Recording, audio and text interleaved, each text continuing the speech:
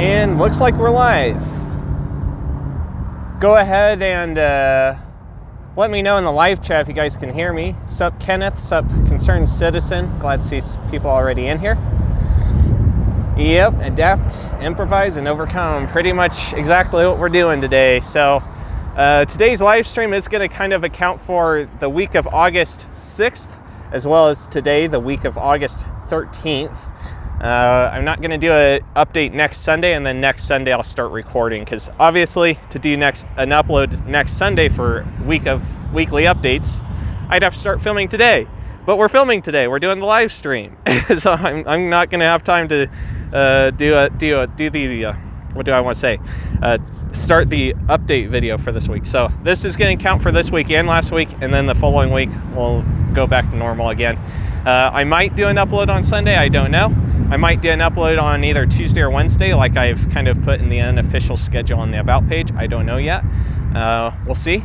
We're starting out here off of Ridge Road in Lincolnway, East Lincolnway, here in Cheyenne, Wyoming, just next to the Parkway Plaza, as well as Cheyenne.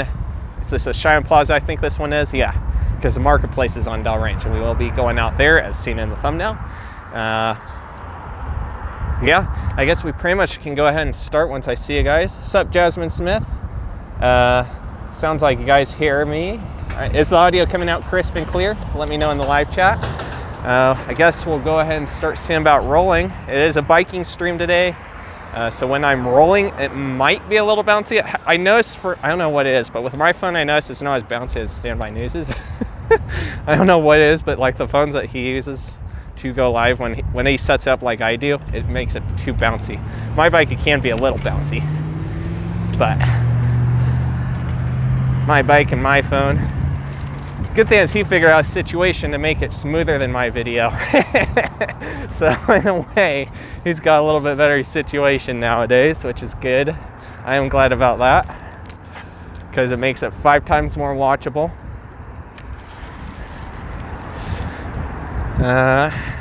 The fun thing about today is that the list is fairly simple, partly because I'm familiar with Cheyenne, so I don't need directions, but also because there's just the stuff that we're updating on, so didn't need that much paper to get everything written down, which kind of helps in a way. Makes it a little easier to put in my pocket and stuff. All right. Got a big old pothole that's 6 inches deep easily there. I'm not gonna go through it.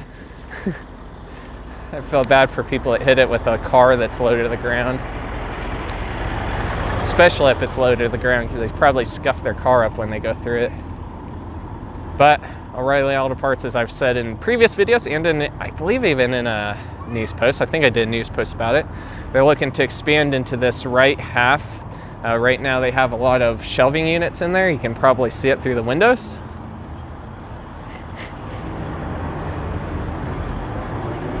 But there is a building permit for this, so and it's even taped on the window. I've shown it in past videos, streams.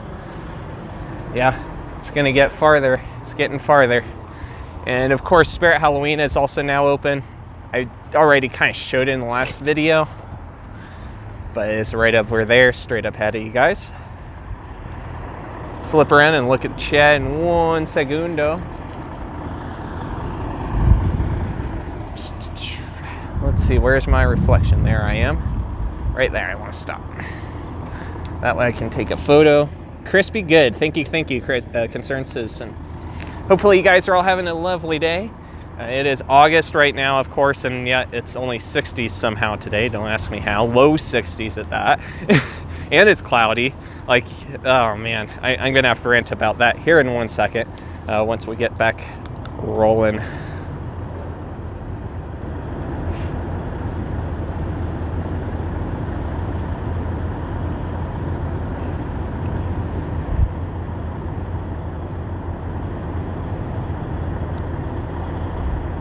There we go. So for anyone who doesn't live in Cheyenne, or maybe just isn't so familiar with Cheyenne, August is usually always about the hottest month in the summer months here in Cheyenne. It's usually easily 80s and 90s at the hottest point of the day. We're already beyond the hottest point of the day at this point. I feel fairly safe in saying, well, it could get a little hotter still, but it's not supposed to get above 65. And when I was getting ready to leave, it's saying 61 degrees. So that's quite a difference compared to a normal day in August. Obviously, if it rains, it might be chillier, but it hasn't rained. It's literally just a cold day that it's not even supposed to rain today. So kind of wild how that works. Coming out over here on East 12th Street. And I got to wait one more car.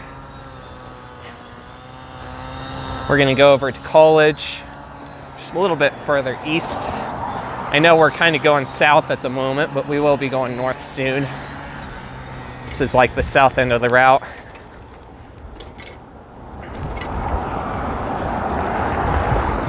This road's bumpy a little bit. Could be worse. Could have big old 6-inch potholes. 6-inch deep. All right. And this person's wanting to turn right, so we're gonna get over here. So that won't slow them down. They don't need to be slowed down unnecessarily, I don't think.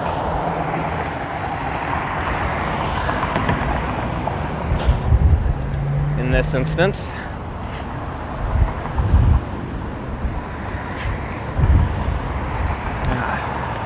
All right, light.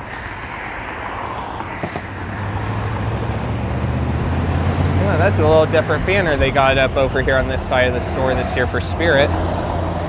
Huh.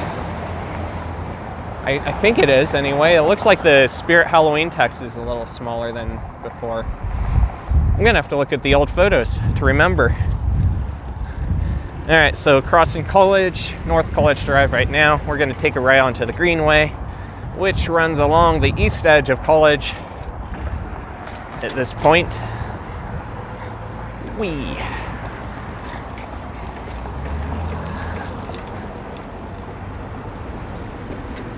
Sun Valley Open Space, community space, that's where we're headed right now. Quite a while back, I might as well talk about this since we're going over here anyway. Quite a while back, they added the Sun Valley Open Community Space thing up here, kind of on the south end of Sun Valley area. I noticed, geez, must have been months ago at this point, that they had stuff in the project section of the planning website, as well as on the ArcGIS map, ArcGIS, ARCGIS map, for a new pathway that's supposed to be going in here.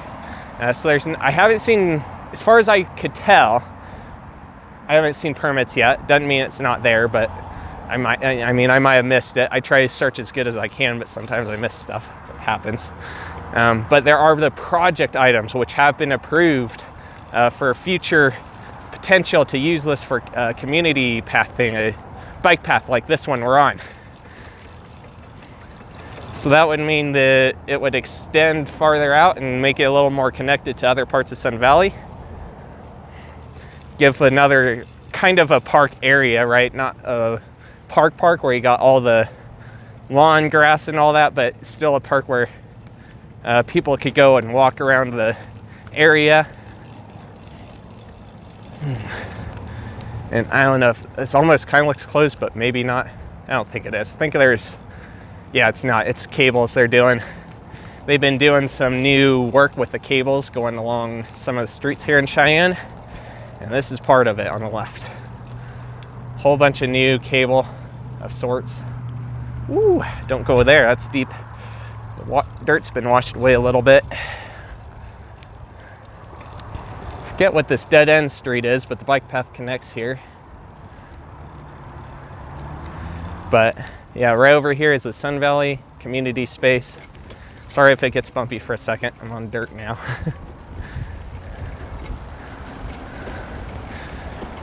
But if things continue to progress with the pathways, then eventually there would be sidewalks here, like actual bike pathways here, which would be better than riding on bumpy dirt in a live stream. There we go. Let me get back on the sidewalk for you guys so it doesn't bounce as much, and then I'll re-chat.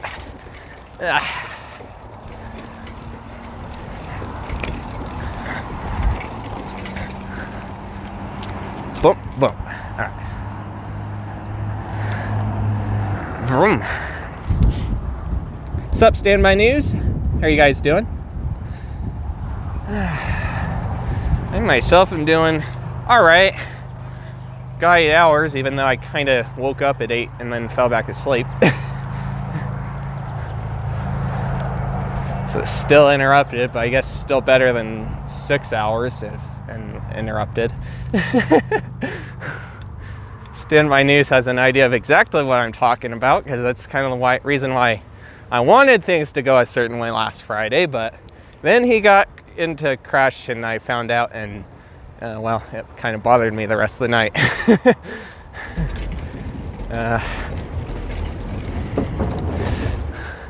Happened on a live stream, but unfortunately the vehicle didn't pass by, so stream missed it. It's a dark area, so he couldn't really see the vehicle very well. So who knows if they'll ever get caught. But yeah, that happened.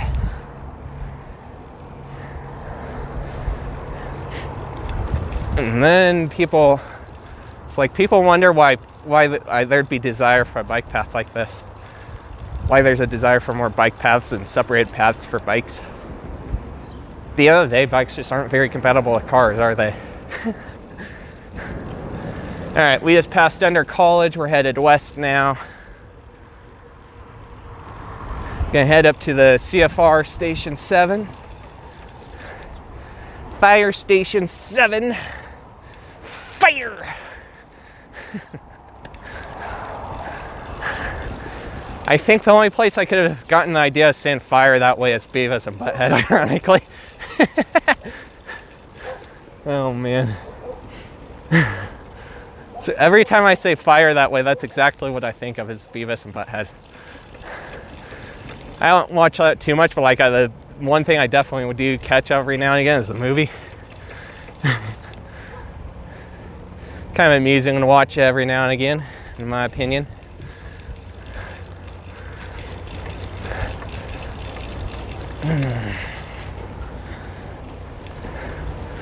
On the upside, I shouldn't overheat today though, since it is cooler, but yeah. It's weird, because like on the way to starting the stream, I almost was thinking about going back and grabbing my jacket. And I got a long sleeve shirt on. So yeah, it's chilly. I'm not really adjusted to super cold or super hot, because it hasn't been super hot, but it also hasn't been quite this chilly till now for the summer. It's still wild though how there's been so much rain and everything. I can tell you in my life, I've never seen this much rain in a summer here in Cheyenne.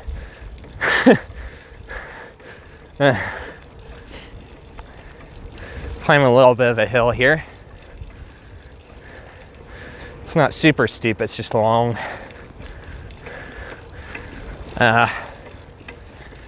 Anyone here in Cheyenne would be able to tell you, if you aren't in Cheyenne, that you don't see rain like this much here.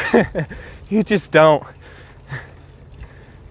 From my own memory, I remember CFDs often being rainy, which is about a week in July. And then usually around May-ish, before school gets out, there would often be a week or two where it was rainy as heck. And then it'd be mostly dry otherwise. Not this year though. It's wild to me how it's that way. Really is. We need the moisture, although I could do without the extra mosquitoes and extra ants for that matter.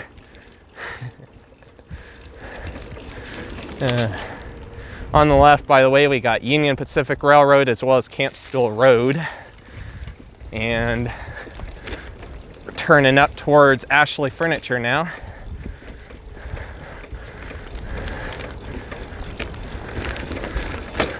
Hit a rock. It almost kicked me a little bit. A little bit of a hill. There we go. And that was Erie Place. Spelled just like Erie, PA, but Erie Place, not Pennsylvania.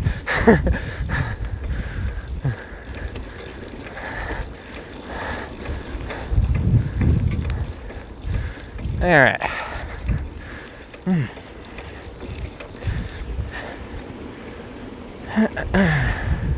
I'll go ahead and say again for those that maybe are just now coming into the live stream.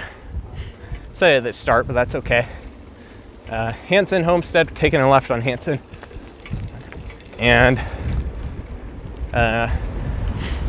so today I am doing the update live because I didn't get a chance to film the video last week that I'd otherwise have uploaded today.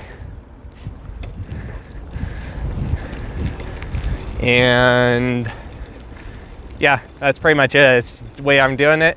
This week will account for next Sunday's weekly update video too. Kind of gotta catch my breath here. I pedaled a little bit harder than I have been in the live streams that time, but it's okay.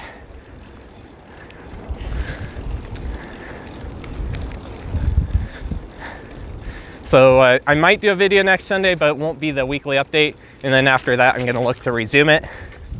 That way I have a little bit of a break time to record more videos, and plus it seems like there's just not quite as much happening this week, retail-wise, which is okay. Doesn't need to be constant stuff happening, but there is still some stuff, obviously, as the stream will confirm. All right. There's Ashley, and there's the new fire station. So this is Station 7. It's supposed to technically replace Station 4 that has been used as a training facility for a while now. And it's getting really far. Looks like they still got to do some exterior work on the upper part there, around the bays, but looks like a lot of the brick and cinder block work is done, or whatever work they're doing. I don't know if those are cinder blocks, but I think you know what I mean. They're decorative blocks.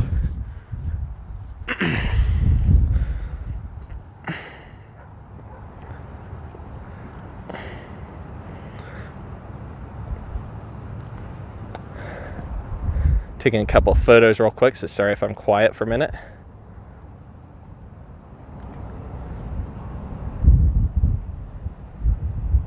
There we go. All right, I'll look at chat real quick. Oof. Maybe. Whoa, hey Christian Gonzalez. My screen went dark for a minute. Sup, Polar Plays? Haven't seen you in a little while. How are you doing? Yeah, I am riding on my bike.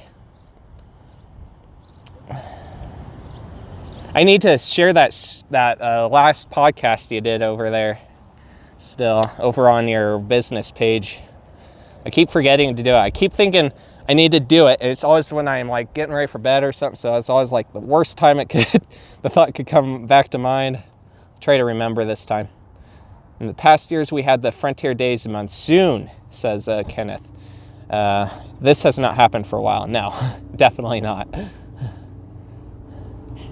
Grilly Man's in here. How are you doing?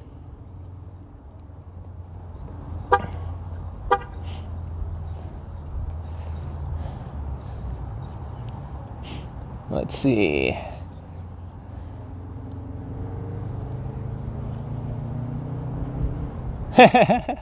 True though. Frankie Monkey. How are you doing? Yep, this is over by Ashley Home Store. Sup, Tanya Norford, how are you doing? The building in front of us kind of does in a way, I guess. It is a fire station, though. There's 3 bays for fire trucks and stuff.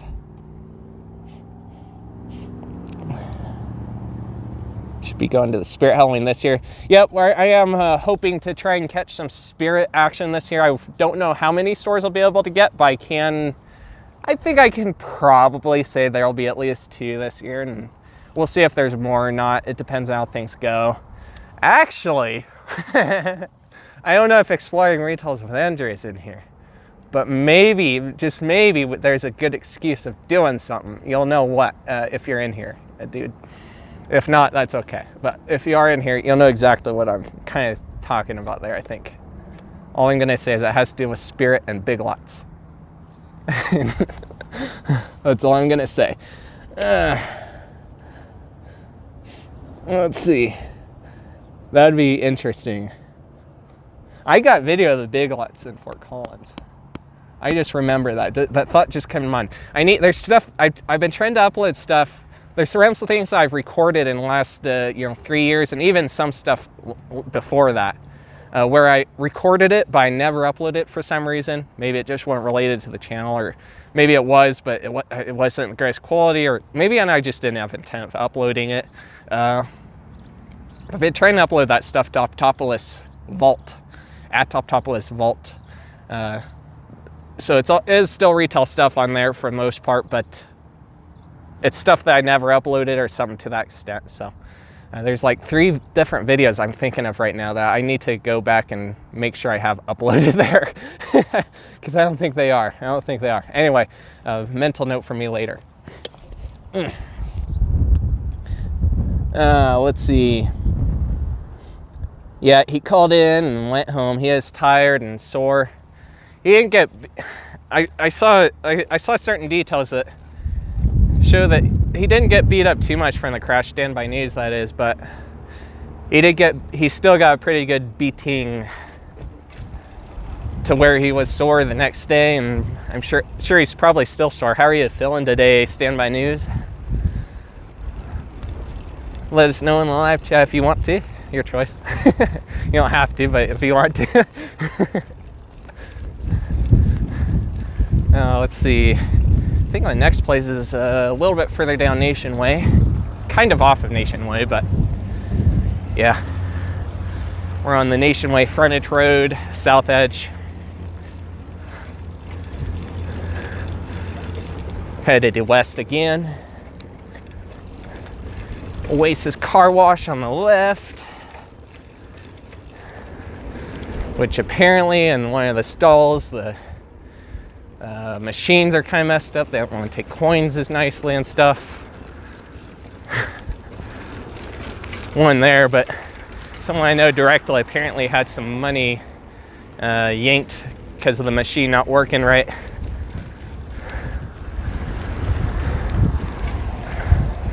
It's too bad, because that was a nice car wash for a little while. They fixed it up after DTs.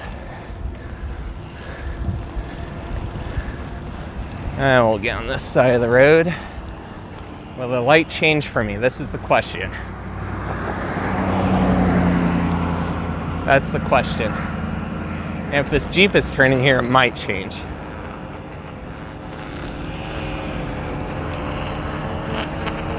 And it might not be in the right position. It's changing. Look at that. It sensed me. It worked. It worked. Yes. Sometimes the older technology doesn't work so well for bikes, but it worked that time.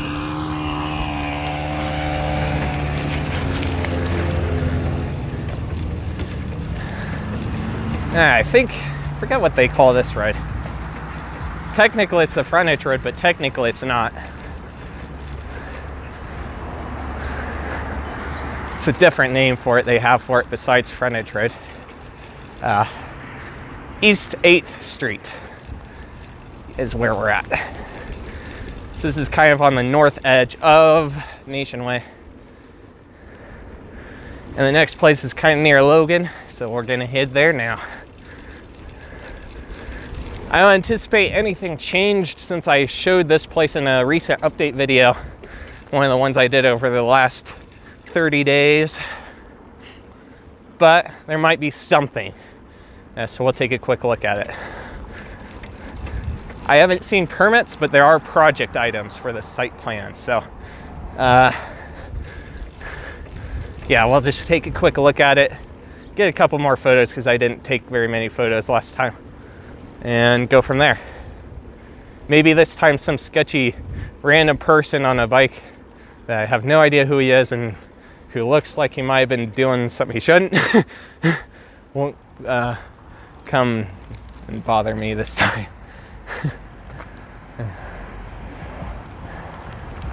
All right, hot springs, here we go.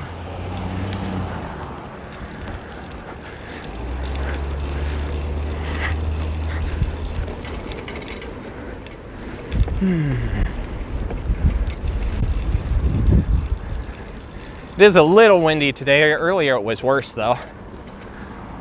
Weather Channel was saying like 15 to 17 mile an hour winds right now. And earlier it's probably closer to 20 to 25. The trees were really rocking back then. Magic City Auto. Ha. Wonder if that place is still open.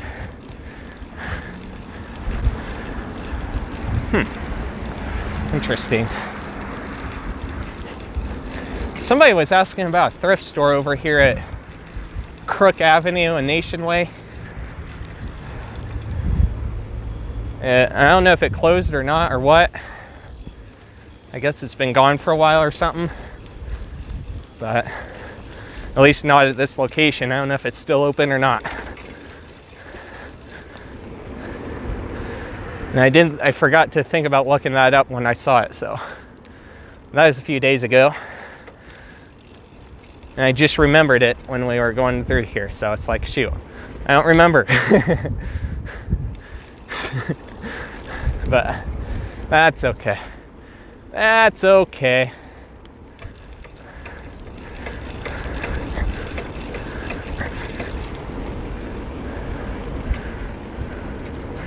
Maybe I'll go on the sidewalk here. It's kind of a little bit of bike path. It's wide enough to be. Bike paths are usually about 8 to 10 feet wide, 8 to 12 actually.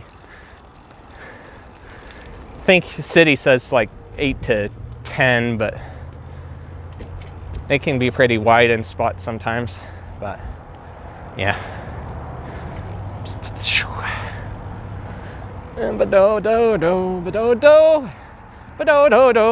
did link to the stream on my community tab where somebody crashed. It was later in the stream.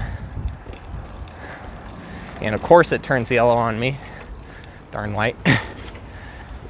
But the stream where he got into the crash, I did link it on my community tab recently. So it should be just below the one where I shared Exploring Ray Tales with Hinder's latest Greeley Mall video. All right, 11th and Logan, turning left onto 11th to go west again. All-Star Pet Grooming. They temporarily moved just down the way behind of us to a building that's already over there.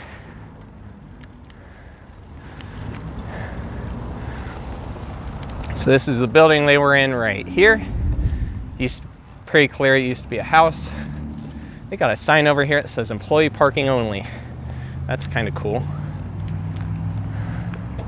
I got to get a photo of that.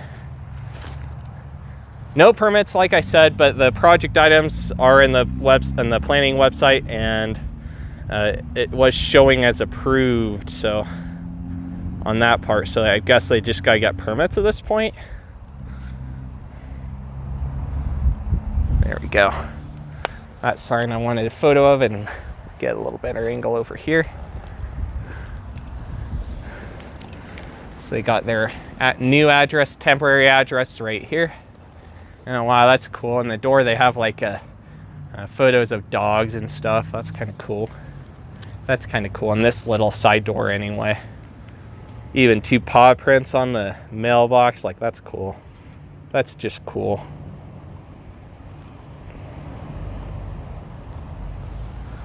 Like, man, look at that. Even a fencing thing up here. I wish you guys, man, maybe I'll lift you guys up. So they even got like a dog's head sculpture thingy there and a little fence thing. Kind of little cool decorations. I like that. Kind of hope they save those, but I don't know. I don't know if they'll save them or not. It's their choice, but it'd be kind of cool if they did save them. But pretty small building. I did pass by the temporary location in one of those other update videos as well. And I kind of need to go back the way I came. I don't know. Yeah, I want to go back the way I came. I don't want to cross Lincolnway. I don't want to cross Lincolnway. I've crossed Lincolnway enough today. Kind of did it right at the start of the stream, in fact. A little bit. Crossed with the Lincolnway, I guess, on Ridge, but still. That intersection's one of the disaster ones in town. It's better than it used to. I said it before, the overhead footage from like 1990-ish, right around the time that Buttrey's Food and Drug was being built, which is now Albertsons. You could see it was a mess. That intersection at Lincolnway and Ridge and Nationway. It was a huge, disastrous cluster mess.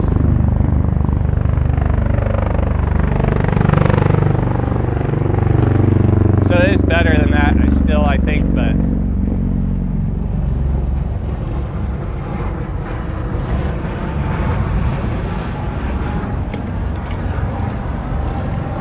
it's still a mess to the point where there's been numerous crashes there.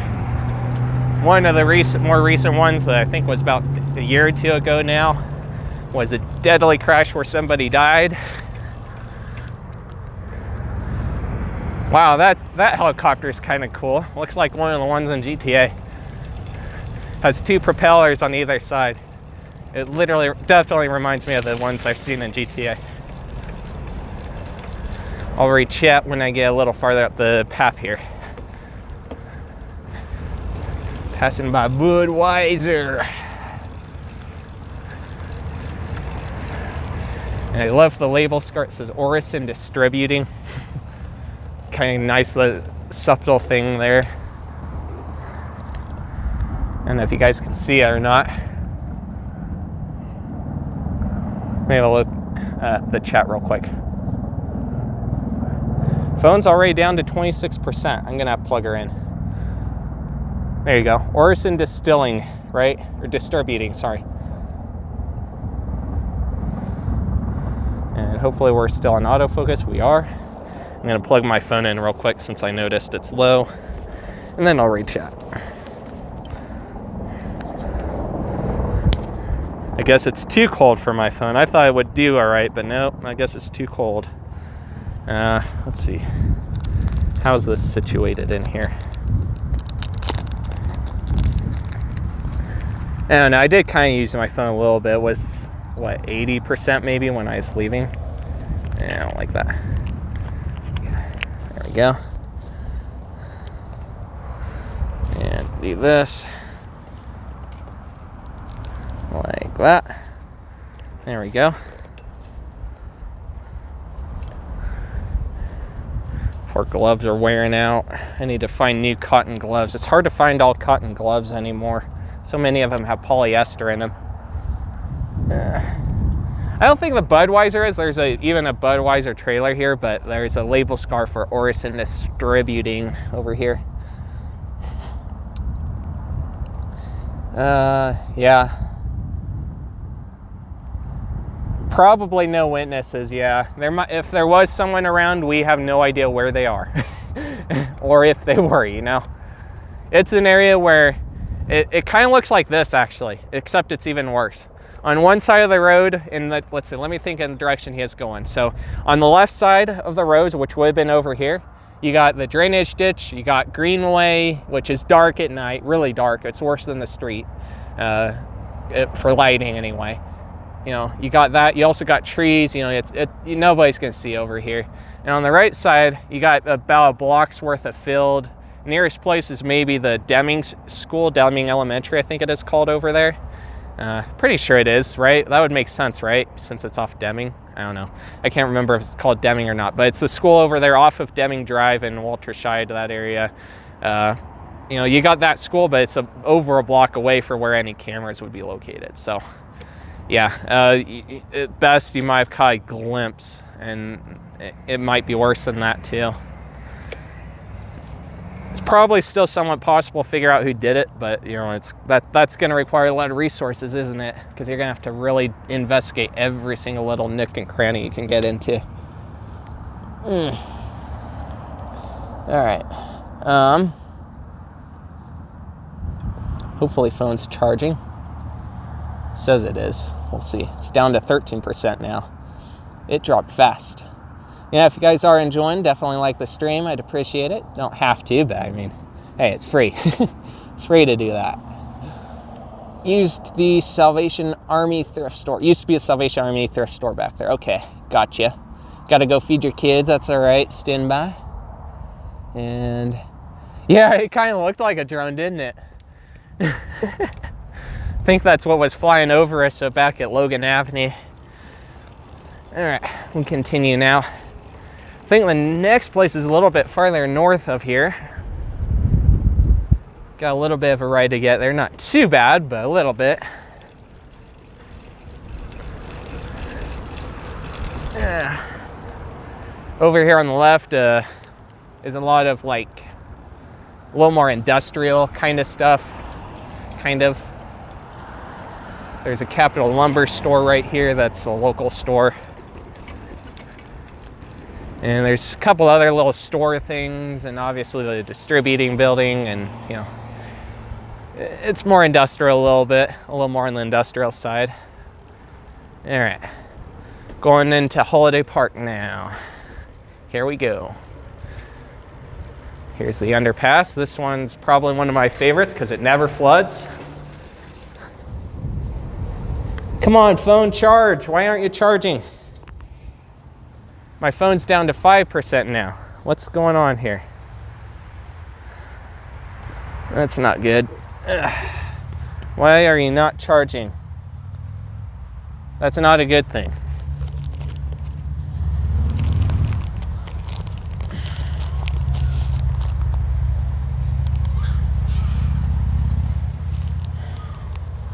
Lights are on. It should be charging.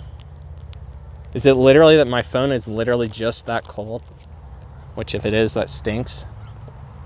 Anyway, it went up 6%. It went up 6%. All right. I think we might be okay. We'll see. I'm going to have to keep a close eye on it. I'll be going to Spirit Halloween at the Valdosta Mall in the former Sears. There you go. Yeah, it's been in our former Sears. I don't remember if it was you I told or someone else, because I know other people have talked about which stores they're going to, and I've interacted with them. But I can't remember. But either way, it was in my former Sears one year, and I did got a video that I ultimately uploaded here on the channel of that. That is back in 2018. Frontier Mall. Oh man, oh, smoke from the grill over here, I see. Boy, that's strong.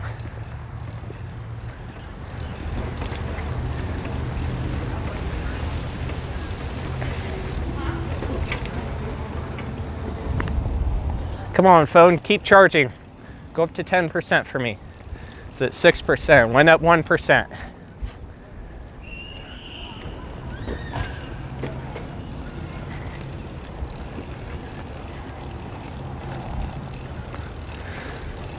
All right.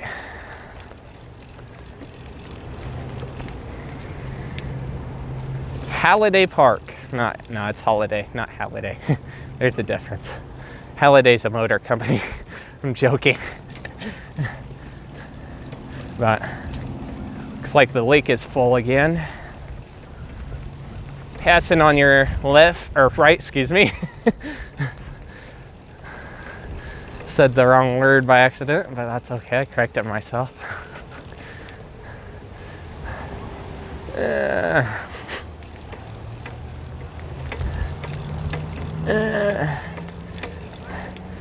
I think I was looking at the left arm of one of them for some reason. Probably because they were kind of going a weird angle away from the path, but that's okay.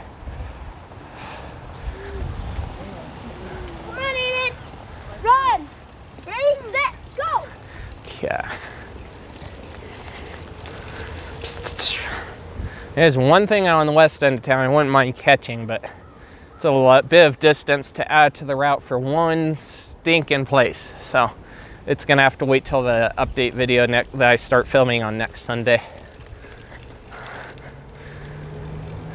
Let's see. I think I want to take this little side path thingy over here.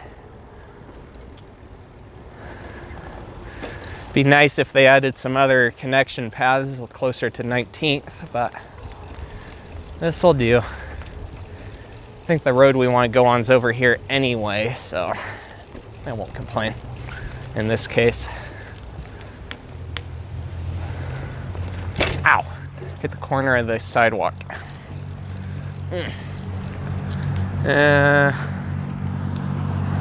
Oh yeah, it's one more. All right. I don't know why I'm pretty sure it used to be a path for crossing of that block. Don't know why they got rid of it, but that's all right. I think the next one's the one where we want to go. Yeah, it is. It's the one. So this is 19th on our right. Again, headed kind of westbound-ish. It's more diagonal, but it's still towards the west ultimately. And now we're on Bradley, headed more southward. Or northward, sorry, northward. Said the wrong word again. It is northbound-ish. All right, East 20th, got a car.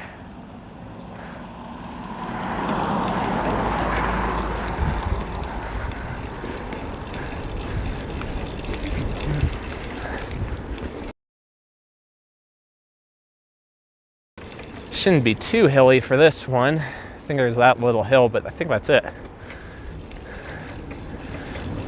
Less steep, which I like for climbing. Makes it 5 times easier, kind of, if it's not as steep.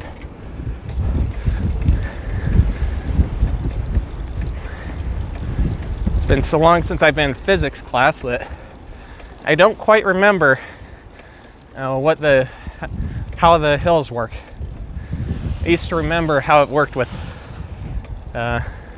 power, how much effort and power it takes to get up a hill. A steep hill versus a non-steep hill. And I can't remember what the relation was between that anymore. It's been so long. It stinks it's been so long in that way. It's probably buried in the back of my head where I can't reach it very easily. Yeah.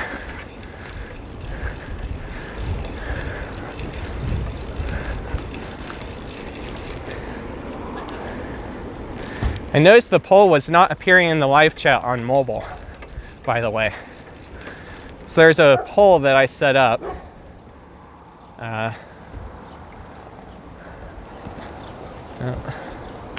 they gonna stop and talk for a minute? Looks like it. All right.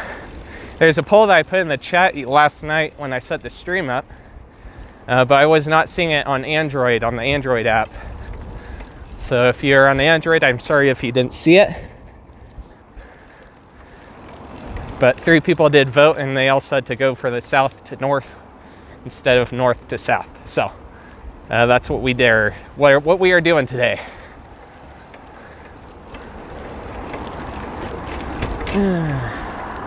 All right, we're gonna have a little fun since I'm on my bike.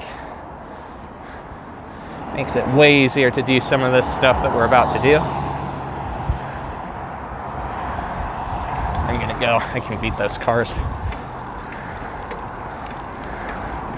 So over here on Pershing, intersection Pershing and Airport Parkway and Maury, is a soon-to-be Ziggy's. I've shown it in the past videos. They got the foundational work in, and it looks like they're starting to get ready to do some more building up on the building. So it's not gonna be too long, is it? It might be later than I thought. Since it has been kind of sitting at this point for a little while. Has been a lot of change since they got the foundation in. But I think it'll still go up fairly quick once they get going again, once they get back in the groove. So yeah, it'll be interesting to see this one, and from what I've been told, it's supposed to be owned by someone else than the other 2 in Cheyenne. I wish I said it before to whoever talked about it to me.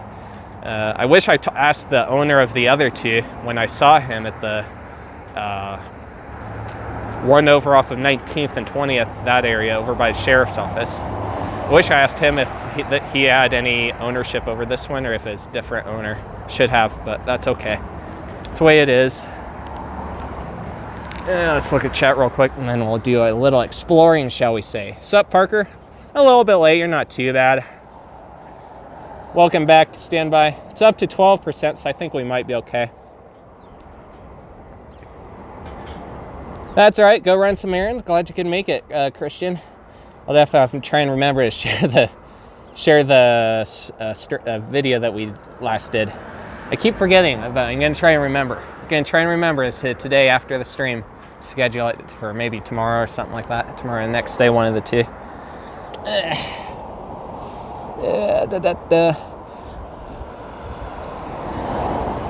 Yeah, sometimes that works. Do you? Really? Really? I mean, it's possible. The one I have is an Anchor, and I swear it's the best dang battery pack I've ever had. It'll charge if my phone's off, I can charge it easily 3 or 4 times. Easily.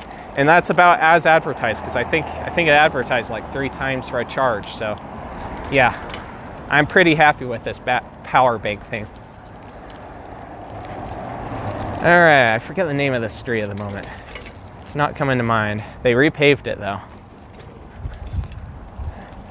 What is this called? I wish I could remember. So this is a street that runs behind Dairy Queen and that area.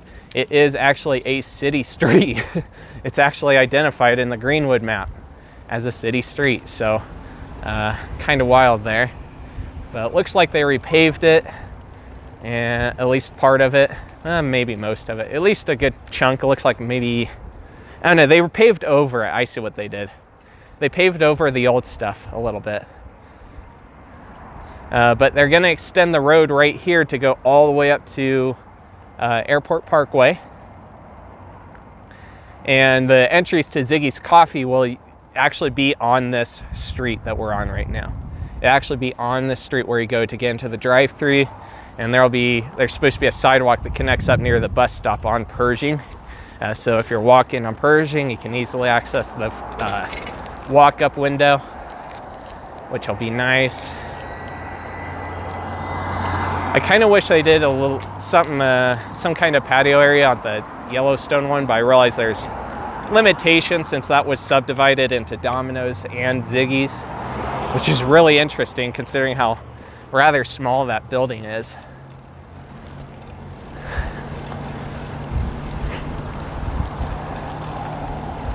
Maybe I'll come up here and grab a photo from over here real quick. Yeah. And I think I fiddled with the cord earlier. Like when I was in Holiday Park, I think I kind of moved it around and that's what got it. It was charging on my phone, but for some reason my phone wasn't actually charging even though it said it was. So it's kind of weird, but it seems like it's charging now. So I think, yeah, we're up to 14% now. So I think we're okay.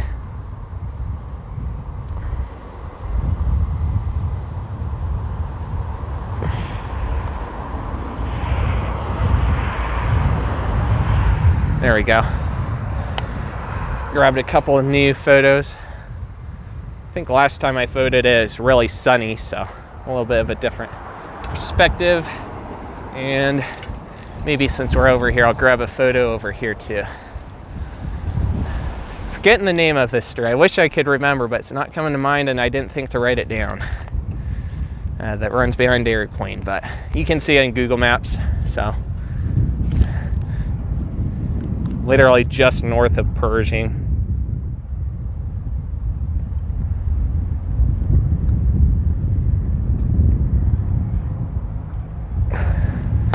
Now see, if I was in a car, I couldn't have done anything we just did. Hardly. Like I kind of could have gone up the road a little bit there, but then I would have had to back up and do some weird stuff. I couldn't easily do a U-E, you know. On a bike, I can literally do a U-turn in a single lane if I absolutely have to. I could even hop off the bike and flip up the front wheel, you know? There you go, I just did a U-turn in one lane. Compared to a car, which is gonna need at least 3 lanes to possibly be able to do it without having to do a 3-point turn. And probably more than 3 lanes. I'm gonna go right so you guys can go.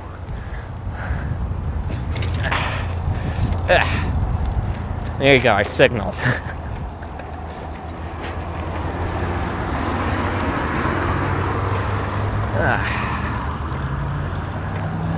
Alright, headed west on East Pershing Boulevard. Headed towards Evans. Climb up the hill real quick and I'll look at chat in 1 second.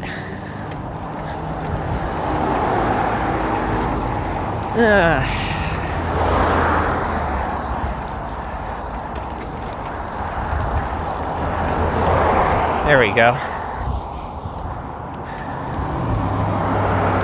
This is a little bit of a bumpier sidewalk.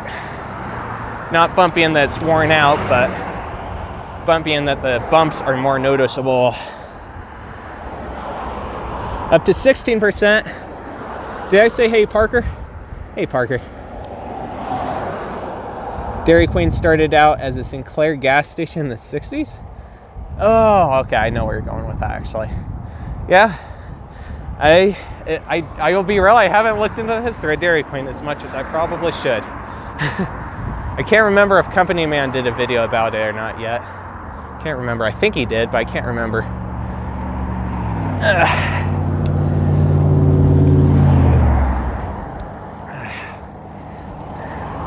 Yeah. Yeah, it's kind of wild how things change over time.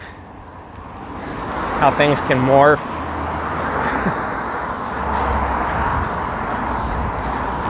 It's like I should know too, because this channel used to be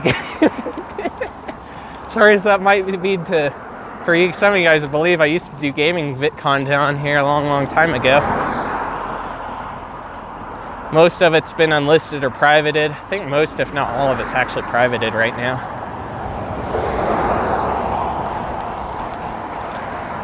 Oh, wow. All right, I'm glad I went this way then. So over here at the, I believe this is the Lakeview Cemetery, over here on the left side of where we're at. 1 second. So here's Seymour Avenue, intersection with Pershing. Right over ahead, I believe, is Lakeview Cemetery. I believe so. I believe that's the name of it. But a little while back, that fence was pretty dinged up. It looked like a car had smashed into it and knocked it over. So it looks like maybe they're getting a move on trying to fix it finally. They removed the caution tape that's there now without the fence. Like, the fence was actually still laying there when I last saw it. So looks like they actually removed that and they're getting ready to put in some new fencing, which is good. That'll be good. Catholic Cemetery is to the north. Okay, so yeah, I remember that part. This is to the south of Pershing. It's been a long time, but I have gone into Lakeview Cemetery before. I think we had a field trip where we checked out like a whole bunch of kind of historical stuff there. Like, there's a lot of people who are kind of important in Cheyenne history and stuff that I think we actually checked that out one year in my elementary years. If I remember right. It's been a long time, but if I remember right, I definitely remember going in there for a field trip, so yeah. Lakeview because it's called Lakeview because where Dairy Queen and Hoy is located was a lake. That's interesting. That is interesting. I did not know that, so I learned something new today. Or if I did know that, then I might have spaced it, repressed the memory, so to speak. That was probably a decade ago when I went, so I don't know if we looked at the history of the cemetery itself or not, though, too. I think it was more on the focus on people, important people.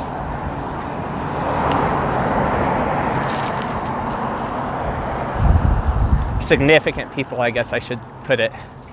for Cheyenne's history.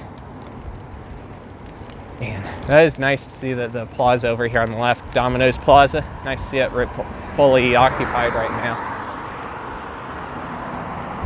Wonder if Twisted Beauty finished getting a little bit of renovation stuff done in there. Last time that I visited, I almost want to stop by, but I don't know, she might be busy with haircuts. Last time I went in there, which was actually during one of the update videos, there was still some work to be done. But like it was mostly done, but there was still like little touch-ups and stuff that needed taken care of, which is fine. I like it.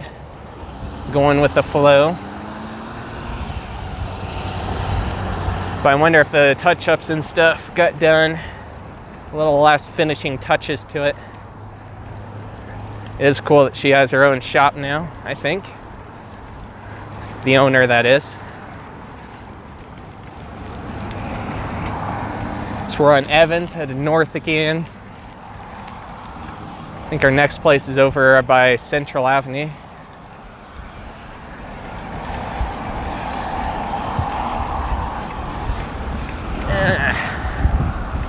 Wind's right at my face, so it makes it harder to pedal this way.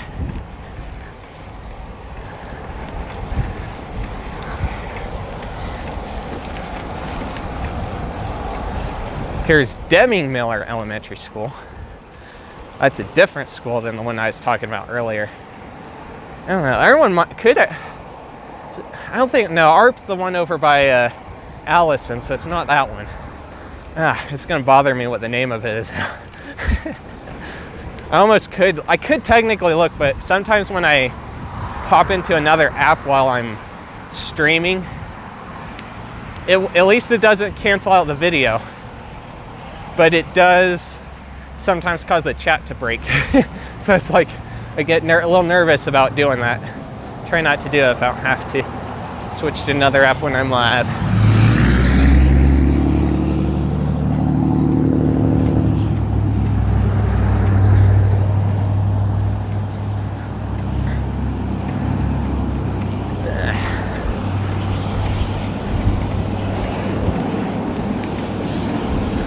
Oh wow, that's cool. There's the helicopter over here. Hold on a minute.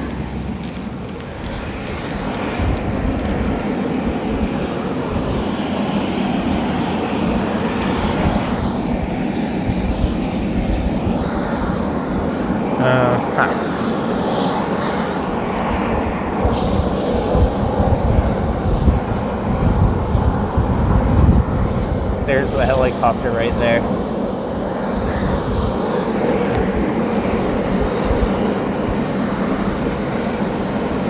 That is cool. And I'm not the only one interested. That's cool. I didn't think we'd see it again today. I did not think we would. Maybe we can get a view from over here. We'll see. I'll go in the grass for this guy. Sorry for the bouncies. Excuse me. Oh, buddy. Okay.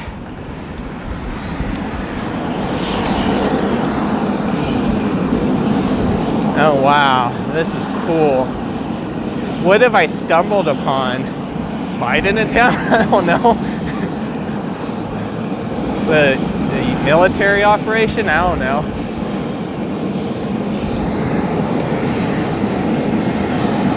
Man.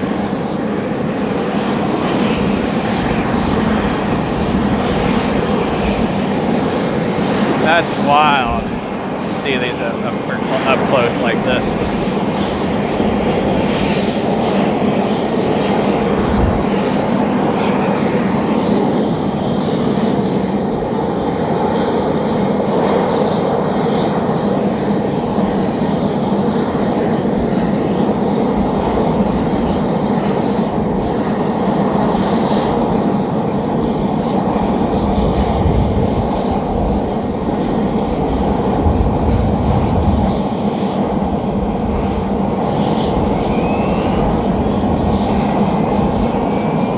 There we go.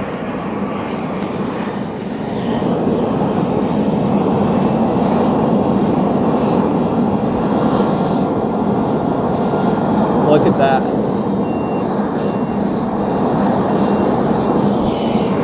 That is wild, man. That is really wild. See these up close. Get one more photo of this one.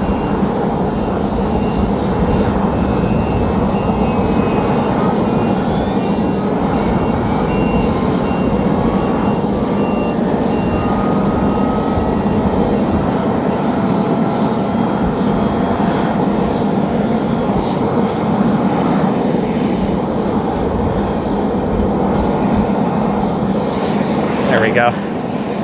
That's cool. Those are the presidential V-22s. There are 5 of them. Interesting info. I see 3 here. I see 1, 2, and 3. I don't know if it's coming out on screen. So I actually might be right. It might actually be something to do with the president. That's wild. That is so wild. That is wild too. I'm not the only one that has become intrigued. So I don't know, I think it's Christian that's saying that they're drones, right? They're not drones, they're presidential helicopters we saw. That was hilarious timing. That was hilarious timing that they flew over us earlier in the stream, and now here we are. That is so wild. Looks like they're gassing them up.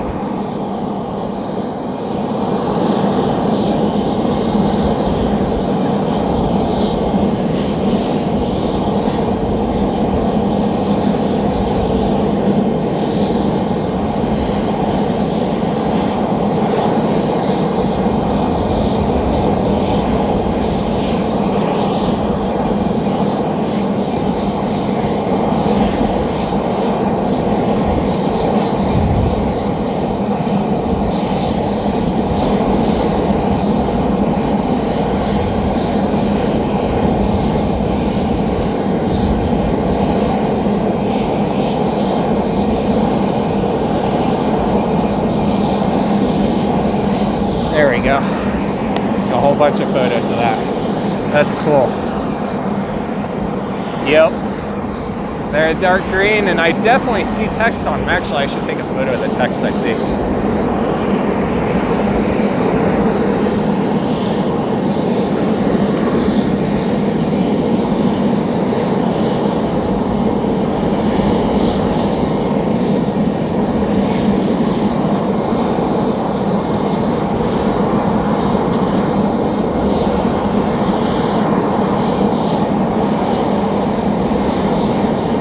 So it says United States Marine Corps on them. It says United States Marine Corps. Man, that's cool.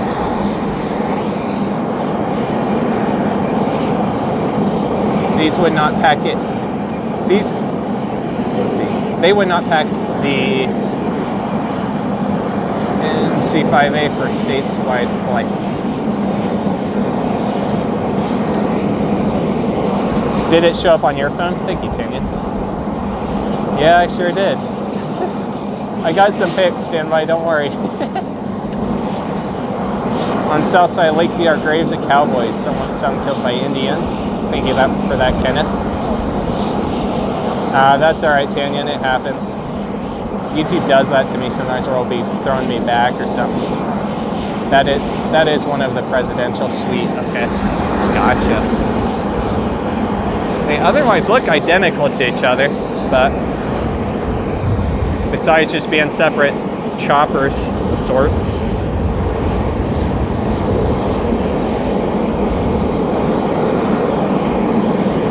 Oops. Where are we at? There it is.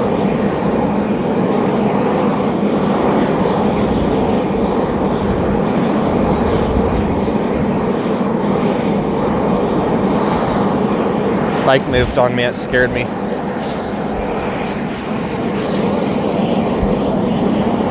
Cole Elementary School, thank you, stand by. Yep. Only Trump ever flew on one and they tried to stop him from doing so.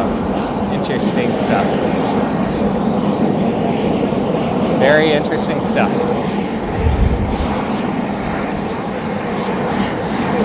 I don't know. As much as I can judge people, it would be fun to fly in these, wouldn't it? It'd be fun to be in one of these when it's flying. Because these look quick. They look quicker than a helicopter. It seemed like they were going quick too when they flew over me. Man.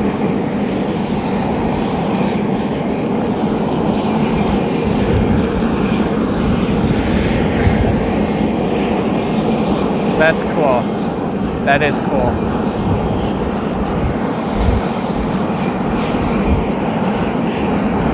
Slide, oops, try and slide my microphone cable around here so that way I have a little longer length I can go. Now I can come out here.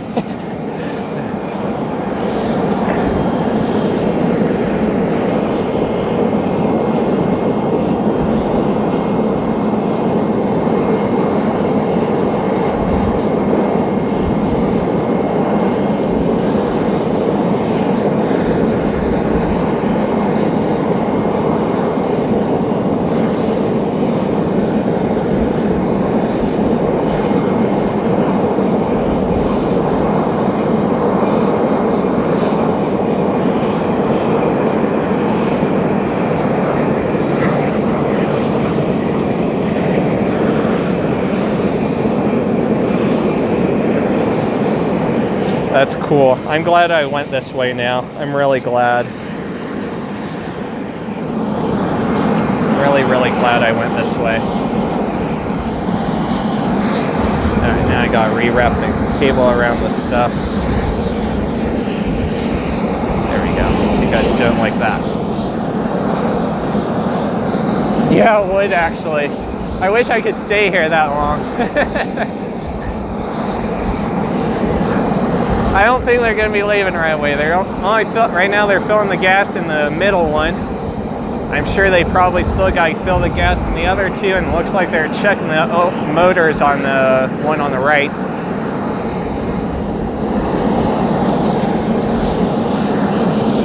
There is another gas truck on my left that might be going over and filling them up soon, but I do want to keep going for the time. I am super glad I came this way. Because I never would have seen him again if I didn't. Never would have seen him again. Never ever would have seen him again. And there's an audience here. Like, you got cars and people there walking up and biking up and everything.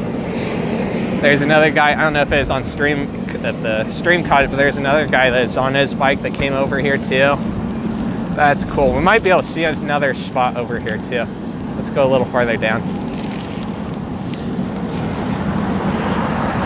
It's too bad I didn't get here just a little sooner because the last one was folding up its propellers as I rode around one of the buildings back there the initial time when we saw them.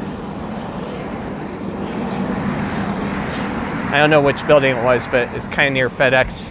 Right about that time when we were going around one of the buildings over there.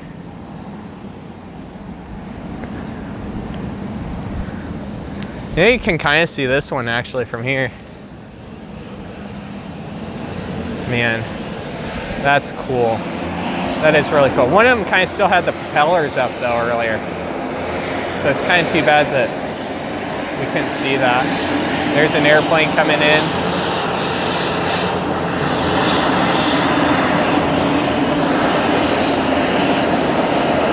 Someone helping guide the plane in. There you go. They just parked.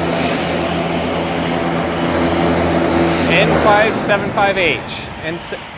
N575H is on the side of that plane that just came in. Man, that's cool. That is really cool. I'd almost go up close to this gate, but there's a thing here that might have a sensor on it, and I don't want to accidentally trip a sensor to talk to someone, and it might just be a code panel actually. I don't know if they want people going up on these ones either though. I don't know. So I don't want to go too super duper close. There we go. There's a view right there of that one. So the other two are farther to the right. Man, that's cool. That is really, really, really cool. That is really cool, man. I like that.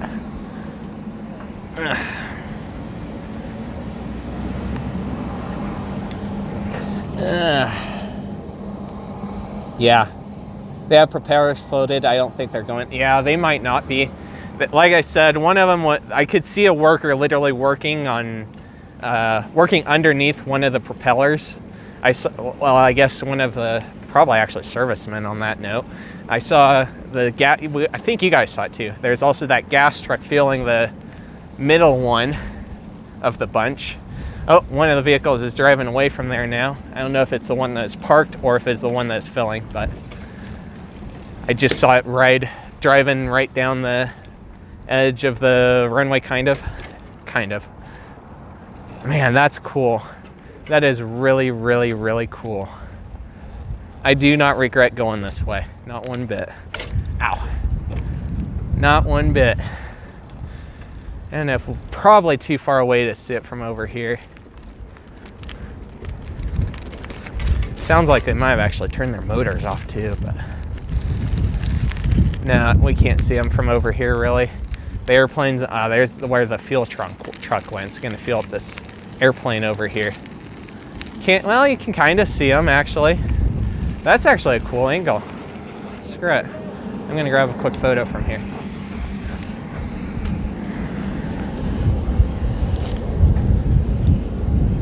If I can, I'm gonna grab a quick photo of one of them from here.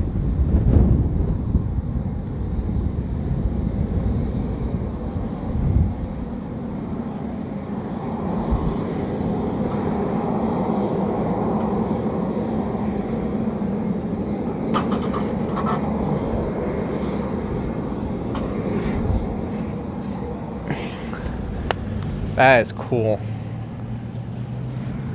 It's not the best view. I know you guys can't see it, but I can. Like, I can see it really, like if I get close right up next to the fence, I can see just fine. I don't have to do anything janky or anything. Which I do sometimes at abandoned places, where I might slip the camera into the garden center of the Casper Kmart. So that way you guys have a little better view. But that's because I can. It literally was designed that way. So, yeah, I'm not going to do that here, obviously. This is an active airfield. It's kind of part of the Air Force stuff and also the Cheyenne Regional Airport. I can't do that. But can go up to the fence. Nothing saying I can't. And it's like these are public parking lots.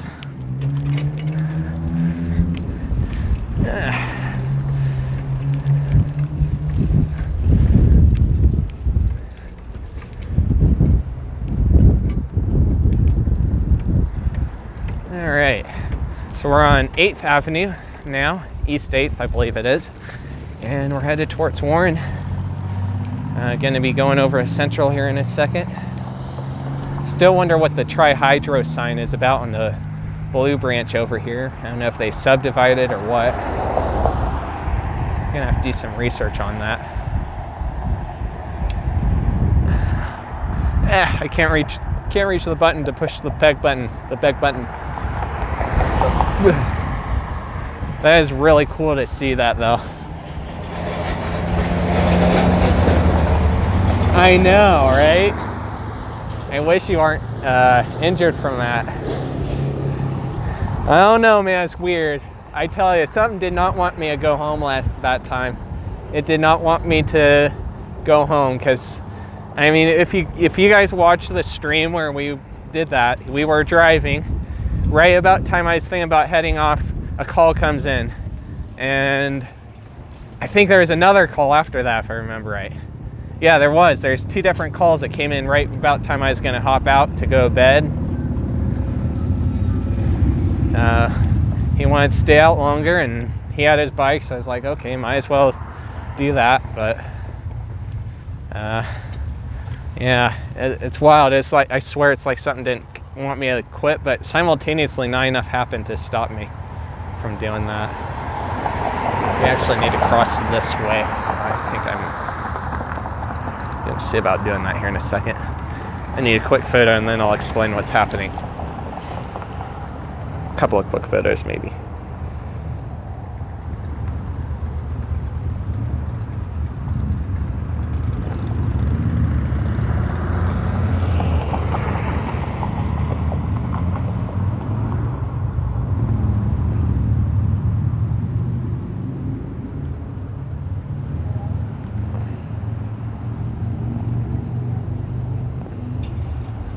Oh, come on, camera. I love when there's so much in the frame that the camera wants to focus on other things.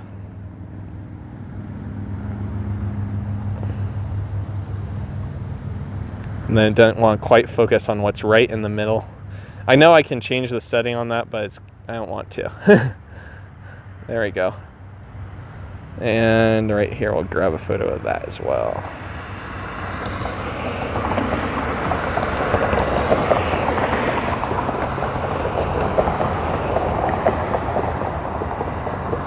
There we go. Still green, so I think I'm gonna go. Thank you.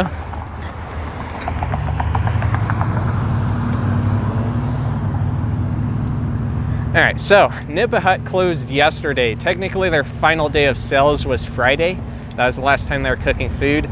Yesterday, they kind of had what they were calling a customer appreciation day, where the general public could just come and say hi and check them out while they're still open. But they're not open anymore. Their lease is running out on the building, and they decided to kind of bring this chapter to an end. Nipa Hut's not supposed to be gone, though. They're supposed to come back in their food truck, kind of like how they used to be, from my understanding. It used to be that they had started as a food truck, and there's even photos where they were in the area of their CFD doing stuff, which was cool. I think that's the owner. Cool.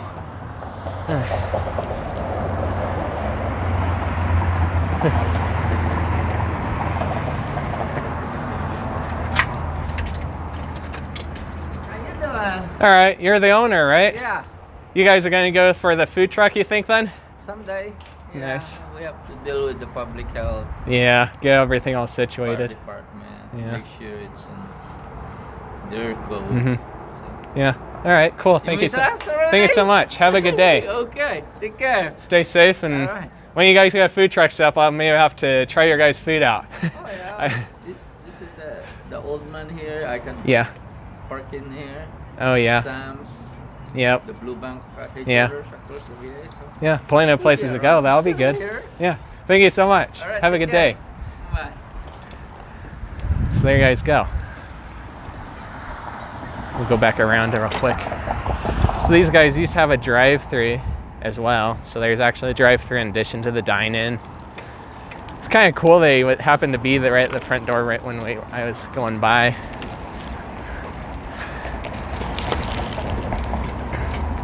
But yeah, that's cool. That's cool that they're gonna still try to keep going. I never got the chance to try their food, I admit. I never have.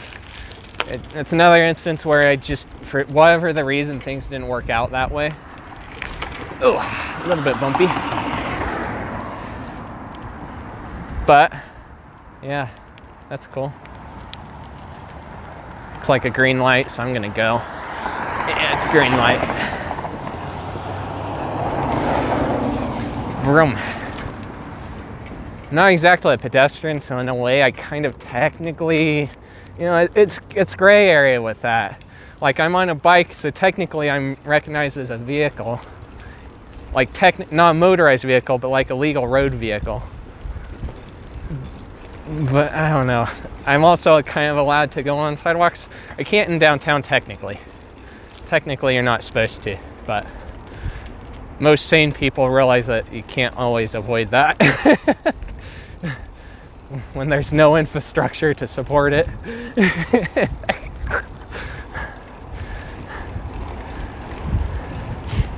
It's watching one of Louis Rossman's recent videos where he showed a cat that was living near his new storefront in Austin, Texas, and for the fun of it, I went over to Google Maps in that vicinity and just kind of looked around, and I'm freaking jealous. They got separated bike lanes over there. Like, completely separated, curb next to them. Like, the full thing. Two-way even. Two-way bike ways. It's like, no fair, I want that here. That'd be nice if they put that in downtown Cheyenne.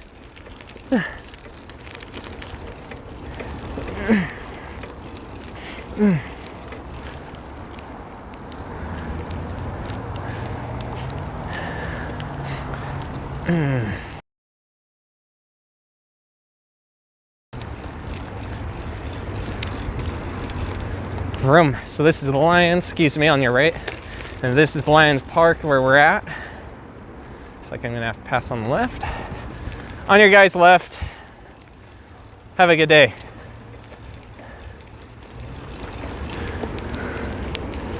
I'm headed kind of towards Central. I'm gonna continue north. And we will be going over to the Dell Range area next. We'll get to see the thumbnail picture, kind of. It won't be the exact same photo, but it'll be the same place. Same photo and heart, I guess, right? It's kind of impossible. That's one, I guess that's kind of a pitfall of it, live streams. You can't really take a photo from the live stream for the photo. So you have to use something you already got. After you're done live, you can update it, but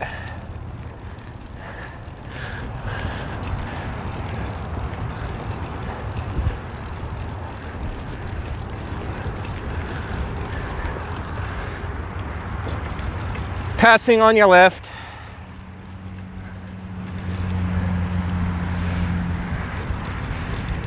So you did not have to go off the sidewalk, but that's okay. I would do that too. Especially on the narrower path. This path maybe not, but on the narrower paths, like over by the Kiwanis house, yeah, I'll get off the path if I were her. But you saw earlier that I will also get off the path on my bike, so there you go. Situation dependent for that kind of thing.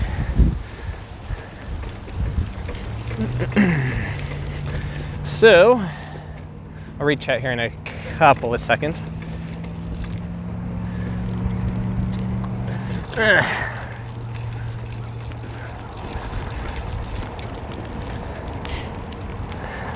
I'm sure they haven't used their truck for food stuff a lot, right? Nipa Hut, I mean.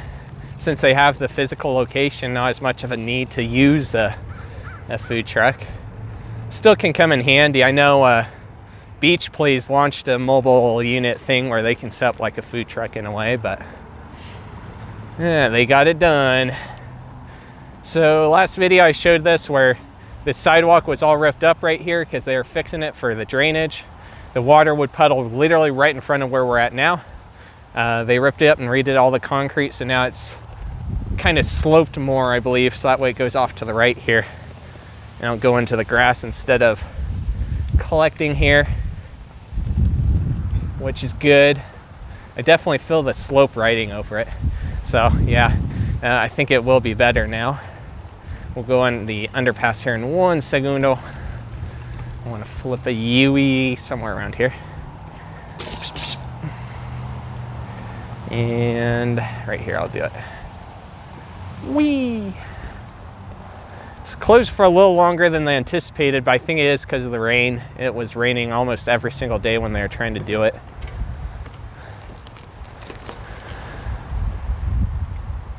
Looks like they're doing sward stuff over here at the big old, I guess, I don't want to say gazebo, but like the big old stage over here by Lions. Saw people kind of flinging things around that look like swords-ish, kind of. There's some kind of sword fighting thing. I don't know what it is. I just know it's there because I've seen this stuff, seen it asked in the Facebook group before.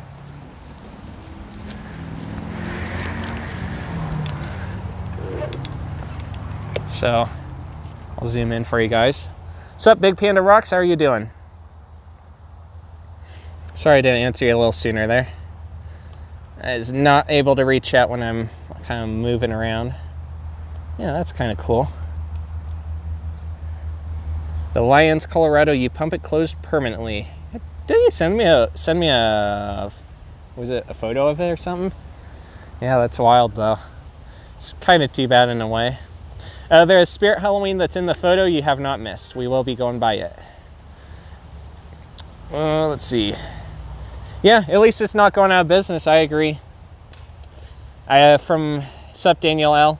From what I understand of the Nipa Hut, the owners are supposedly looking to sell the building, and the people who own the business, the restaurant, the Nipa Hut, we're leasing it, and the lease was running out and it's coming to a close. So yeah, kind of cool to pass by there today, even though I know that yesterday was the last day for the public.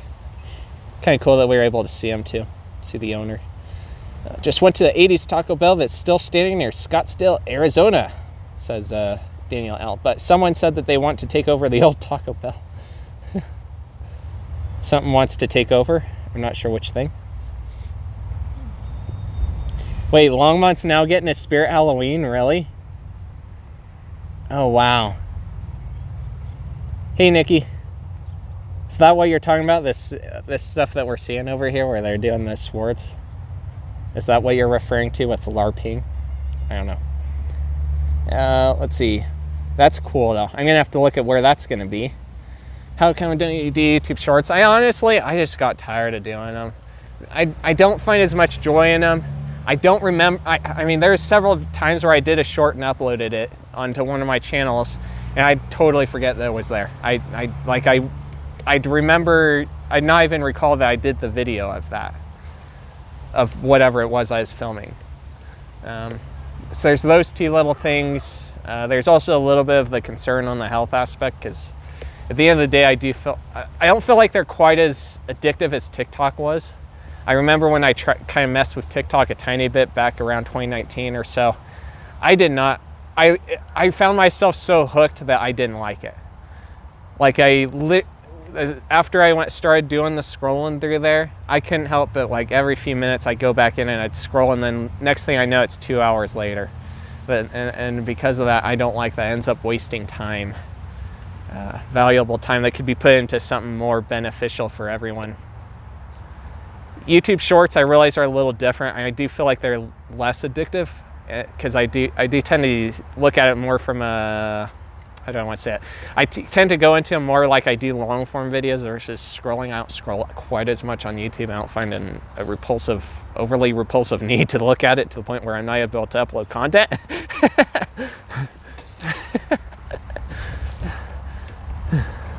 But that being said, I do feel like they're not the most valuable thing in the world. It stinks a little bit because, let's go on the underpass now. It stinks a little bit because, from my understanding, YouTube's wanting to go more for the shorts. Like, there's a video, I think, from Upper Echelon that was titled something like YouTube wants to become TikTok and TikTok wants to become YouTube. And it's like TikTok's wanting the long form more and YouTube's wanting more of the short form. And in that way, I might actually kind of be forced into it, which stinks, because I don't care for shorts. I don't care for TikToks. I don't care for Reels. Well, it depends on how you look at Reels for Instagram and Facebook, because all videos are Reels on there now, it seems like. At least on Instagram they are. They're all the videos appear under the Reels section now, from what I've seen. Sorry for the wind, but at least I got a microphone. A good microphone that isn't so bad for the wind.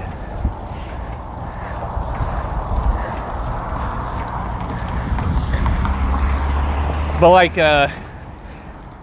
the ones on Facebook and Instagram I'm talking about are the ones that are just like the shorts, where you scroll.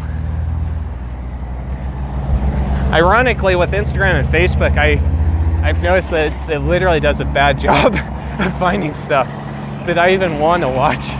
Sometimes it does catch a good moment where it'll have some good stuff in it, but it's like, for the most part, it's a lot more stuff that's not necessarily something I care about. At least in my experience so far. I kind of can't avoid them because they're shoved in my face every time I see YouTube or Facebook or Instagram. So it's like it's inevitable that I'm going to glance at them every now and again. I think shorts can be valuable, but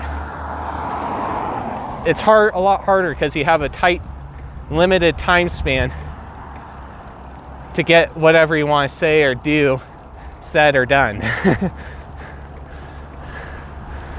And they can have benefit more too. I don't know, they're just not my favorite thing. It's a green light for the cross traffic, so I'm gonna go. I didn't get to the bag button soon enough to click it, but I don't need it, especially on a bike. in this case. That intersection back there is one spot that I think Cheyenne really needs to put in a bicycle light, at least for the direction we're traveling in right now. Because the way it's set up, let's see, how do I want to say it? The way it's set up, you only got a pedestrian signal unless you look really at a really harsh angle up towards the light behind you. And you might be at an angle where you can't really easily do that. So that's a struggle. And this person just cut me off. That was lovely.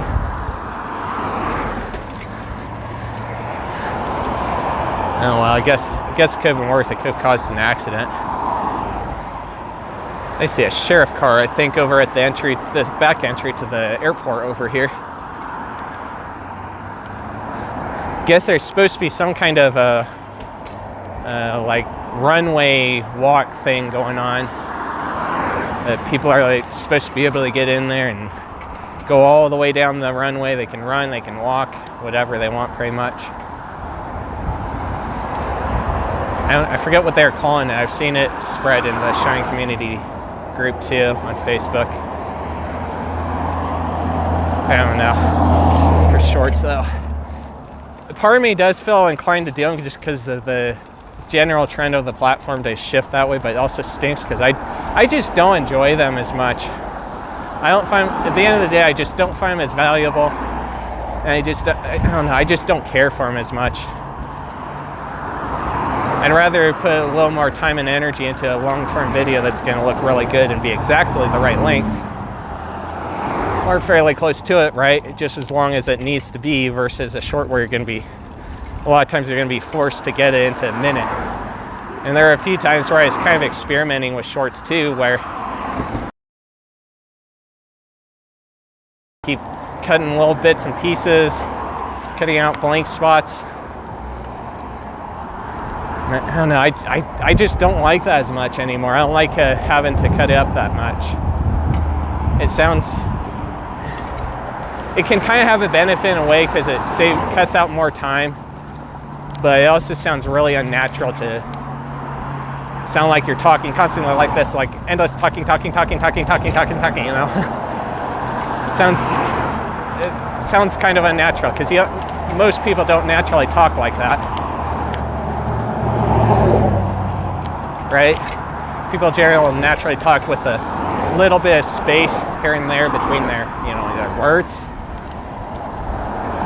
And that's something I think you kind of lose with shorts, especially if it ends up being something you have to cut down a lot.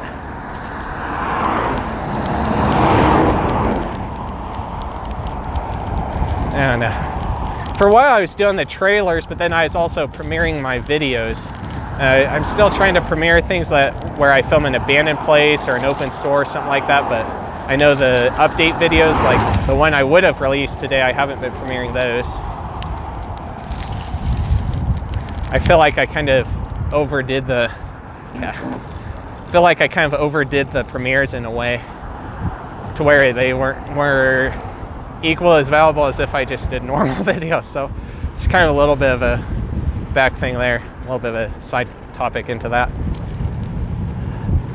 I feel like it's good to have a mix is what I'm kind of going for there. It's good to have some content where you do premiere it, but then other content where you just don't. There's also another reason though too, because I kept missing my own premieres. There's one time late last year where I uploaded a video and set up to be a premiere, and I ended up being at Menards, and I didn't realize I was missing the premiere until it already happened just about. I think I noticed like right at the end that I missed it, and I went in and put a comment, but if I remember right, but you know, bouncy. People sometimes ask why bikes hate sidewalks. Oh my god, damn. This is why. Why do bikes not like... I don't know why bikes wouldn't want to ride on this. This is... Oh god, such a nice path. And now we got weeds. Hopefully there's no goat heads in them. And then you got this dang car sticking out. Maybe I'll smash into the bumper. I'm joking, I won't, but... I mean, Casey Neistat did that for a video to make a point. a while back, and that was with bike lanes, let alone. The bike lanes in New York back then, when he did that video at least, were really unprotected, so cars would often park in them, or sit in them, or cut people off in them when they're turning right or left or whatever. Yeah. So I mean, in that way, it's ironically worse in a way at that point, but you know, these are still bouncier than being in the road. But I don't want to be in the road here because speed limit's 30, 35 miles an hour. You know, cars are going to be doing more like 40 because it's an American road. Strode, actually. Yeah, road, kind of. I guess this one's a little more of a road right here, but it's a little more of a road or boulevard on this one, I'll admit. This one's not as bad. There's other ones in town that are a little more strody. A little more weird mixture between a road and a street. Kind of intrigued to see what they do with the Foothills Mall in Fort Collins. I know that's been kind of a talk for like a month now or so now. They want to renovate that mall, kind of. Like they actually already rebuilt it, but it didn't quite work out the way they thought, I think. From what I've heard, it's pricey to get in there. Haven't looked, I admit, but from what I've heard, it's pricey to be in that mall as a business. And it wouldn't surprise me if that's true, because quite a few places in that mall have closed, even companies that do fairly well for themselves. Forgetting the name of the pizza place, but there's a pizza place that was in the outdoor section by the theater. Grimaldi's, that's what it's called. Grimaldi's, and they closed, but yet they still got locations open as far as I know. Last time I checked, they did. We came across, thanks to Louis Rossman's bike streams, ironically, where the videos where in live streams where he's done the biking, I found a church in New York that actually has a Grimaldi's in it, a former church.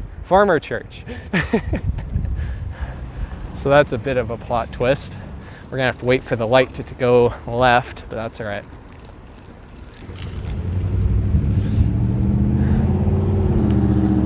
He's turning, so I'm gonna go right here.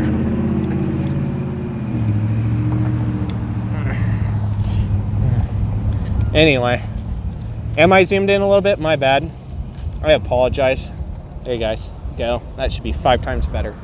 And now I'm holding up traffic.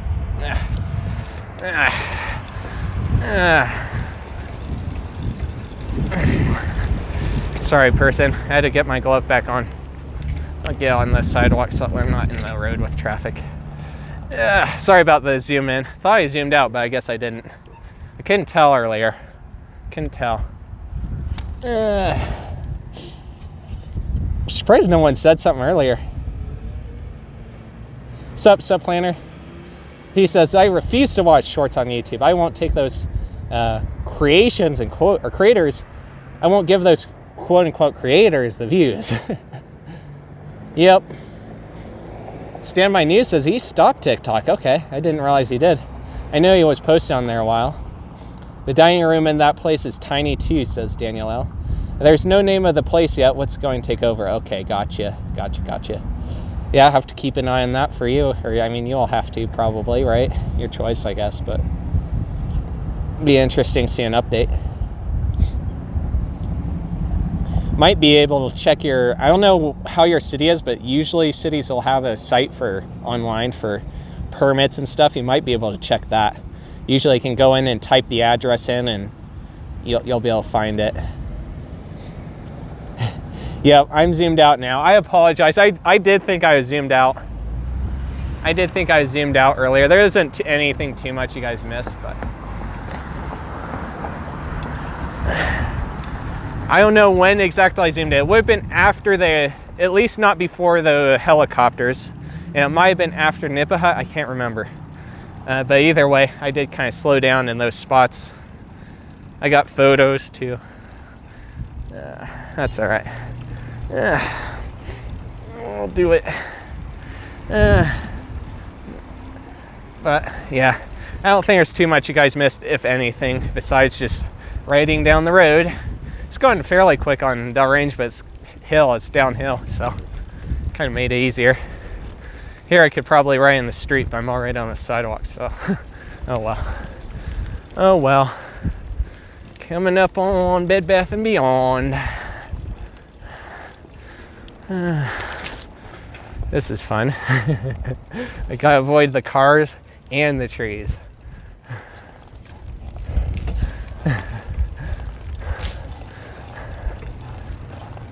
Yeah, there we go.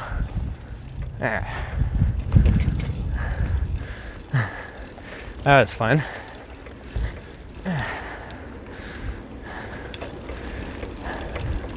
Yeah, got it.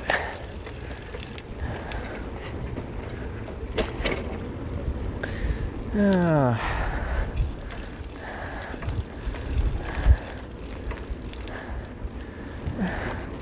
How are you guys doing? Pretty good. Cooler day for in August, isn't it? Let's see if I can get a good angle for you guys, where I'm maybe not totally getting them in the shot. I think I can right here. Kind of, yeah. Kind of.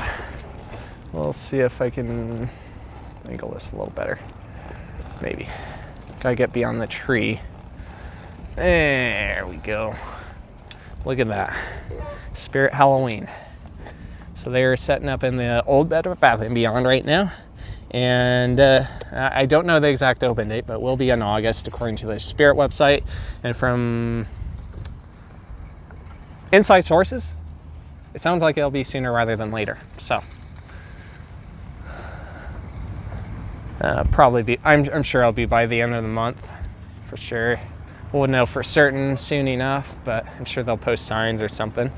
And over here on the left is the former Hobbytown USA, which we also got an update on that. So there's permits that have been approved for a Milan Laser Hair Removal. It seems like it's a brand that has quite a few locations. I saw locations out in Colorado for them.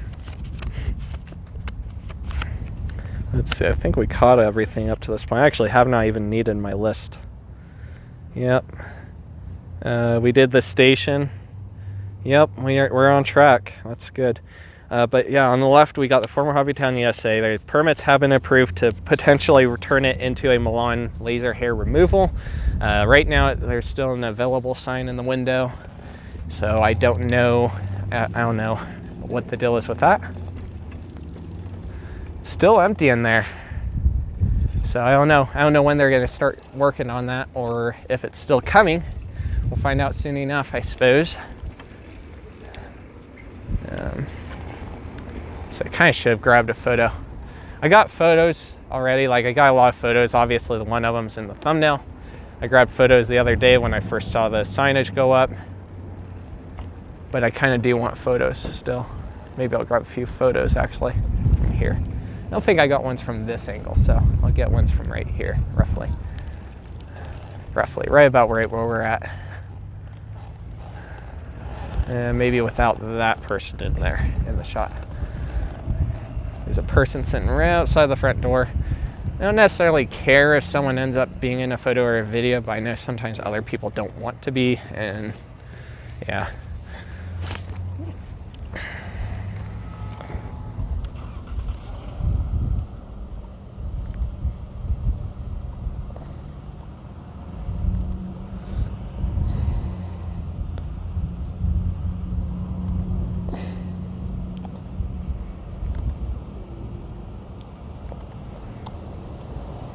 There we go.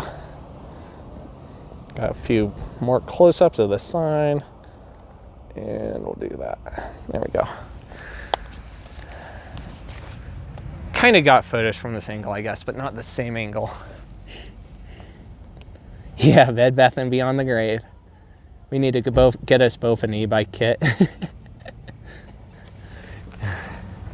And I don't know, part of me, I don't know how I feel about e-bike. I definitely don't want an e-scooter after I crashed on that.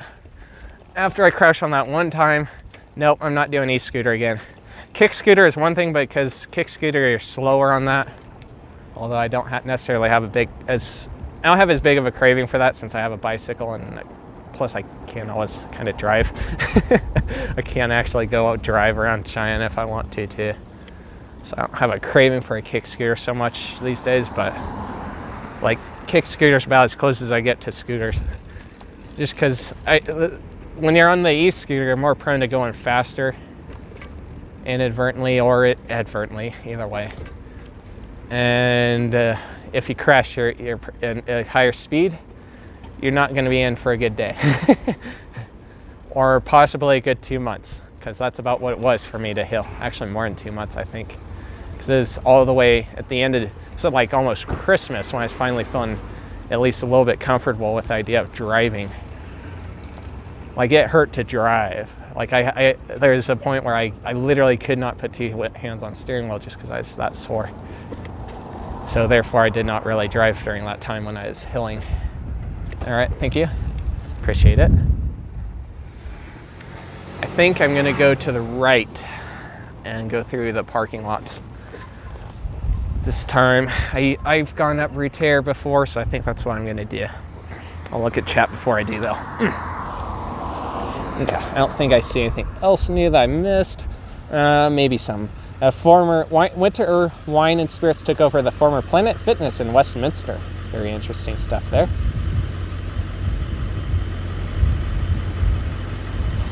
Okay.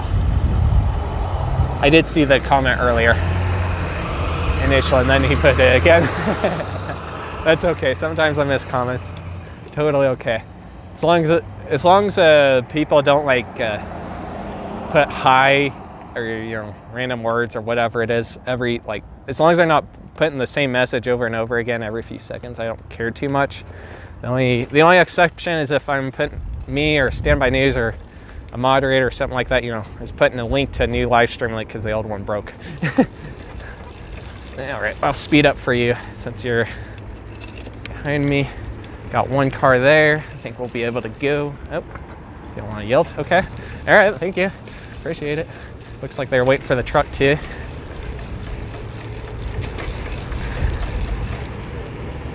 They didn't necessarily have to wait, but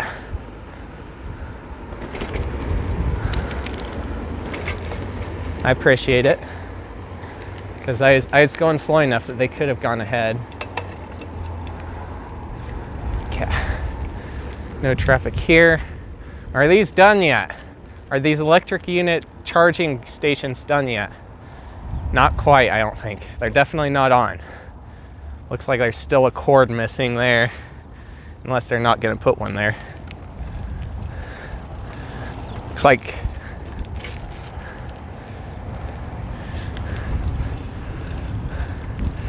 I don't know how that's supposed to work. I see 4 chargers overall, but only 3. No, there's 4 spots. There's 4 parking spots. Never mind. There's enough room for 4 parking spots. All right. I don't think those are working yet, but they did do some more stuff on it, looks like. The ditch that was there in one of the older update videos or streams, I don't remember if it was a video or stream on that one. But whenever we last checked up on them, there's still a ditch there where they looked like they're connecting the electrical up. But it looks like they paved over that now, so I guess that's done.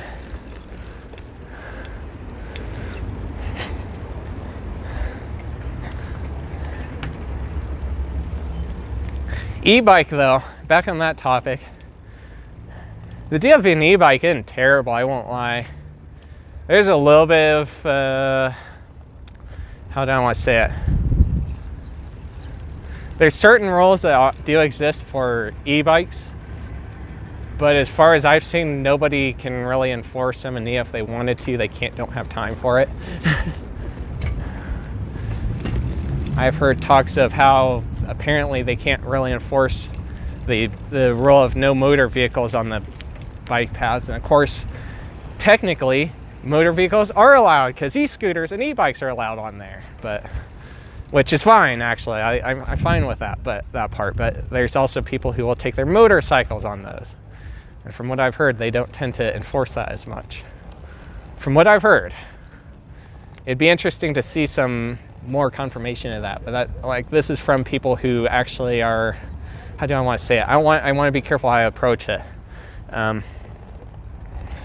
This is people who are knowledgeable about the Greenway. I'll say it that way. that are telling me that. So it's like, it is concerning.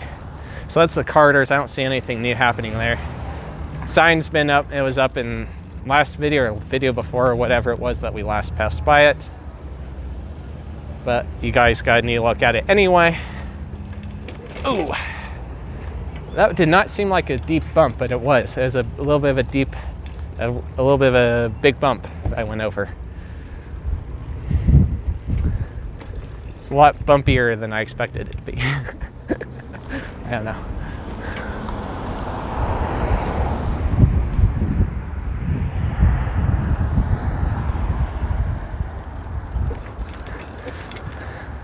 And when I say people knowledgeable about the Greenway, I mean people more knowledgeable about it than I am. And I feel like I'm probably at least more knowledgeable than somebody who never bikes. Because I do bike on the Greenway a lot. I kind of know what's happening. I know that they recently just fixed up the another section of Bike Path 2 that we aren't going to go by today. They fixed up a section where, how do I want to put it? They fixed the wall next to it. There's kind of like a, how do I want to put it? What's the word I'm looking for? There's an elevational difference between a decorative rock.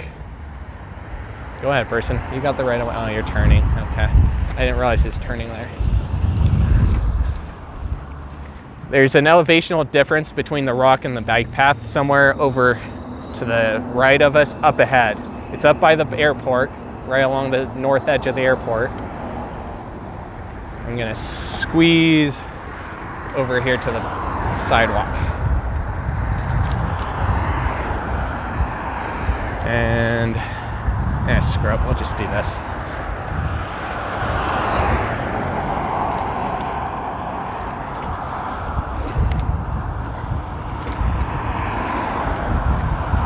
But they actually fixed the elevation thing, the wall thing that's next to it to hold the rocks back. It was literally crumbling.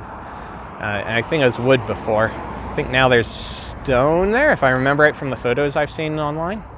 I haven't been by it. I want to go by it actually now, but I don't know. I could, I guess. I could go by it. Wouldn't be that far. A little bit of extra distance, but not that far. I'll look at chat real quick. Yeah. You don't need to charge your bike. Let's see, let me scroll back. I missed a couple chats. Did you know if you look at the Bridgestay Hotel from Lowe's, you can see the corner of the hotel is crooked? Really? Oh, wow. I'll have to look at that next time in front of the Lowe's. Film that band of Lowe's in Louisville. If I ever manage to get out that far again, it's definitely a spot that's been on consideration since you mentioned it. What's funny, oh man, this was hilarious coincidence ever, most hilarious coincidence ever. I kid you not, within a few hours before I saw, I don't know if you posted about it on Facebook or DM me, one or the other, or maybe I'll post on Instagram, I can't remember, but you posted about it somewhere. Within hours of posting about that, you posted about that Lowe's, or messaging me or whatever it was. Somebody else in the retail community actually stumbled across it and mentioned it to me. They asked if I knew about it. I was like, oh, no, I didn't realize there was an abandoned Lowe's there. I immediately knew it was possibly because of the fires and stuff that happened out there. I don't know if it was. I think it might have been because there was a lot of fires going on out there last year, I believe it was. But I didn't know about it. But then within a few hours, I see whatever Parker showed about the Lowe's, and it's like, oh, well, now I know about it. Oh man, I'd rather bike through a parking lot than here in the road on Dell Range. I don't like biking on Dell Range in the road. If I go on Dell Range, I'll at least go on Sidewalk, but sometimes I don't even like that. Sometimes Sidewalk's super narrow, which brings us to where we are right now. The sidewalk they're putting in here, if I remember right, it's supposed to be closer to like 6 foot. I don't know if that looks 6 foot. We'll look at it a little closer in a minute. But they've been working on putting the sidewalk here. Last week's update, I did share a little clip of this. It was completely ripped up.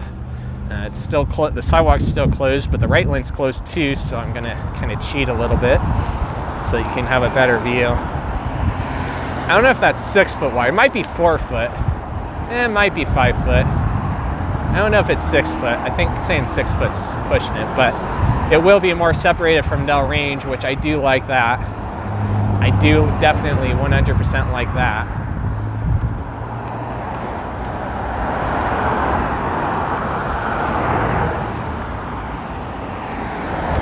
The permit, I think I came across a permit for that, and I couldn't find it again last night, right? Or was it this morning?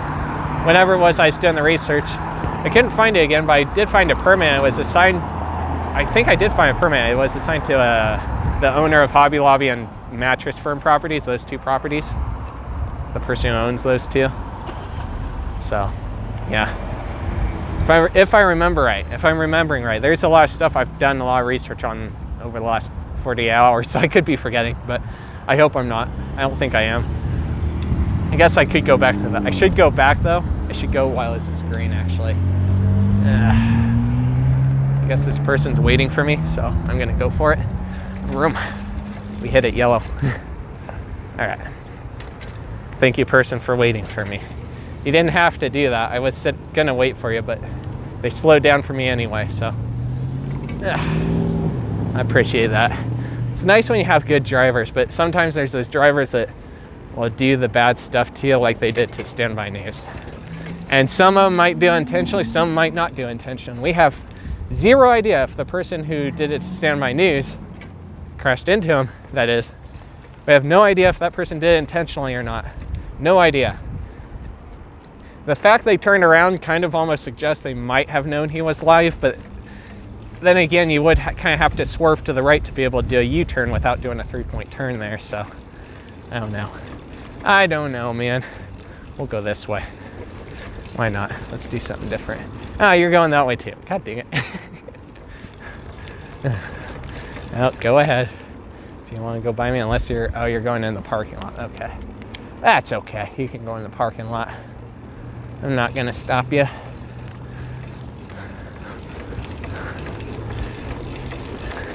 I kind of want to backtrack and look at it, so now we're going to go look. I know right where it is.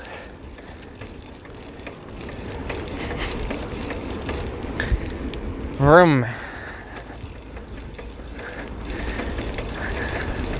Personally, I don't mind pedaling. Although I don't tend to ride as fast nowadays as I used to. I've just kind of gotten tired of riding fast all the time. I mean, I do still kind of go quick, but I don't usually push myself to 20 miles an hour all the time anymore. Just don't. Because at the end of the day, with stopping at red lights and stuff, it ends up coming out to average of about the same amount of time. All right. So let's see. I don't think this is. Let's see. That's Bluegrass over there by Wendy's, and Stillwater is over here closer to Applebee's and Taco Bell. And I forget what the road is that connects the two. Forget the name of it. Oh yeah, I see it. I see the thing that I was talking about. We're over here, so I guess why not? Let's go ahead and look at it, right? Totally wasn't planned, but I just remembered about it, so it's like, okay, why not? It'll be fun.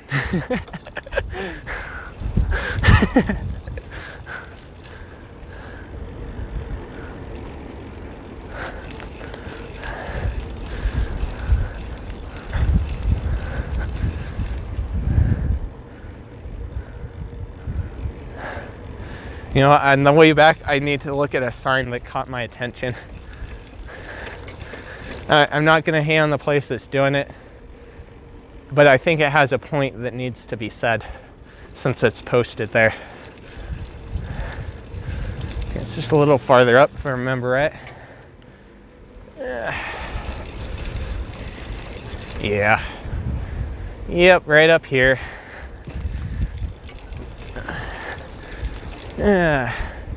So before they had, must have been on top of each other, and they were falling apart, crumbling. I think one of the sections was totally falling down on the sidewalk here. But they recently installed this, a big old separation wall here on the right. And now it's way better. In honor of Pete Laybourne, Petellaybourn, a man with a dream of a Greenway. Thank you for all your devotion, Greenway Commons. Work for the Greenway tries to encourage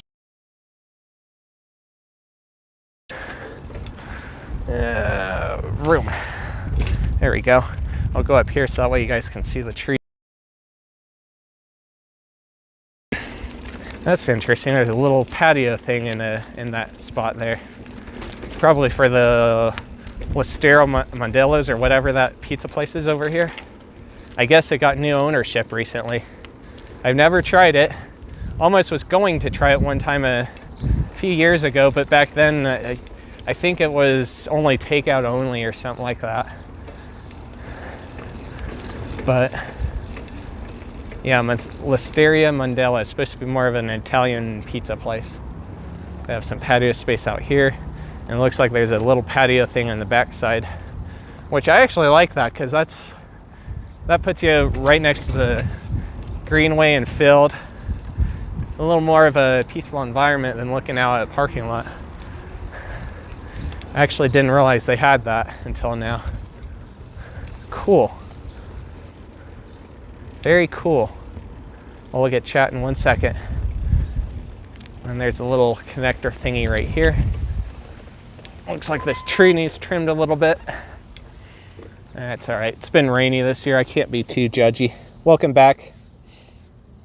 Standby news. Spirit Halloween, Sagamore, Massachusetts, former Christmas tree shop. Yeah, that's right. They closed a bunch of those, didn't they? Interesting. Comments. Did Cheyenne Spirit, well, look at this first. Spirit Halloween Pueblo Mall, former Steers in Pueblo. Nice. I think before it was only going to be the Family Dollar, right? If I remember right. There's a lot of Spirit locations, so I might be confusing again, but I think it was Family Dollar that they were initially only playing that store. And someone I'm kind of indirectly friends with in a way. We talk to each other now and again, and he lives in Pueblo. I know he kind of thought we'd go in the Kmart again, but it didn't. Did Cheyenne have a Bye Bye Baby? It did not. I don't know if the Bed Bath & Beyond even sold the Bye Bye Baby stuff, to be honest. I don't think it did. I never really saw that kind of stuff in there. Mainly only the Bed Bath & Beyond stuff they always had. So, yeah.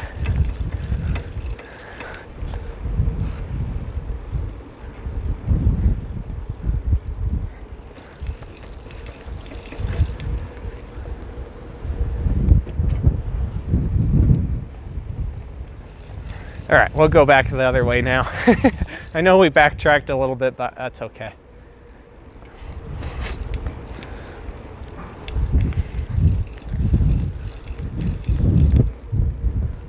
All right, sign is right up here. I smell the Mongolian grill here. I think it's a locally owned place. It's not part of Hugur. Hugur sells kind of similar stuff, but I feel like they have a lot more selection. But then they also kind of have bigger locations too. So, yeah. All right, here we go. I'm not gonna hate on Y-High for doing this. On some level, I do get it if they don't want people passing through here. There's a sign here that says, this parking lot is not part of the official greenway and is for official credit union business only. Please use caution please use due care when entering and exiting the parking lot. It's like, it kind of makes it obvious they know people use this to get to the other side of the other road over here, which I'm kind of indirectly doing. So it kind of begs the question, maybe you guys should put in a bike path, a little bit of a path. I don't know how easy it would be, but it looks like you could maybe do something on the left side over here. You'd have to deal with the trash area and the tree back there, I don't know how you'd work around that. Have to figure something out. But put the sidewalk right along the edge of this building on the right. That way there's like a connector here in a way. Make it a little easier for people to get on the bike path and stuff. Yeah, you just have to deal with the tree and that garbage area. You might have to, maybe you'll have to maneuver it around it somehow. Figure out a way of doing that. Maybe have it come level with the pavement and go around. Just don't necessarily need to cut the tree. It looks like the tree's in good health. It's like it definitely begs a point that maybe they should consider trying to put in a path somehow at some point. If people are using it that much to where they have to have a sign there.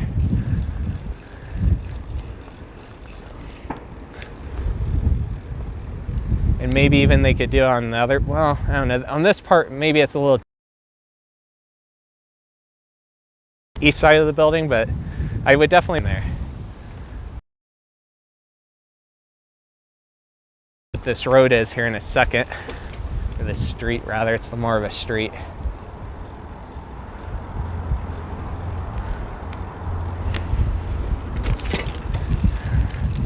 Meadowland, that's what it's called. Meadowland Drive. And we're riding east now back towards Bluegrass Circle.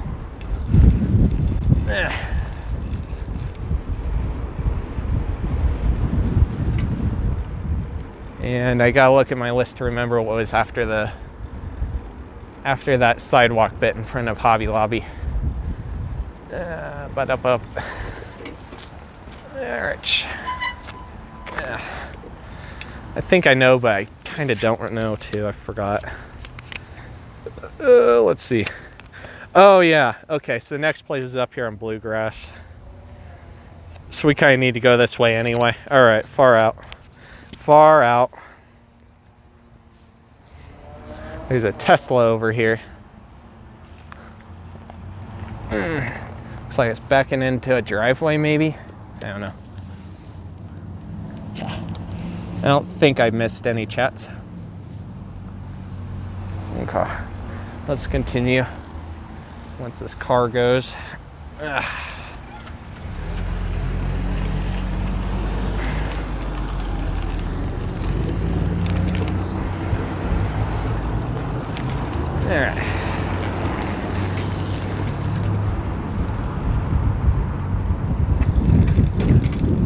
Bumpity. This street here is a little busier, but still a lot slower speeds on this road than Dell Range. Dell Range is too fast. 40 mile an hour is too fast for you to ride in the street safely. I was, man, what was it? The last stream where we did that, maybe a stream before where I was riding my bike. I was gonna try and turn left onto the sidewalk, but the timing of the signal phase and everything else, I just couldn't. So I ended up having to ride on Dell Range. I was a little bit nerve-wracked the whole time I was there. I'm glad the person behind me was going slow enough that I could ride there, but I'm glad that people let me get over on the right of the road, but it's still nerve-wracking. That is only about 2 blocks maybe. So yeah. All right, here we are. So Cheyenne Radiology put this new sign in. I don't know if I have a photo of the old one, unfortunately. I kind of like the old one better because the whole sign looked more like a rock thing going on. But I don't hate this one either. I think it's a little bit clearer, easier to see from the road and stuff. So maybe that is an upside for them. But inside of here, you also got Cheyenne Women's Imaging Pavilion and Neurology Specialist of the Rockies. And a little while back, there was a permit approved for them to put that sign in. Wish I caught it sooner because it kind of would have been cool to have a photo of the old one. I don't know if I got a photo before or not. I can't remember because it's been so long. It's just not a place, I don't come on this road as often, so it's pretty possible I didn't, since I'm not remembering. I do kind of like, I don't know, part of me really likes the older one better just because of, it, you know, they used a whole rock for the whole sign pretty much, it looked like. It looked like the whole thing was a rock anyway, right?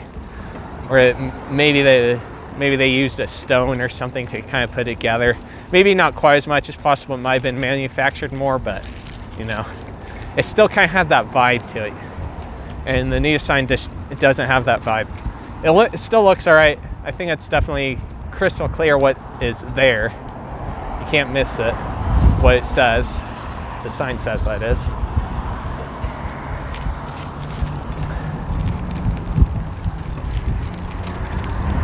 But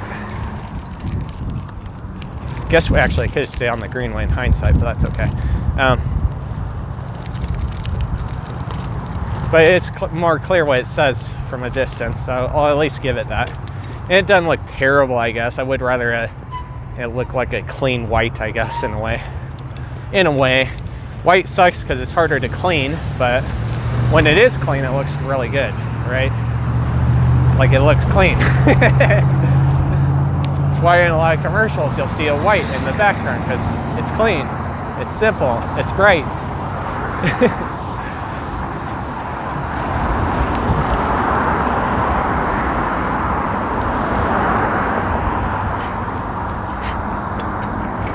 All right, we're on Dell Range, headed west, or east right now, excuse me, said the wrong word. Headed east. We're gonna go up the hill on the right and take a look at CFR Station 5.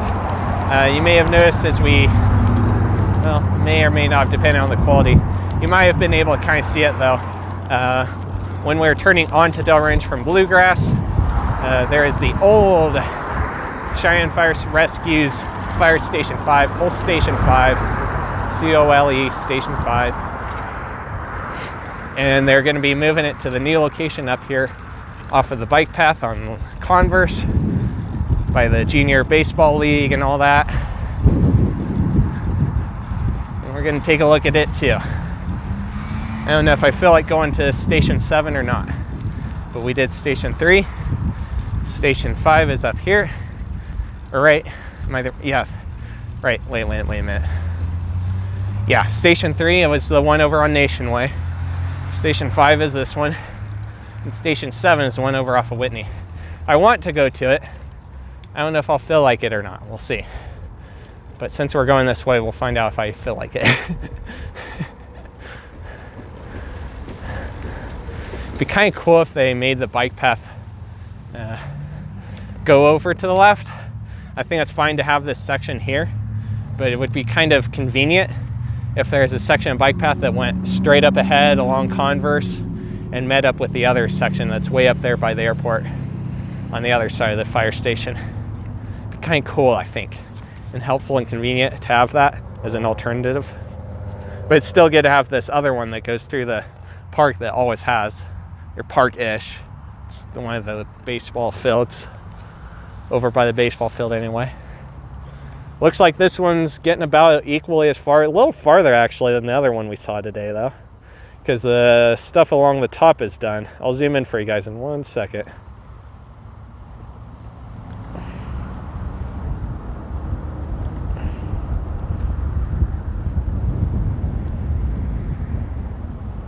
There we go. All right, let me zoom in for you guys so that way you guys can see. Yeah. There you guys go. Hey, restore data.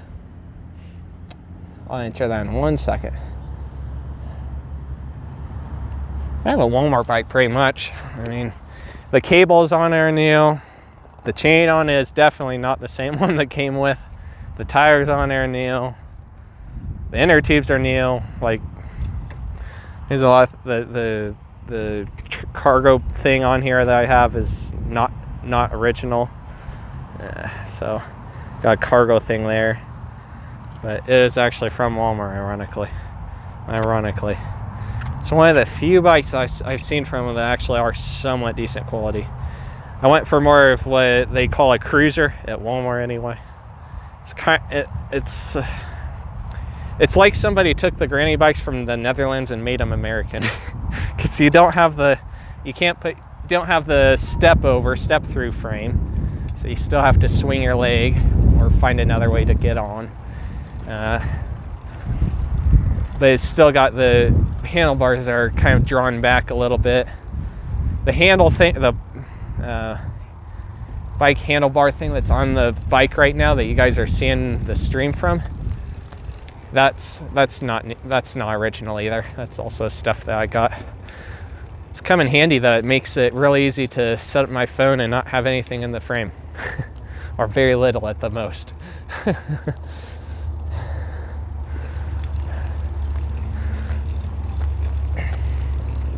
Let's see.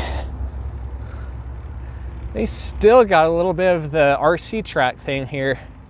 The tracks were long since removed, but they still got the little structure here from the RC track.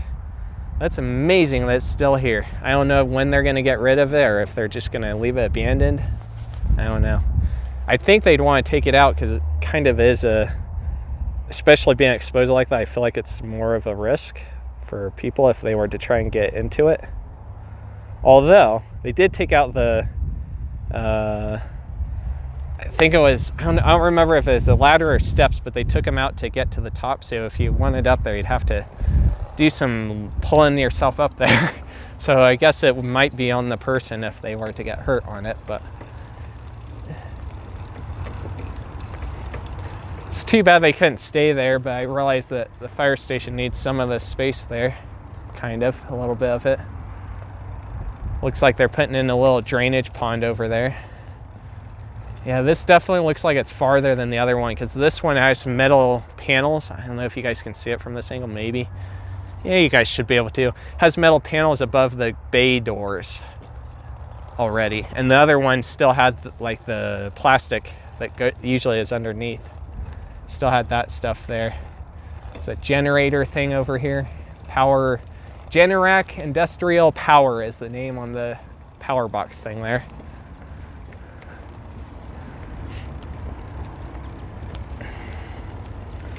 Let's see, man, it's getting really, really close. The doors are on this side. Like the doors are already in. Look at that. Look at that. That is cool as well. I like that. It's a little different kind of door. It almost looks like it might kind of fold up. In fact, no, it does. It looks like the doors actually fold up in the middle and slide. They slide instead of going up. That's actually kind of cool. That is actually kind of pretty cool. I don't usually see that on a station. So that is cool.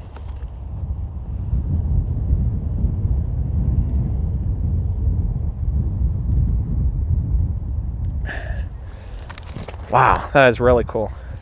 Grabbed a couple photos from this angle. Yeah, it's not bad. I think the original bike was around 200-ish. And I mean, I got this a long time ago too, actually. Oh man, when did I get it? I don't think I was even in high school yet, ironically. At the time, I decided to go for a bike that was a little bigger, so that way I'd just have it. But when I got it, I still kind of a tad on the short side for it. Technically, I fell into the height range so that Walmart rates it for, but I still was kind of a tad on the short side for it. So there was one time where I actually hit a rock or bump or something on the road, and it's enough to knock me off the seat. And my only choice was to slowly try and come to the curb and stop, where I ended up falling. And then of course the person I was with, who was riding with me on their bike, they were freaked out, so they slammed their brakes and they got hurt. It's like, that was a day. Fortunately, it wasn't serious injuries, but like it's still, you know, it hurt bad enough that we had to go hospital. It was not a fun day.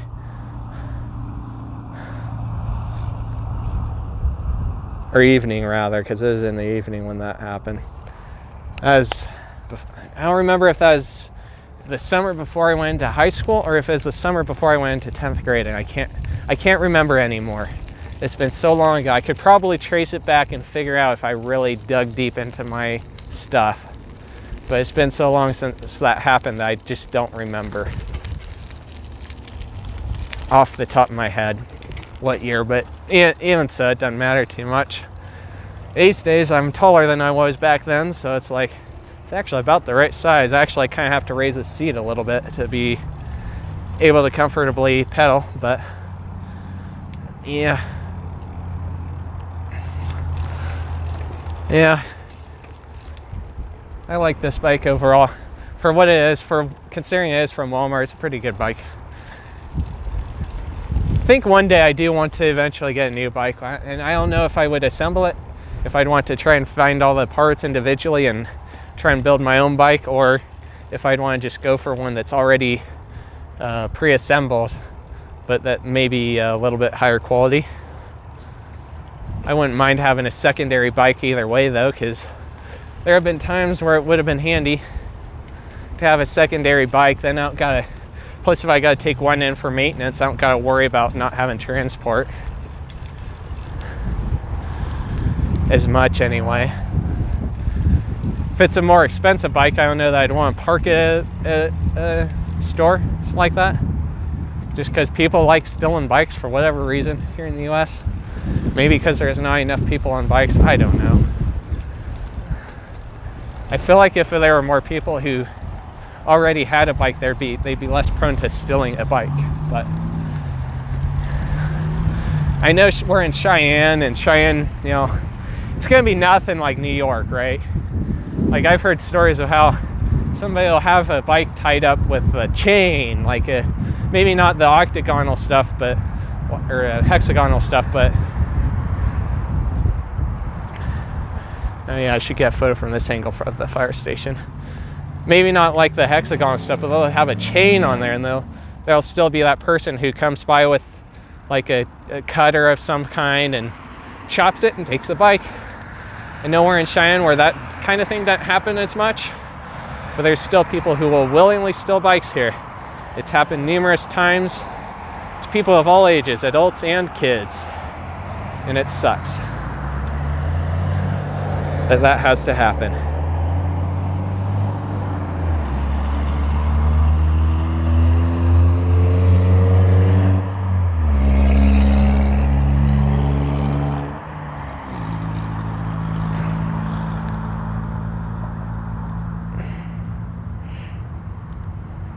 For the more expensive bike, I don't know that I'd want to leave it someplace as much. So like in that respect, my transport for that spot would be screwed. I'd probably have to drive or something, walk, or find another way. It's a shame the buses don't run here anymore. They haven't ran since Corona. I think they want to put them back, but they want to wait until as far as I understand it anyway, there's desire to wait until they build a new transfer station, which I don't even know if it'll happen. Personally, I don't like the area where they're putting it because it's literally in the middle of nowhere just about. They want to put it out by all the car dealers on Westland Road, and I think for a while I even saw something in the planning map, the ArcGIS map I mentioned earlier. For a while back, I think I did see a marker in there for that. So I don't know if the project is canceled or what. And it's not like they don't have the old transfer station. It's still there. I think even the signs are still there. They have it set up over by the parking garage downtown, and you know, maybe that's not the best spot ever for a transfer station, considering that people drop glass bottles from the top and almost hit heads. As in me and Standby News almost got hit in the head one night by a glass bottle being dropped from the top. We were so lucky we were inside that night. If we were not sitting inside of the garage, we would have gotten hit by the bottle. I kid you not, if we were like 10 feet different, we would have gotten smashed in the head. One of us probably would have. I'm so glad we were inside that one night. You know, considering that, it's probably not the best spot, but it's still at least in a spot that's more central where people want to go. And in my opinion, it should stay somewhere near really close or in the downtown area, in my opinion. But I don't know. Maybe there's desire of actually doing that now too, because they still haven't torn down the building where they were wanting to build the transfer station. I was just out there, within the last 2 weeks too, because we went out there for hold on a minute. No, it was within the last week, actually. I went out there on my own outside of the videos, and yeah. Yep. And it wasn't torn down. Bike NASPAR. What's bike NASPAR? I'm intrigued. Firefighter playground. Welcome back, Christian. There's something that I was going to say earlier, now I forgot. Crap. That's all right, I guess. It's in the stream earlier, but that's okay. There's something I just wanted to say, but I forgot. I think we can go. That's kind of my fault because I was sitting there. I wasn't going, so you know what? The cars have the right of way in that instance, since I was not going. If I was moving, it'd be a different story. I'd be a little bit angered at them, but alas, what can you do? I should have crossed or at least gone into the right side of Dell Range. Darn it, now we're gonna have to wait for traffic probably. Shoot. Alright, well, we'll make the best of it. Actually, it'd be kind of cool to go up to next to Tommy's and get a photo from up there. Ha! Interesting idea. It's tempting. I'd have to ride up there because I don't have to unplug all my cords and stuff, but it is tempting. That would be a good view of this. So over here by Sonic on Dell Range, by the bicycle station, this is west of the bicycle station. They are working on the Take 5 officially. They have started work on the foundation. You can probably see the rebar sticking out of the ground from here. If I zoom in, you probably will be able to see it for sure.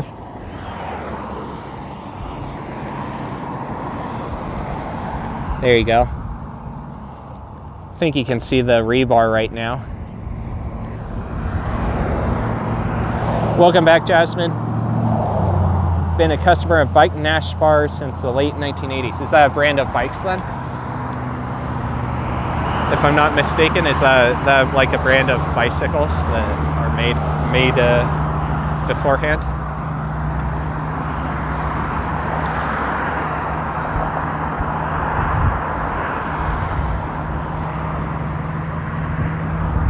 Let's see. Ha! I do want to go up there. I do want to. If we went to the Firestones a lot, that would be nice. Let's go backtrack a little bit. Let's backtrack just a little bit. I haven't gotten photos from up there for a while, so yeah, let's do it. All right, it's gonna suck because I have to climb a hill, but that's okay.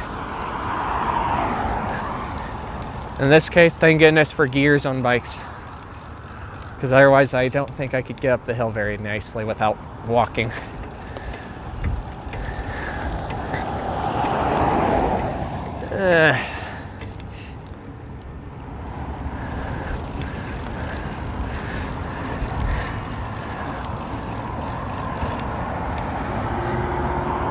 That's one thing with bikes that Walmart considers female, actually.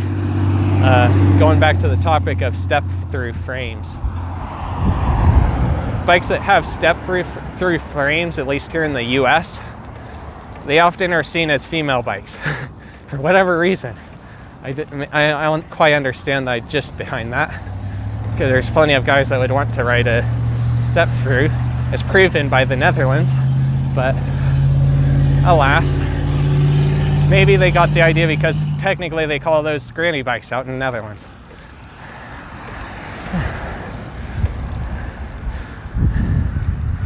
Who was it? Which one of those guys was it? I forget the name of the channel.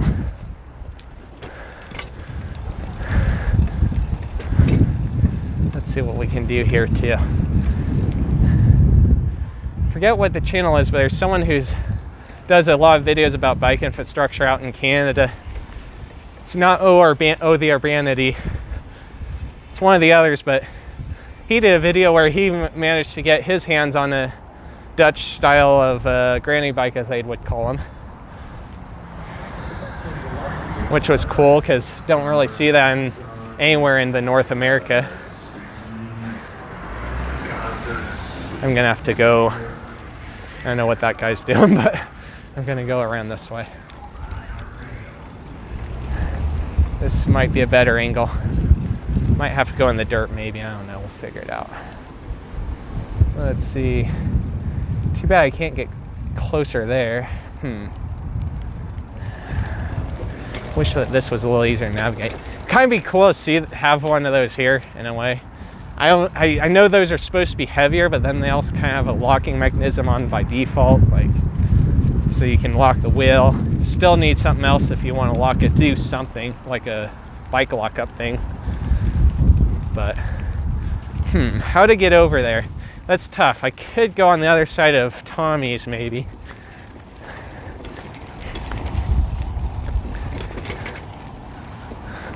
I'd go over here on the right of the building, but I don't think they'd like that very much.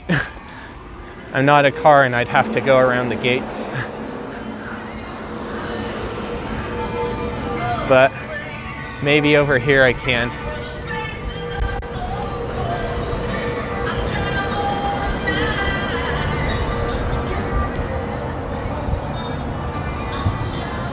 Ah, here we go. That'll work. That's actually a really good angle. Look at that. That's a really good angle. I like that.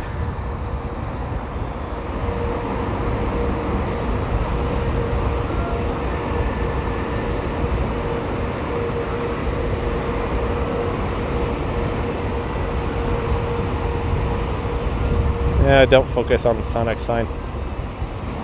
I'll get photos of the Sonic sign in a minute, camera. Jesus.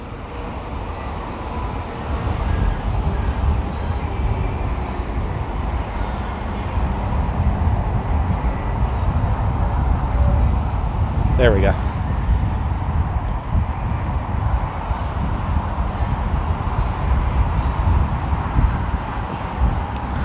There we go. Since I'm up here, might as well grab a couple of photos of the Sonic sign, but man, that's a cool view of that. It's actually really cool. Kind of gives some perspective on just how big this wall on the right is.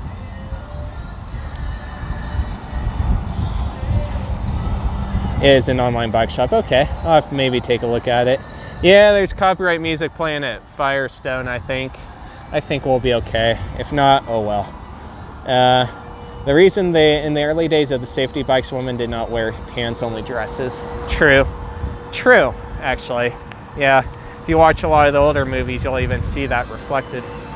So yeah, completely fair point. Completely fair point. And now we're having the echo. I think these vacuums are supposed to be free, if I remember right. Like free to, yeah, they are. I see a free little sticker. It says free by the on button.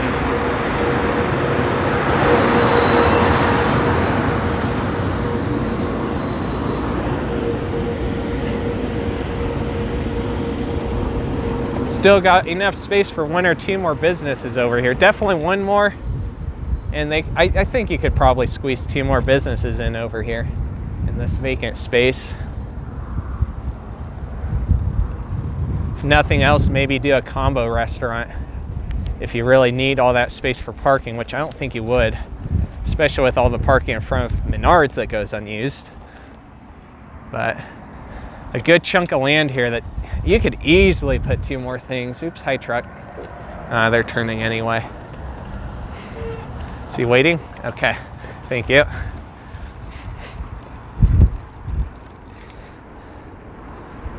Yeah, this is a cool view of that too. Jesus, now I'm gonna have to get on the sidewalk and get a view of that.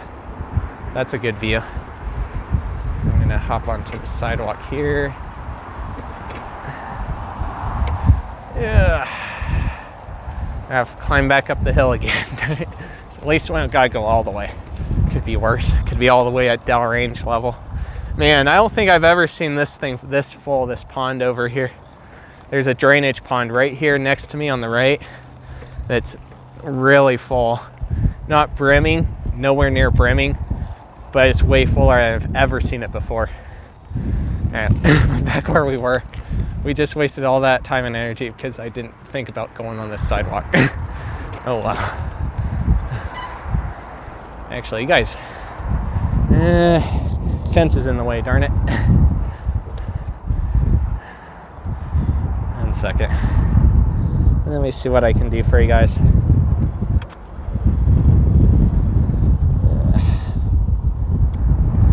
Look at that. Look at the pond. Look how full that is. A little drainage pond there. It's a pretty big pond actually too. It's not brimming by any means, but it's way fuller than I've ever seen that full. Oops. 2 more coffee shops, there you go. Are you gonna cover the Buc-ee's grand opening in Johnstown? I don't know. When, it's supposed to open next year, isn't it? I guess it would depend on what happens in that time, and I guess it's doable because it's kind of near Loveland, isn't it? I don't think it's next to Hobby Lobby and At Home and Shills. I think it's a different exit, but it's still there. I think it's before you get to Longmont, so maybe something would be possible. I guess it would depend on when it opens too, because if they open on a weekday where I can't go down, it's not happening. If they open on a weekend, maybe something's possible. There's something else I need to show you guys too. I'll show you guys in a minute. From this vantage point.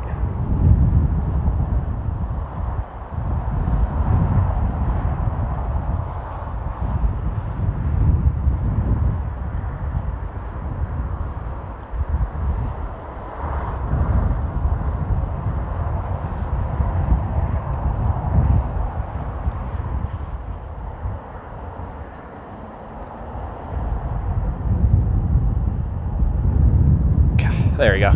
Sorry, it's a real. When I take photos, I gotta be careful because if I'm moving around a lot, it makes the photo blurry, and I don't like blurry photos. So I gotta be careful when I'm doing that. So there's one other thing I want to show.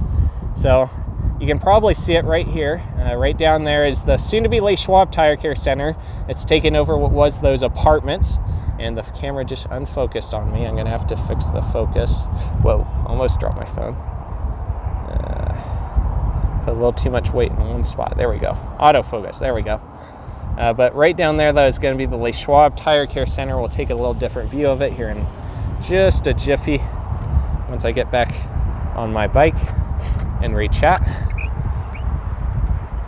Sun finally came out, and it's warming my back up, which is actually kind of nice. It's actually kind of nice. So I think we got 2 more things I want to cover over here at this part of Dell Range, and then if I feel like it, which I kind of do feel like it, I might go to the other fire station because I kind of would like to cover all 3 in a video if I can. Buc-ee's has been on quite the national expansion spree the last few years, says Christian. Yes, they have. Don't they have a Texas location now too, if I remember right?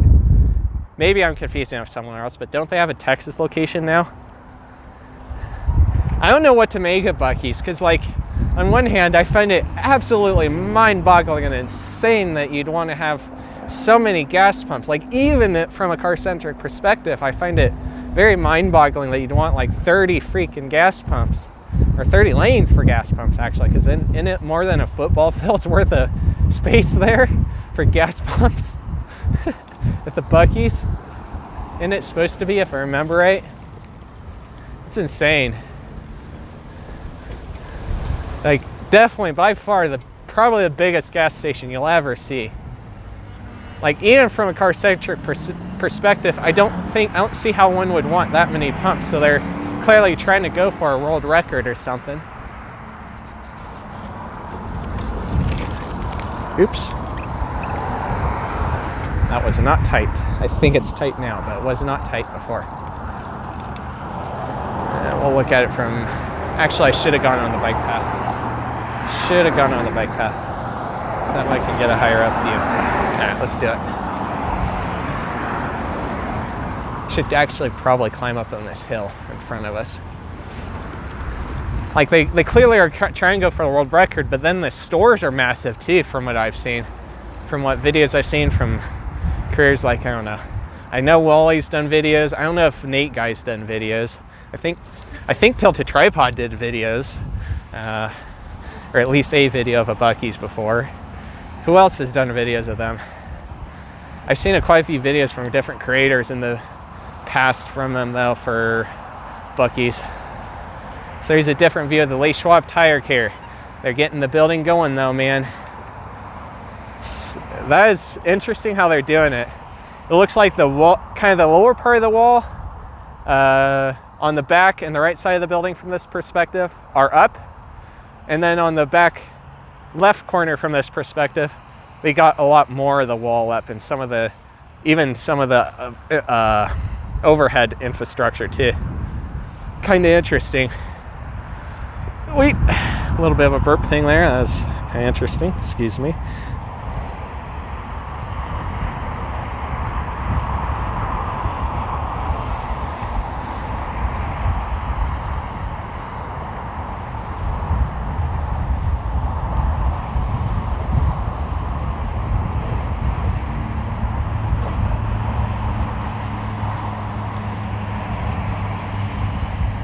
There we go.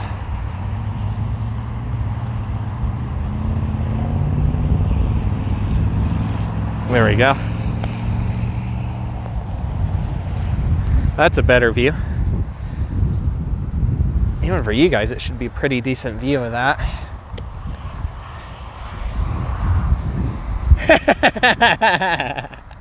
I used to watch Ireland Boys. They have some good content.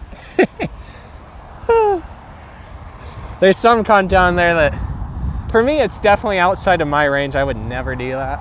But like some of their videos are actually really freaking good. I think I actually saw a post from J Stu on Instagram recently where they met up again. So yeah, I don't watch those channels as much as I used to, but I still watch a video every now and again if I'm in the mood from channels like that. It's just the topic isn't my interest area so much as it used to be. This is steep. I've gone down steeper. Ugh. There we go. Let's see. What way do we want to go?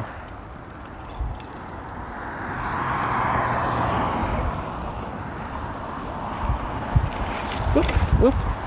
Skid it a little bit. I'm going to go over here.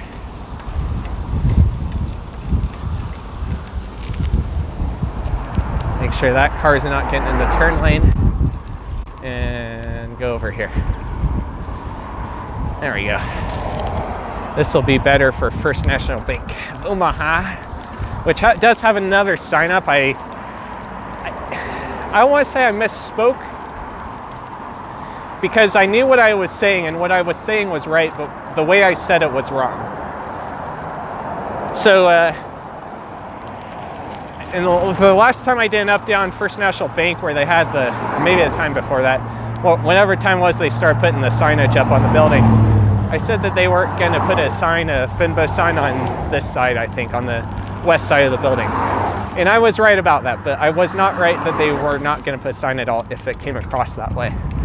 I can't remember. I'd have to actually rewatch the video to remember my exact words, but they end up putting their phrase. Okay, they're going to wait. Good. Second, I don't think he wanted to. They end up putting their phrase that they use on this side of the building. So it says the great big small bank on this side of the building. That's kind of the phrase that they always use. It's their thing. So it says the great big small bank on this side. The other side has First National Bank of Omaha as well as the front. We also have the little lobby drive-up sign right there as well now. So that's there. It's getting farther. I see some tables and stuff going into the interior, so it won't be too much longer for them to open at this location.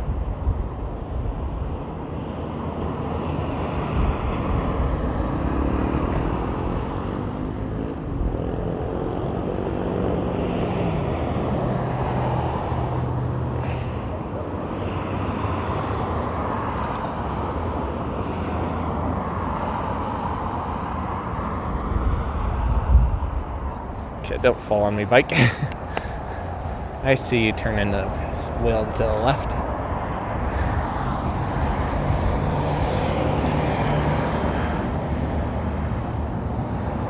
The Buc-ee's in Gonzales, Texas closed permanently? Really? What? Yeah, it is the biggest small bank I've ever seen too. Their largest one is in New Braunfels, Texas. Okay, gotcha. Christian, I'm just curious. I do want to trust Jasmine, but it'd be nice to hear a older perspective. Do you know about that? Do you know about that, Buc-ee's, that Jasmine is saying it's closed? I'm just curious. Just curious. Let's see. Does Cheyenne have a Target? Yep, we passed by the Target earlier in the stream. I didn't acknowledge it, but it was over where the charging stations were that we looked at. Right by I-25, probably next year, 2 new coffee shops. That's his bet. That's Restore Data bets 2 more coffee shops right off I-25 next year. By next year. Well, I won't be surprised if it happens. You know where they need a coffee shop? Over by McDonald's on I-25 in College. That's where they need one. Because there's not one out there. There's not even, I don't think there's even one right along the interstate right now for Cheyenne anyway. So, well, is there, there's some kind of cafe kind of off of I-25 over on Vandehigh, I guess. Bison Nutrition Energy, and I don't think there's like a coffee shop, but I'm sure Bison Nutrition probably sells some kind of coffee, since their sister shop over on Evans Avenue, Blends, does have some coffee. I cheated a little bit. I just casually cheated. Wasn't even intending to, I just did. Wow, they got little bush things in here and a few little trees. It's gonna look nice when those get bigger. Looks like they're gonna put rocks around them, or maybe mulch or something like that. I think we actually need to go up bridge now. Light's about to change, so this is actually good timing. Need to go up bridge just a little bit. All right.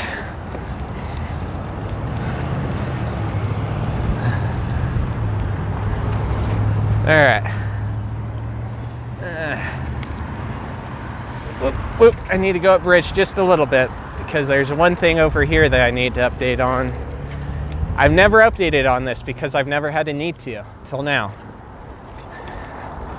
So there's a place up here called Palmer's Auto Service. I think they say service. Double check my note, but I did check the sign and I think it said service. It's called Palmer's Auto Service up here on the right. I don't know when it closed off officially. It must have been within the last decade. I know it was open when I was younger, but I don't know. And I don't know if it even recently it totally closed, because I occasionally saw like Amazon vehicles parked up here, almost like they were there to be repaired. But a new place is going to be taking over. From my understanding, the owners of Palmer's own this land, and they're renting it out to the new place that's opening here. I'm gonna have to do a weird UE thingy. You know what? We're just gonna sit here and do it. So it's called On the Spot Mobile Tires and Service. No idea if it has connection to the On the Spot that's in northern Colorado, which I stumbled across when I was doing the research for today's video, ironically, today's stream.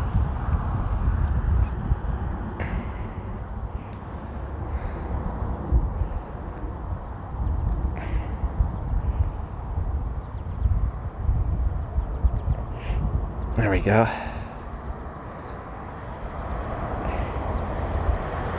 There we go. Might as well get a couple better photos since I'm here. Got a few photos already, but got a few photos before they put the signage up too, because I stumbled across a Facebook post where they're kind of saying they're going to open here, so it's like, oh crap, I better go photo it before they get signs up. So that's what I did. So I got photos of the Palmer sign that used to be right there, and now it's going to be On the Spot Mobile Tires. And unfortunately, I didn't think to write on my note what the day was that they were going to open, but I know it was in September, early September, when they're supposed to open. And the guy I talked to one day, the day I passed by here more recently, is talking about how they're supposed to have food trucks and stuff coming for that, so that'll be cool. I think there's even supposed to be some kind of tire raffle thingy that he's doing, so yeah. I wish I noted everything down that I wrote down. Like I noted it down, but not for this stream. I noted it down for an article thing I'm probably eventually going to do. And I just forgot to note it down on my list, but that's okay. Finbo, the great big small big, or no, the great small big. I don't know. Now I'm getting my thing backwards. I didn't know about the New Brussels location. What about that other one that Jasmine was saying was closed? Because Jasmine said, or was it? Unless I misread it. It's possible I misread it. I don't see it now. Maybe it got deleted. Maybe I misread it. Saying something about, oh wait, here it is. No, Bucky's started in Texas, that part. Here it is, Gonzales, Texas. Do you know anything about that, Bucky's, Christian? In Gonzales, Texas? I don't know how that relates to where your business is. I don't know. I don't study Texas enough. I glance at it a little bit here and there just because I know Wally does was doing videos in Texas. I know he's not so much now, but he was doing some Texas videos, and obviously Lewis Rossman's out there, so I hear from him about Texas a little bit. I hear from Texas from some of the retail folks too, like the store dude. Daniel L was in here earlier. He's another one, I think, if I remember right, he's out that way. There's another one, A to Z Retail is out that way too, where they all have channels where they kind of do the retail stuff out there. There's Retail Archaeology that's done videos out there too in Texas area. But even with watching them and glancing at the map every now and again, I'm nowhere near as familiar with Texas. I've never been there. No idea if I'd ever visit. It's a big state for sure. Kind of be interesting to experience some of the places out there, but I have no idea if I'd ever visit. I know it's hotter out there, and it's supposed to be in the hundreds. I guess the Store Dude and them are more in the Arizona area, but it's still kind of same idea where you have a lot of hot, and same thing with Retail Archaeology, but it's still kind of same idea where you have these are spread out more. Seems like anyway, or definitely bigger. They're definitely bigger, I'll put it that way. Bigger than what I'm used to. And in that respect, I actually wouldn't mind experiencing them. Even in that respect, New York City, I wouldn't mind experiencing, just because it's a bigger place, but there's also, at least in New York City, there's definitely a lot more crazy stuff that happens that is literally considered normal. So, that part is a nerve wrack. Been to DC before. I've heard that DC used to be a lot more of a wreck, so to speak, in that area, where there's a lot more crime and crap that you don't want to be alone out there. I've heard stories of that from people that have been in that area, and they've shared how these days it seems like it's a lot not as crazy out there. And when I visited, I don't remember even having really that much in the way of like drivers being stupid or anything when I went out there. All right, I think I do fill up to go into the fire station out here, so we'll go ahead and do it. Debating on putting it on my list or not, just because I wasn't sure if I'd feel like it, but I feel like it. I feel like it. We'll do it.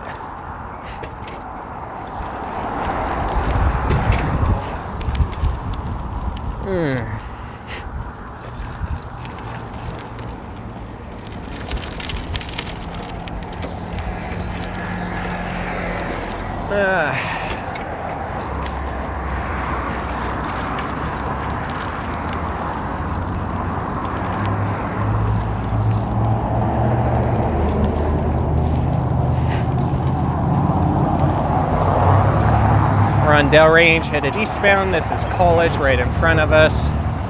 Gotta watch behind me because there are cars that turn right. I think this truck coming might be turning right, so I don't want to dilly-dally. I don't want to find out if they're gonna wait or not. I mean, I kind of do, but I don't want to end up being hit if they end up not waiting.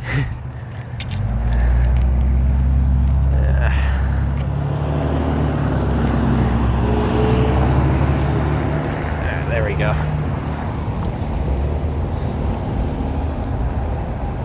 Never been to Gonzales either. Wasn't aware that they closed a Buc-ee's there. Okay. That's interesting. I didn't realize they closed one. I've only heard of stores opening, so that's wild to know. Is that Jasmine? If you're still in here, is that a bigger location? So that Buc-ee's as big as the others that channels like Wally have filmed.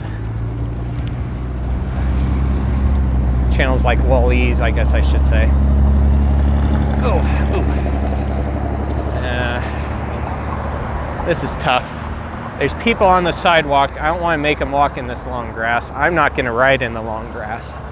So I'm going to go on Dell Range and avoid them.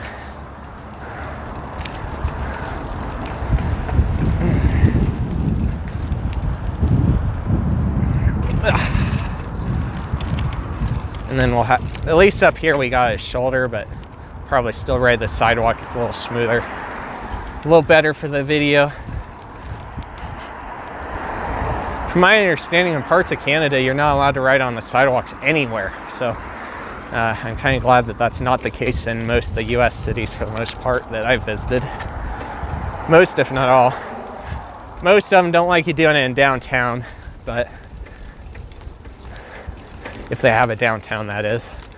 But at least they don't get mad at you for riding on them in town or in other parts of town like this. As long as you're in areas like this and you're not in like a business area, and you're supposed to be able to be more than allowed to ride your bike there, from my understanding. At least here in Cheyenne, so makes me happy in that respect a little bit. So then I can be farther from the road, further from the cars in the road anyway, and I get a smoother ride sometimes.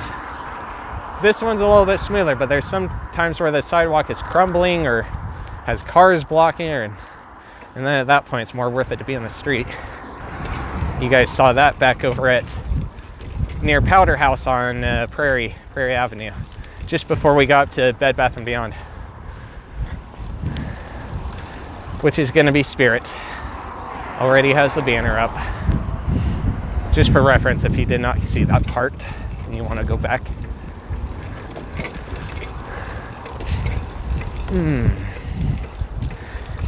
The fire station will definitely be the last place, but we'll go ahead and cover it. Thinking about taking a different route,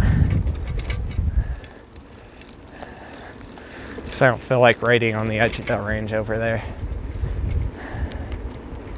There's almost, when you get closer to Whitney on Dell Range, there's basically no shoulder on the road, and there's also no sidewalk, there's no bike path, there's no nothing.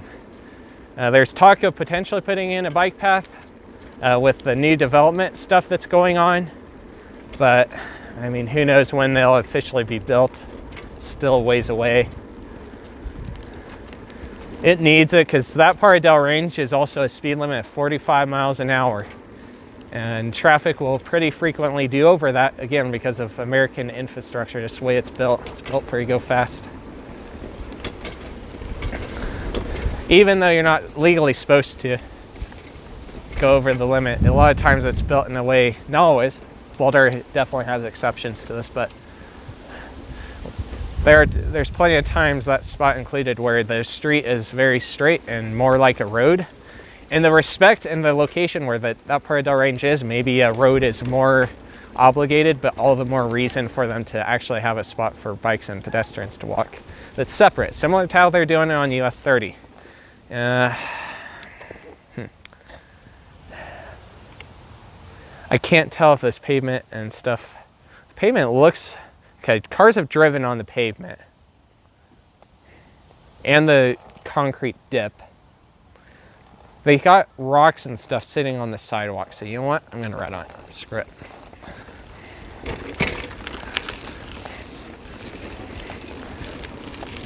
And hopefully I can get out over here somewhere. I think I can. Yep, I can.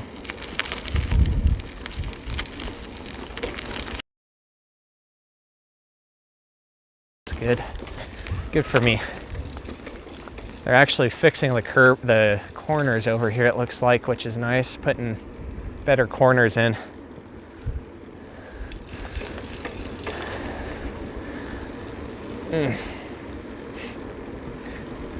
There's a lot of little ways in which Cheyenne is actually still improving even this year for bikes and pedestrians, but there's still spots that need a lot of improvement too. The underpass over at Polk Avenue, or not Polk, at US 30 and Polk, which I think we already bypassed that. Pretty sure. So there's a Bradley Avenue out near downtown, and you got Bradney Avenue over here. Almost the exact same spelling, except that it's an N instead of an L. That is interesting. This street's narrower. I don't know if I've ridden on this street, but it's definitely narrower than some streets I've been on. I do like that overall. So it means traffic will be a little less prone to going quick and doing weird things. I mean, golly, there's still at least a couple of streets I can think of here in town where they're so wide that you could literally do circles in a car. You could literally, like even in a vehicle that does not have very good maneuverability, you could literally do circles. A semi-truck could probably do a U-turn there because they're so wide. It sounds ridiculous, I know, but it's the way it is. And it's not just Cheyenne that has roads like that, but like it's obviously a little tease of the old ways of the past. The neighborhood where I'm thinking of is out just north of Dell Range. There's at least 2 different roadways over there that are set up like that. And, well, yeah, they've been there since at least the 70s for sure, and I think longer. I think some of those homes out there date back to like 60s, so go figure. All right, I think I need to go this way to get on the bike path. I think this takes me where I need to go. So, yeah. Apologize if it lags it all over here. I hope it doesn't, but it might lag a little bit. If it does, I apologize.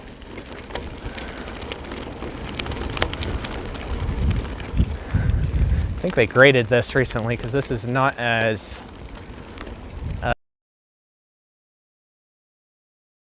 the dirt was a lot softer and looser last time I rode on it, which was probably maybe a couple of months ago. Few weeks ago, maybe a couple months ago now. They should connect Carter up at least for pedestrians and bikes, in my opinion. It almost looks like you could go down that way, but I can't tell. It'd be nice because it'd make it a little easier to go to places like the coffee place that's over here. I forget the name of it at the moment, but their claim to fame is that they make everything in-house fresh for coffee and everything. Totally forgetting the name of it right now, and this is not quite, well, we can't access the bike path. We can, but I got backtrack. I forgot about that. All right, they should that's the other thing I think they should do is eventually add a bike path on the north side of US 30. Oh my good Lord, what the heck is, what is this? Whoa, that was scary. Ugh, okay, what even is that? Jesus, the water from the rains appears to have washed the dirt out from the road. Man, that's bad. Passes right over here. I forgot about that. Kind of. I kind of knew where it was, but I also kind of didn't. I know where it is because I go on out, I kind of go by it all the time, but I didn't know where it was from the neighborhood we were in. We were almost past it, not quite. Got a little bit of a path flood right here, not too bad.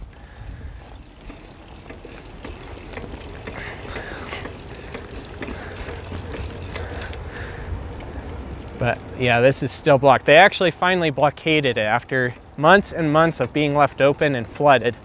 They finally blocked it. So you can't go down there anymore. You can, but you'd have to go around the blockade. And it's like at that point, you should not have gone around the blockade. There's talk of actually rebuilding this on the other side so that way it's higher up above the creek and therefore it should not flood anymore. Ugh. as a bump, but you know, it's still a ways away. It's like, on some level, I can't judge them for trying to encourage people to go to the nearest stoplight, but I'm not going to go 8 blocks out of the way total round trip just to cross at the light. No, I'm going to cross here. Just says no advice, doesn't say I can't. So yeah, they probably know that people kind of have to when it's flooded. But yeah, they'd reconstruct it over here on the other side of the creek, so that way that's the idea anyway. I guess it's supposed to be part of the plan for doing some work on US 30. They're supposed to do a little bit of an extension on the 2-lane setup from what I've seen in the plans for it, and also rebuild the underpass with that plan, which would be good if it works, which it should, since it would be above the creek.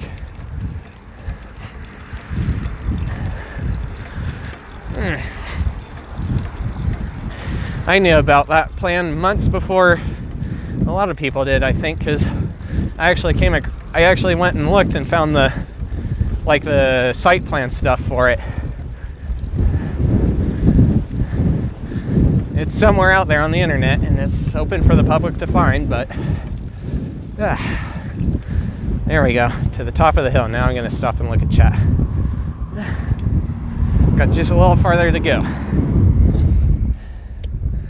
What's up, Mickey Mouse, Liam, Gaming, and M? Interesting name. How are you doing? Oh God, I'll read that in a minute. Prefer it when people ride on the sidewalks. When they ride on the road, it becomes too dangerous for me. Yeah, it does in a way though, because then you're at risk of hitting them, aren't you?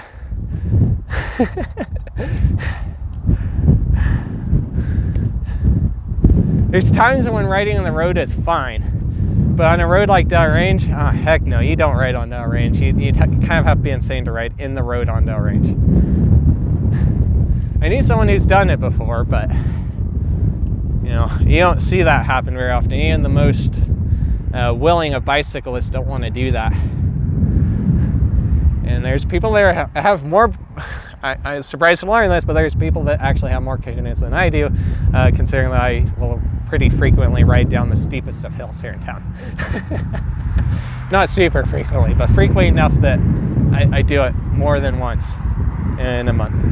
Well, in maybe 2 months. I don't have a need to do it too often, but it's certainly fun as heck to get up to higher speed. It's dangerous, because car comes out and hits you, you're fucked. And that word is deserved in this case. You know, if you hit a pothole you didn't see, you're probably not going to be in good shape. But it can be fun to go down a hill fast. It can. I don't do it super often, but I do it often enough that I do it more than once.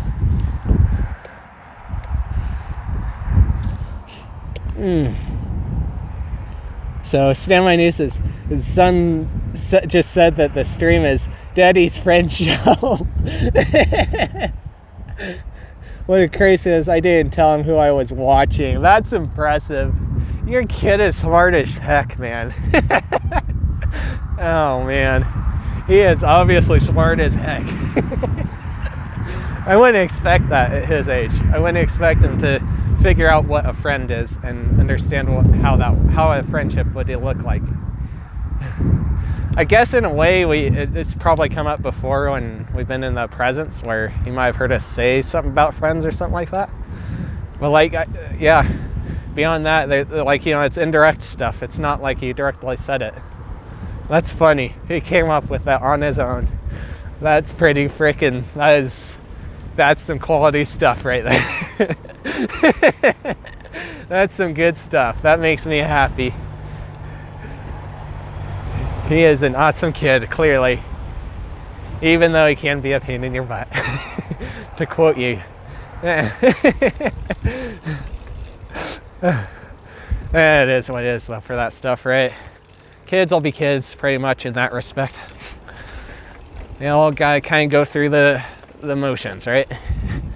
Learning, figuring stuff out. So, I can't complain about that.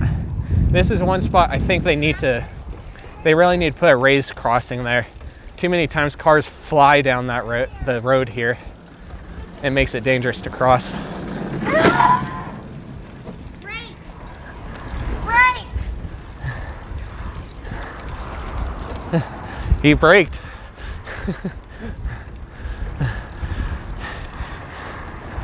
I don't think he wanted. I think he wanted to go fast, but he didn't expect to actually get going that fast. I don't think I've seen a pedal cart like that in person up to this point. I've seen videos of various pedal carts over time. It's a silly video that I saw a little while back where it's clearly an adult pedal cart, but like they kind of were trying to make some kind of meme out of inside joke, I guess that's supposed to be known in the Army and stuff, or you use duct tape for everything, which it kind of is. I've talking to even a veteran recently that the topic of duct tape came up, and he said that they literally go through duct tape like candy. So that was the mockery point of that, but yeah. The coffee place is right up here on the left, by the way. Totally forgetting the name of it. Is it Snowy Elk? Snowy Elk, is that it? That doesn't sound quite right. Snowy, I don't know, I can't remember. It's over here in the blue building on the left, just before the old Bish's RV off of US 30, next to U-Haul as well. I can't read the flag from here. The print's just a little too small to see it from this side of the road on the bike path. Oh wow, that is the coffee shop in that building I was talking about, where it's kind of hard to get there unless you go by car. It kind of really is. There's no sidewalk on the other side of US 30, and there's only like one spot I see to get into that area alone from the nearby streets. But you kind of, it looks like it might be private property, so you might be having to technically trespass to use it. I mean, it's not fenced off, at least not what I saw in Street View. But like if you're not in a car, you'd have to come all the way out to US 30 and you'd have to walk along the edge or in the grass, neither of which is ideal, because in grass like this there often are goat heads and other kinds of spiny plants. That's actually a cool view of the fire station. We're almost there, guys. We're almost there. So it's like they kind of need a sidewalk on the other side of some sorts. It'd be even better if they put a bike path on that side too. But I don't know if they'll do that ever or not. I think their priorities are more set on getting this connected to Archer Stadium area, Archer Sports Complex, or whatever you want to call it. The Larimer County Fairgrounds, I don't know, or Laramie County Fairgrounds, kind of. I think they call it the Archer Fairgrounds, actually, right? Something like that. They have a lot of stuff going on out there. I think there's a Kent dealer out there, a Kent truck dealer. Semi-truck dealer, I'm talking. Semi-truck cab dealer. Right? I think there is. I know there's some kind of one. I think it's Kent.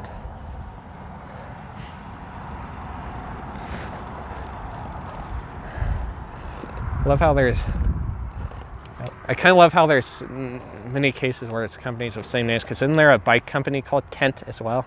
Or maybe it's a bike, actually it might be, I don't know. Is Kent a Huffy brand? I can't remember. I love how there's numerous times where there's businesses with the exact same name, like Rockstar Games and Rockstar Energy, almost the same logo and stuff, but totally different products and unrelated to each other. So this is over here by U-Haul, and I'll zoom in so that you guys can see in a minute. You can see a fire station from here, and it's actually kind of a cool, pretty cool view. I wish you'd center on the focus. There you go. Center just right. There you go. All right, I'll zoom in for you guys now.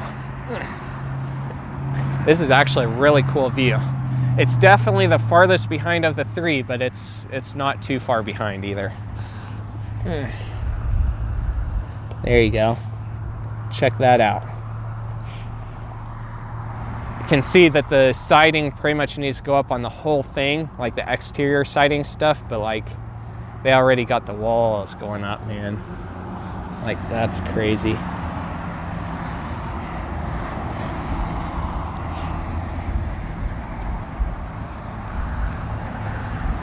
Let's see, I gotta back up a little bit.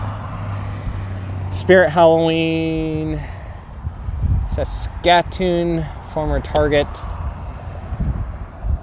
out in, that's out in Canada, isn't it? That's former Target, that one didn't surprise me. Mickey Mouse, said hi. I think I said hi to you earlier, maybe I missed you. I don't know. Thought I did, but maybe I forgot, I don't know.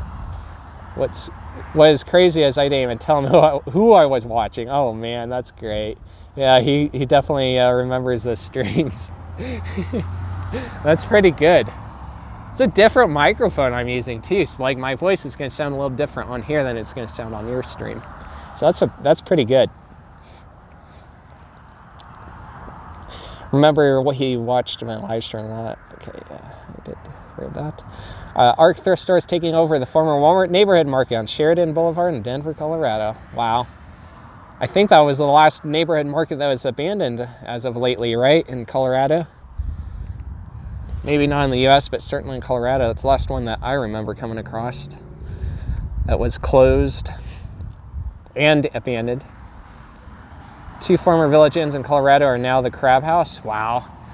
I know the Broomfield one. I've been by there. I photoed it before as the Crab House when it was open. I don't know what the other one is. I'll have to look that up. I know the Village Inn in Thornton. I believe it's in Thornton or is in Westminster. It's kind of near that area. I think actually no, it might even be. It's in Thornton city limits, but it's kind of more near Northglenn. I think it's like 120th or so. There's a Village Inn like right on the intersection of I-25 and whatever the crossroad was that was abandoned, and I looked at the street view recently and it's demolished. Is one I was literally planning on filming at some point, although back when I planned on filming it, I didn't have a complicated situation that made it very hard to go outside of town anymore. It's a little more feasible now, obviously, but things have gotten a little better in some respects, made it a little more possible to do that. Go out of town.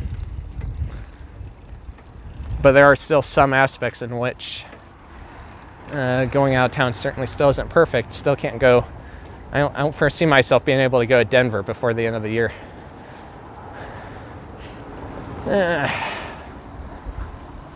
It's a cool Village Inn too, because it looked more retro than any of the others I'd seen. Like it had certain aspects of it just looked a little more retro. Very little details, of course, but I don't know. Just overall, the building looked really, really cool. Even though, you know, at the end of the day, it kind of was near a neighborhood, so you could walk to it still. All right, here's a better view of the fire station over here. Kind of on an incline, so that makes it hard to stop here, but yeah, it doesn't look like any of the exterior siding is up. I see the plasticky paper stuff that's probably part of the insulation all the way around. Top, bottom, and everything on the sides. If I could quit hicking up, I kind of was having a hiccup thing. Hate it when I have a weird hiccup burp where it's almost like I almost am kind of throwing up in a way, but I'm not. It's weird. Hate it when that happens a little bit. It's not the most satisfying feel in the world.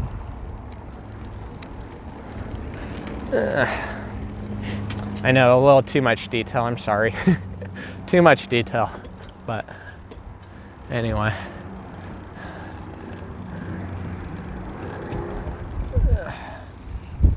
There we go, that's a better view. Less sun to mess up the shot, and not so much of a slope. I don't know if the Papa John's thing ever officially opened yet or not over here in the Sinclair.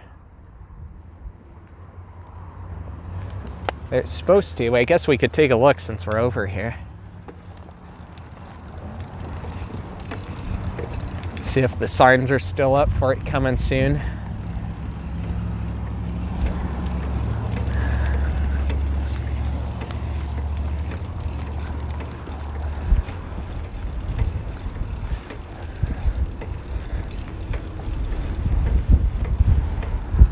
I don't know, I guess that sidewalk could be 6 foot, but it looked close out there on Dell Range, out in front of Hobby Lobby, in hindsight.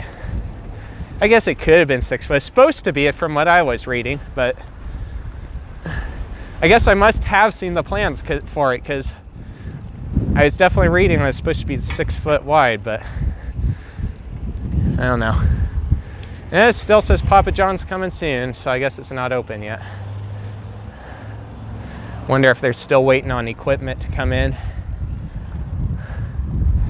Yeah, the coming soon signs are still up. There's one on the front of the building, and there's one over by the entry to the parking lot on the other side where we didn't come in.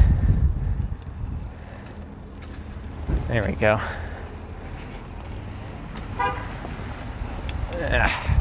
Lift you guys up maybe, or maybe not. Yeah, you can see it. Target was short-lived in Canada. It was. I forget the name of the channel right now, but there's a channel that did a really good documentary kind of video where they actually interviewed people about it, which was cool. There you go. I don't know if you guys can see that or not, but it says Papa John's coming soon. I think you guys should have been able to. Pretty sure I was angling the camera good enough for it.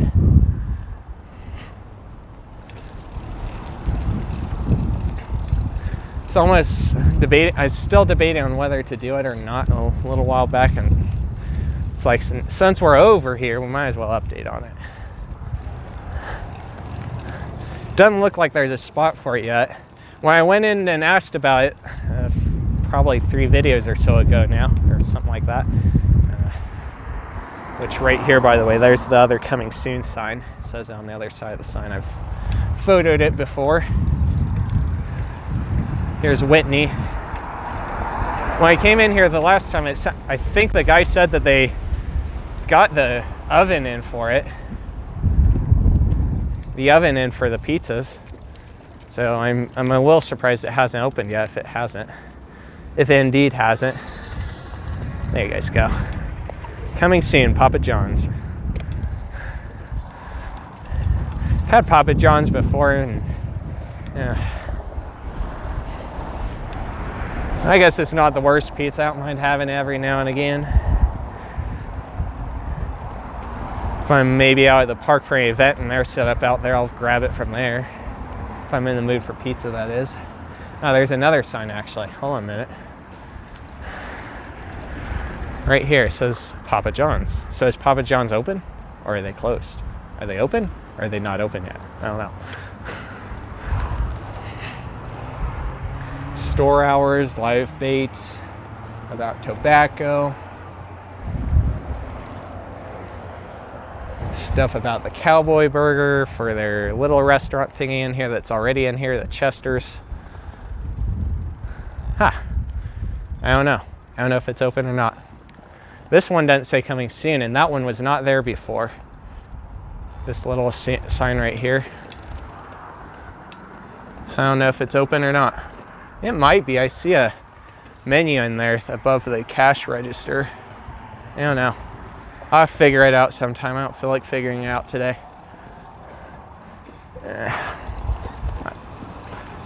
Interesting.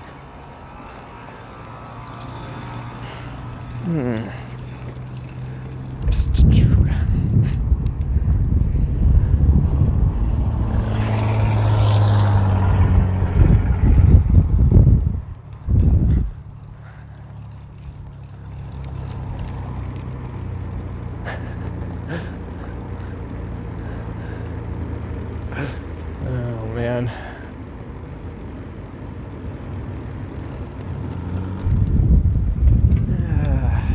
Where do I want to park for a minute? Maybe do a U-ey. Park in the other direction on this bike path thing here.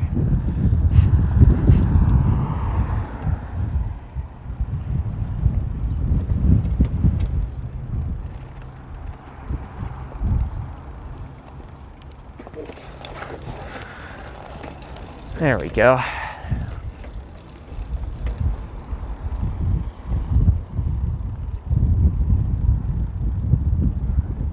It's impressive how far that's gotten. It's definitely the farthest behind of the three, but yeah, this is Station 7, supposed to replace Station 4. Station 3 is moving off of Lincolnway out to near Nationway by Ashley. That's the first station we saw today. And Station 5 on Dell Range in front of Walmart, that's moving to Converse. That was the second one we saw today. And look at chat. We do not have Marco's Pizza in Cheyenne. I think there's one in Longmont, actually. If I remember right, I think there is. Or no, not Longmont, Westminster. I think it is. Or well, I guess there might be one in Longmont too. If I remember right, if I'm not mistaking my names, I think there's a Marco's Pizza by the theater in Longmont, and there's, if I remember right, there's also one in Westminster, kind of near, well, no, it's just Westminster. It's over where the H&M Spirit Halloween was I filmed 2 years ago was. Right in that same plaza anyway. Different spot, but same area. If I remember my names right, I think that's what it is. I think. It's been a while since I've looked, so I apologize if I'm wrong, but I think I am right. Correct me if I'm wrong, but I think I'm right. Big R store in Thornton needs to be a Safeway. It looks like it. I don't remember. I don't remember what it looked like because it's been a while since I've looked at it, but I remember looking at it and thinking that looks like a Safeway. If I remember right, if that's the Big R I'm thinking of, which I believe it is. I believe it is. I don't think there's, I smell grills. I smell a grill over here. Somebody's cooking some food, maybe steak or something. Oh man, that light is bright. So the Bish's RV thing, I think it's technically abandoned, but it's also fenced off. It always kind of was, but like it's fenced off to where it's kind of hard to get over there. So it's like, I don't know that I'd want to do a video of that. I wouldn't mind doing it if I could get up to it easier. That'd be kind of a interesting thing to cover since it, I mean, you don't see RV places closed too often, I don't think. You don't even see them open too often. You know, they moved over to, I think they moved over to off of I-25 in College, that area, out in the south end of town. And as far as I know, the Bish's RV part of this is definitely gone. Guess we could maybe get a little closer. Have to ride on US 30 for a brief minute. So that can be nerve-wracking. I'm gonna go this way, save a little time.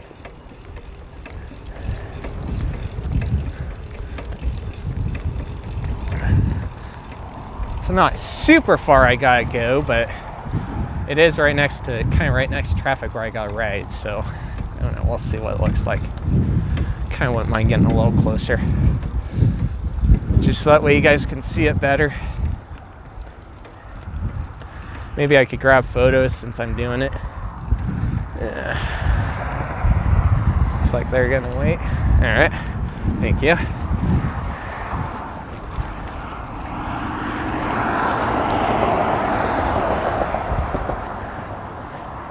This ought to be fun. I don't know. I'm not sure if this lane is straight or only left. That's tough. I want to go. Okay, I'm gonna get it. I'm gonna go right here, so that way I can just go when I'm ready. I don't gotta worry about traffic as much. Just one direction. Got one truck, and then it's clear for a while. So I think we can do it.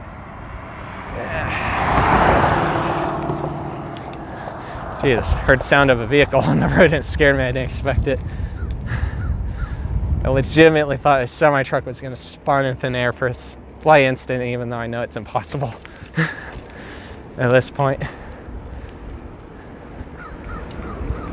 All right, no traffic behind me. Let's go. We got this.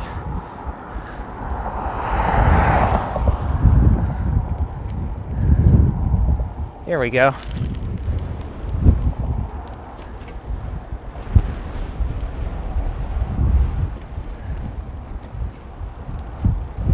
Bish's RV. Interesting how the gates are set up. They still got the big sign up over here on the right. Wee so you guys can see it.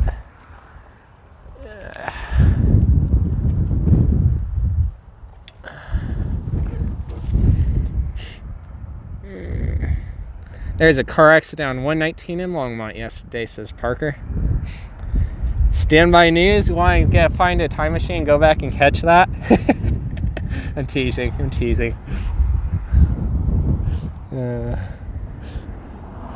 I don't know that you'd want to, because if you went back in time, you'd be in more pain from the accident the other day.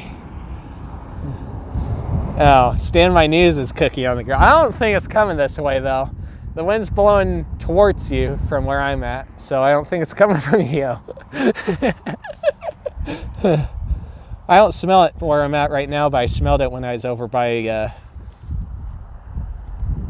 Countryside Avenue. Hey Lee, how are you doing? Way too hot down here to grill. I could probably fry an egg on the sidewalk. You saying that just reminds me of one of the Lampoon's Vacation movies. I forget which one it is. It's one. No, it's Vegas Vacation, I think, because it's in Nevada, where they literally were throwing meat on the rocks and it's just sizzling. That's what that makes me think of. Oh man.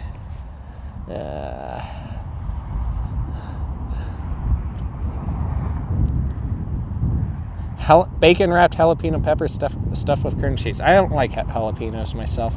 I don't know if I'd like it that way. I might actually like it that way, but I definitely don't like jalapenos on their own. Why did Alco stores close? I have no idea. I know that they were a brand, and I know that they had the store in Loveland that became Albertsons. I don't know anything beyond that. They do cancel out each other. Yes, the Papa John's signs cancel out each other, man. The Ultimate Magnifico Pizza is the best pizza Marcos has, says Christian. Marcos Pizza in Longmont closed permanently. It's becoming a Spitz Mediterranean. Oh, wow, okay. That's one step farther. So it was a Marcos, and then that means I probably have it in the photo. I took a photo of that area one of the times I visited. I think it's 2021 or whenever it was I was filming the Outback. I also took a photo of that building, and I probably have Marcos in the photo then, because that was back in 21 when they were definitely still there. I'm from Texas, so I love to eat raw jalapenos. Yeah, there you go. I don't know, I guess a lot of people here in Wyoming like them. Enough people here like them that, if I remember right, Papa John's puts the jalapeno right next to the pizza that you order. If I remember right from years ago of ordering pizzas from them. So obviously people here like it enough that they do that, but simultaneously I'm not one of those people. Yeah, there's a gate here. I guess it's not locked, but that doesn't mean I should go through. I guess the camping thing is still open, but the Bish's RV, no, it's definitely closed.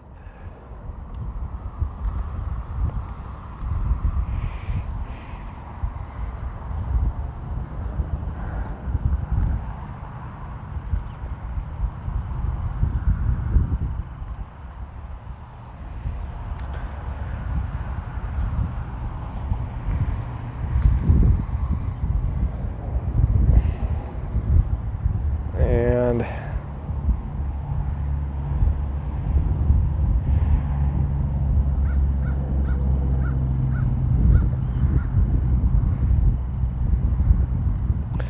there we go. I'm just curious. I can't help myself. It doesn't look motorized. I can't help myself. Yeah, it feels like it's tied down somehow. Okay. I couldn't help myself because it does, I don't know. Is it tied down actually? I guess there is a motor of some kind. I didn't see that before. There's some kind of motor. All right.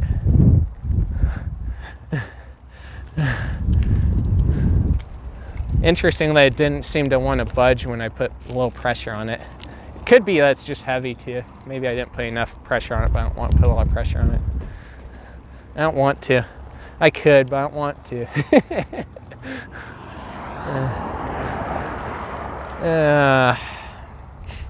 See, imagine if they had a sidewalk on this side or a bike path of some sort. Because then it would be way safer for pedestrians to go on this side. You wouldn't have to go through the grass if you want to cross over. Got 2 cars that I'm going to wait for, and then we'll go over to the other place because I want to find out what the name of that place is real quick. The coffee place. Snowy Elk. I want to say it's Snowy Elk, but I can't remember. They had some kind of a celebration thing recently too, where they had a food truck or 2 or something like that come out, and they kind of had like almost a grand opening celebration, even though they've been open for a little while. They've been open for, geez, I think at least a year or 2 now, I think, but yeah. All right, let's ride. So the one nice thing, even I don't necessarily love, I don't think that this really needs to be 2 lanes myself. I don't think you need 2 lanes for traffic here where we're at. But the one thing I do like about the plan that I saw in YDOT for widening this road is that they'd actually put a little shoulder area, which that would actually be helpful until a time such that they put in a bike path or sidewalk or something over here. So a few of the buildings over here, a section of the residential area where there is actually sidewalk, but it doesn't connect up. It literally is a dead end at one end. And the other end, it does at least connect up on the street, but it's almost useless because it doesn't go anywhere. Snowy Elk Coffee Co. I was right. Look at that. I was right. I'll show you what I meant when I was talking about earlier. Actually, I haven't ever been over here. I think they got a walk-up window. Yeah, there they are, right there. Right there. It looks like they're open right now. I guess they don't have a walk-up window, but you can go inside, order some coffee. I think they got a class thing where they'll actually teach you how to make coffee, how to do the beans and stuff, which is really cool, in my opinion. Haven't seen somewhere do that really. But yeah, this is where I'm talking about. You kind of have to go into this section. There's a road, a public road, straight ahead. But this gate and also a sign right here that says no trespassing literally prevents you from going through here illegally. I know the gate's open at the moment, but that doesn't mean you can waltz in. And if I lift this up, you can see the sign I'm talking about. It says no trespassing, so I can't go this way. It's like I'd love to be able to access the road over there. It's probably the way it was constructed before they anticipated putting this building here maybe, but you know, it's still an annoyance in my opinion. Whoever owns this plaza should, if they don't own it, they should buy that little bit of land and put a sidewalk through there. But then that might be expensive if the if this plaza doesn't own that land, then it might be expensive for them to buy that land, depending on the owner. I've never actually been in this area, so actually I've never actually gone down this parking lot, so I don't know. I didn't realize what was here. Besides Snowy Elk.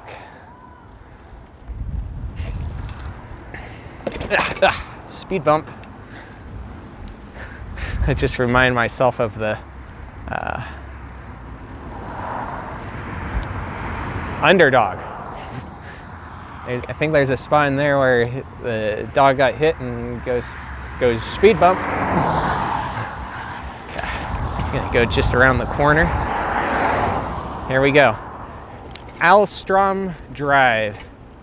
I guess this area over here is, this part right here is part of this complex. Go ahead, you're good. I'm sitting here for a minute.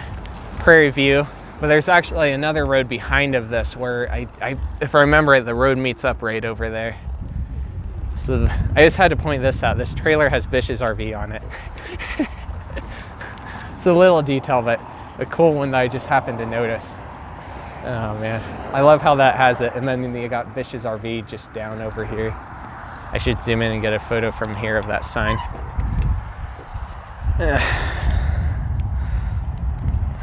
I'll look at chat in 1 second.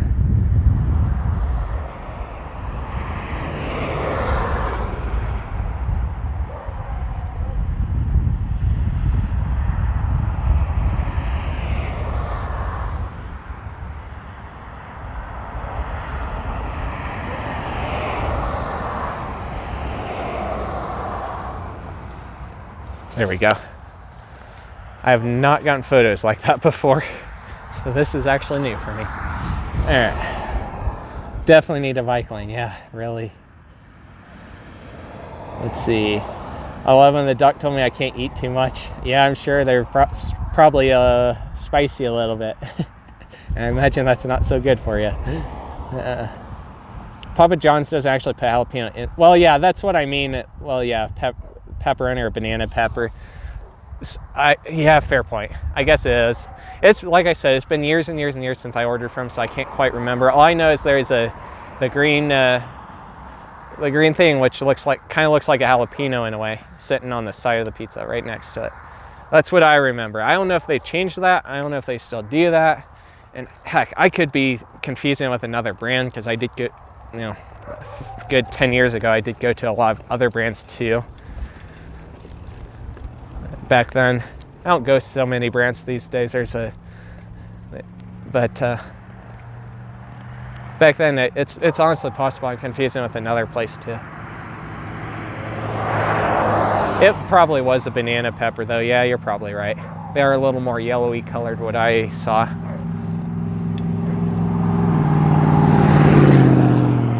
Kind of corner hopping in a way here, because we go on the road and then we turn right and we get off of the street again. I'm going to be able to go again, go up to the next street, and then we'll pull off again. Just because I want to show what I'm talking about. I don't know. I think this one's still part of the Prairie thing, this Prairie area. No car behind me yet. We're okay. As long as there's no car behind you, it's not too big of a deal. But if a car gets behind you, it can be nerve-wracking, because you never know when they're going to go into the other lane. It'd be nice if they swerved out of your way, but a lot of times they don't like to. So, well, maybe not a lot of times, but many times for sure. All right, so what is this road? Lunsford Drive. We got one more car, and then I'm going to go to the next street, and then I think we can find our way back over where I was going. I guess you can kind of access it, but it's kind of inconvenient to go the back way to get over to where Snowy Elk is. And again, you've got the no trespassing thing, so you can't really do that. Oop, there's one car there. But we're almost to the 2-lane spot, which is good. They'll be able to go around. There we go. Go ahead.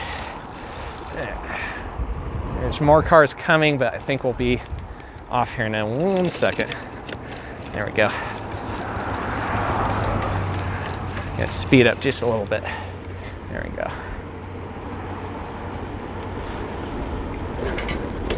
Ow! Bad bump.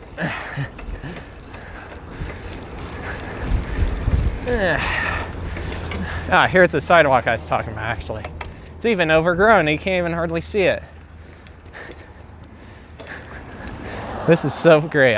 I'm glad they put a sidewalk here in a way, because it's a step in the right direction, but it's useless.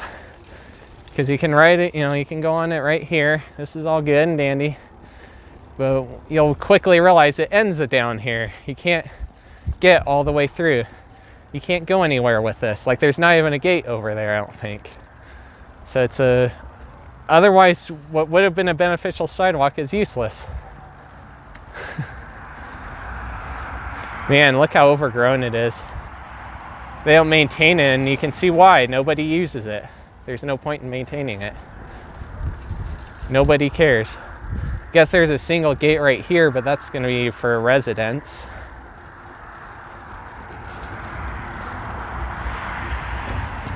And then it just ends. You can't go farther unless you go through the grass. It's kind of annoying. It's like I just ride here, but I can't. There's not a sidewalk here. I'm sorry, but I'm not going to ride through field grass with my bike. There's too high of a chance of goat heads or something else that's going to pop my tires. Not happening. Lawn grass is one thing. You probably won't find a nail in it. You might, but you probably won't hit a nail in it. Or a goat head or something like that. But this kind of grass, yeah, there can be goat heads, which are nasty weeds that'll poke your tires easy. There will be plenty of other things that are sharp too, like grass. Some of the grasses are pretty sharp, although they probably won't pierce a tire.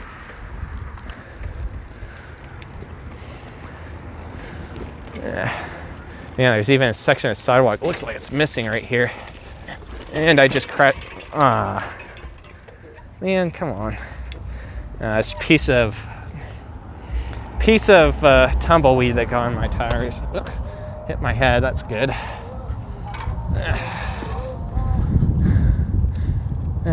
I know, right? I went right through one of those sharp plants I was talking about, though. Not a goat head one, but one of the other ones. This one is one of those ones that flowers.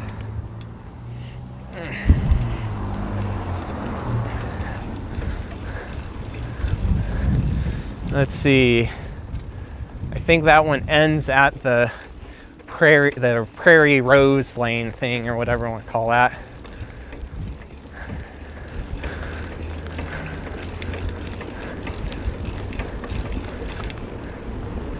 And I think there's one more road up here that we can take. And if I remember it, that's the one that ends over there.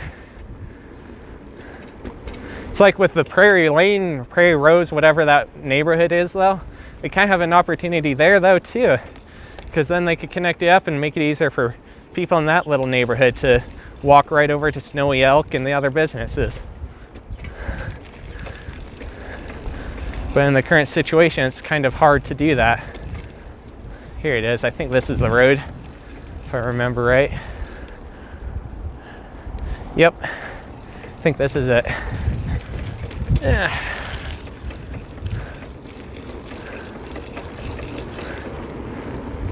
I think. Can't remember, but I think. Go ahead. You want to go around, go ahead.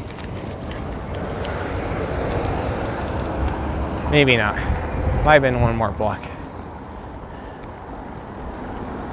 We're gonna find out. Because there's the Prairie Rose area, or whatever that is. I forget the name. I should have remembered it, but I'm not remembering it. Oh yeah, this is it actually. This is it. This was the right turn. So there's a ditch there. A spot where you could maybe potentially put a sidewalk as well. Maybe right next to the dip, maybe. And you could have a sidewalk behind the houses, a greenway thing. Another spot right here where again you got a dip, but you could potentially have that be, that's actually flat, so you could probably use that as like a little greenway thing. Clean it up a little bit and whoop, hit some loose dirt there. But you could probably, you know, have this be a little piece of greenway. Clean up the bushes at the end and have it run behind here too. Have it run right between the, I don't know if those are apartments or condos, but have it run right between those buildings and the multifamily buildings and these single family homes. Like this would even be an alternative if you didn't want to put it on US 30 for some reason. And it would make it easier for people who live over here to do that. And then have a connector right over here too, why not? That way people in these homes on the end could go over there. But no, this is private property, it says no trespassing. I can't go that way.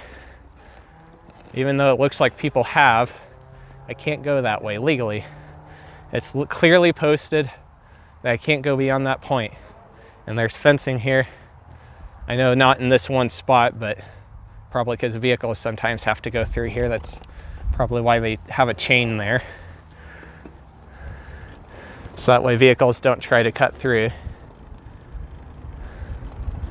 Yeah, imagine that though. Imagine if you could just walk a few feet, right? A few hundred feet, instead of having to walk all the way back the way we came, all the way over to the bike path, get on the bike path, right, walk right over to near Snowy Elk in that area, and then have to cross through the grass or risk it on the roadway, like I kind of am, even though I'm waiting for the traffic to be clear before I do. And plus I'm on a bike, so I can get out of the road quicker. As someone on a foot is going to be going way slower, and we'll have to deal with traffic. It's like that's where I do look forward to that project, so that way there's at least a shoulder to ride on. It's not perfect, but it would work for now until they got to a chance where they could maybe put in a proper bike path.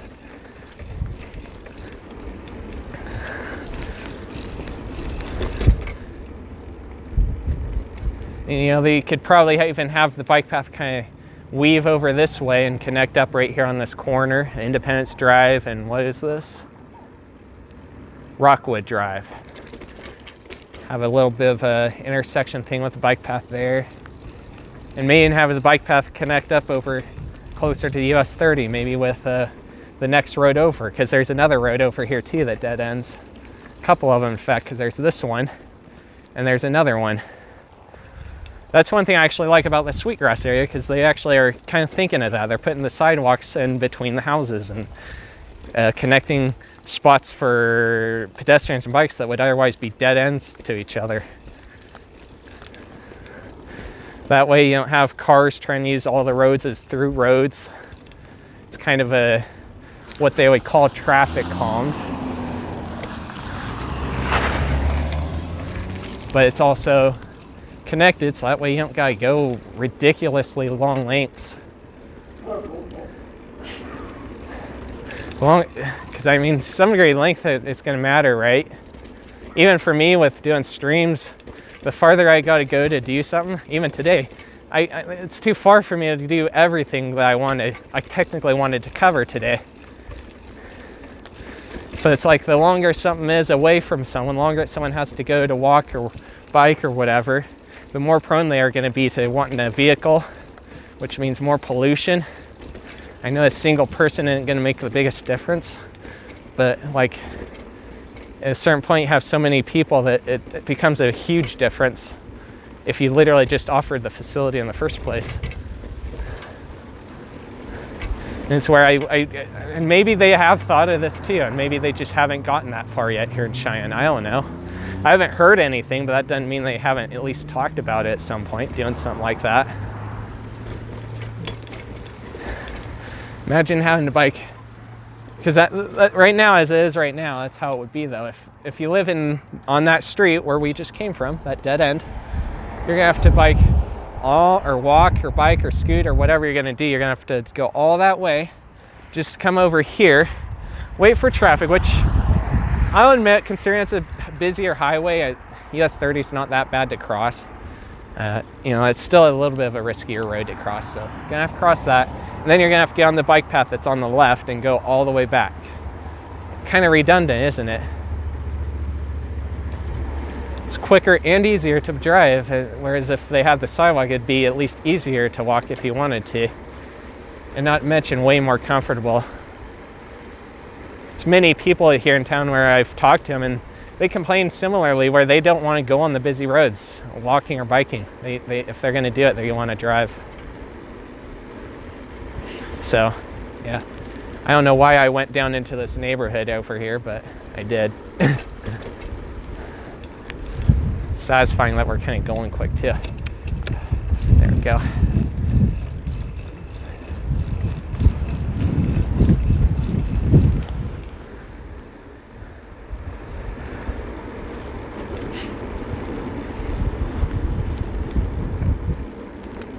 I mean, if they did that path thing though, even if they did do it just like more for that neighborhood, it'd still make it easier for other people to go to like Snowy Elk Coffee or other places in that plaza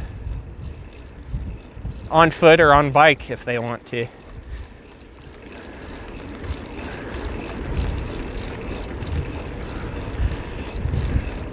And sometimes a motor would help though, because if I had a motor on the bike, oh man, that'd be interesting. The hard part is that technically you can't have a motor that can take you above 20 miles an hour without pedaling.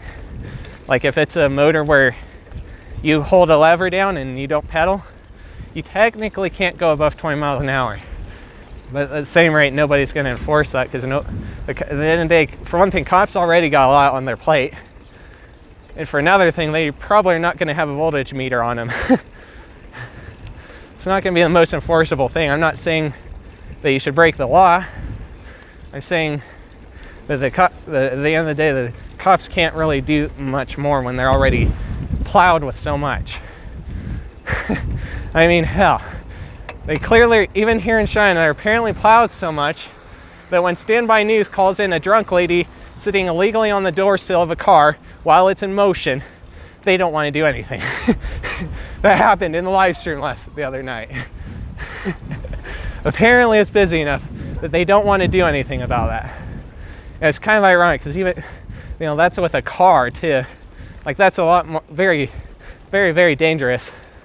Especially if that lady was indeed drunk. Even if she wasn't drunk, it's still illegal and dangerous. If you hit something wrong, you'll probably have body parts yanked off. And that's not a sight anybody wants to see. But anyway, I know I'm rambling there, but yeah,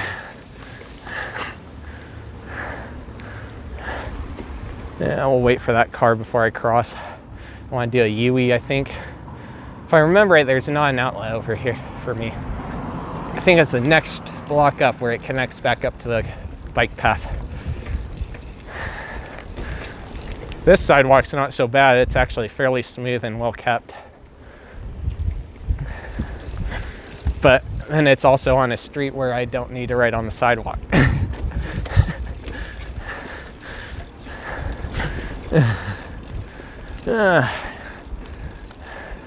Anyway, that was my rant for the day, I guess.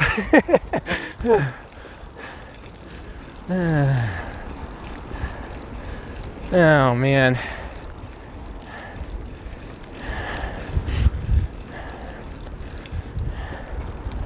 There we go. Here's an alternate view of U-Haul for you guys. And then we're coming back out on US 30. This is the west edge of U-Haul. And here's the bike path that we were on earlier when we were headed to the fire station 7.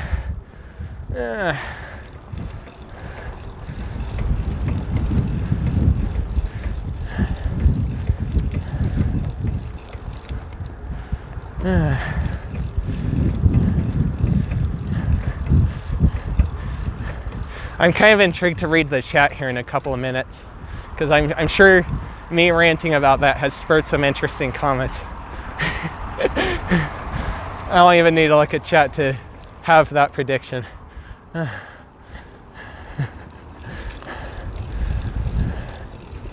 Man, this is one huge U-Haul facility.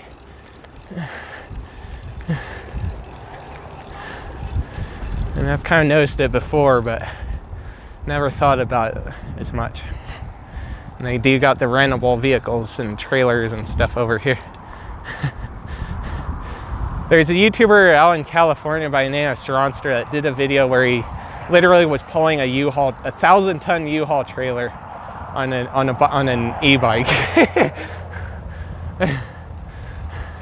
His videos have kind of taken a shift towards, I think, to where they're targeted more towards the younger generation, but a little bit younger than me. But there's still some good videos he's made. In my opinion, at the end of the day, video itself is good, and that was kind of an interesting video topic.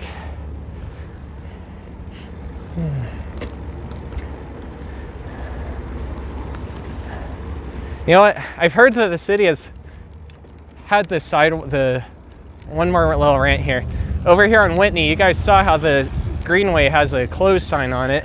And I've heard apparently the city doesn't like that intersection over there because it's quote unquote hard to cross Whitney. Although it's honestly, in my opinion, it's not that hard. It's just the hill that makes it not the fun part.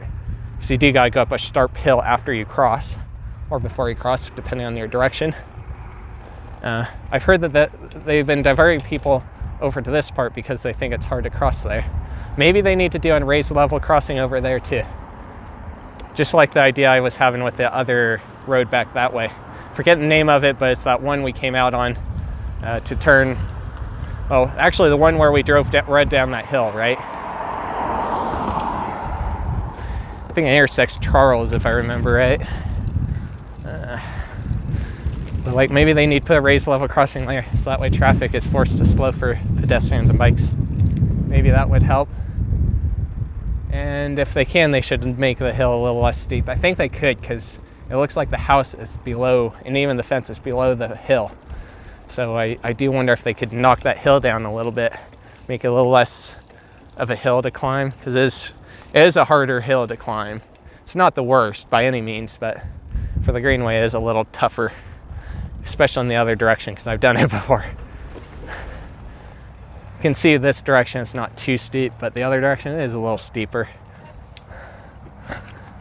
Didn't used to be closed off, but after they built the gas station stuff, they closed it off and diverted people through there, which overall I guess that's not a bad thing. But when they finally do extend the Greenway over here, it's going to be a little less convenient to go all the way over here and back.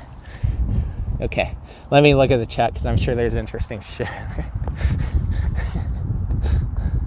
Okay, there, I saw that. I get to go up to Leadville, Colorado. Nice. That might be interesting. Never seen a stop sign with a flashing red on it before. Interesting. Well, that's actually surprising too, because to me, Texas would be the place to do that.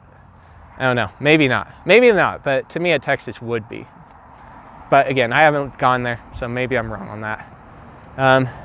It's a little different. Usually I've seen plenty of intersections where there's a single flashing red and single flashing yellow. Like similar setup to here, but it's one light for each direction. Here they have two for each direction. And I think part of it's because of the high speeds on US 30. If you run that and you get in a crash, that's not going to be a fun thing. The speed limit's 65 miles an hour. And there's a lot of traffic here. I think there's desire of actually putting a proper stoplight here and lowering the speed limit.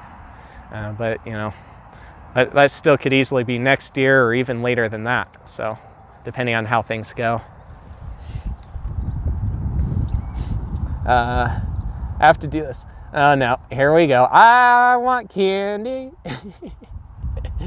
Gold's Gym is returning to Loveland, Colorado, located in Loveland, Colorado. Yep, I think I did see that. I think I did, maybe not CC, like I think I read about it in one of the articles or something like that. Let's see. I had accidentally fallen asleep when that happened. Oof.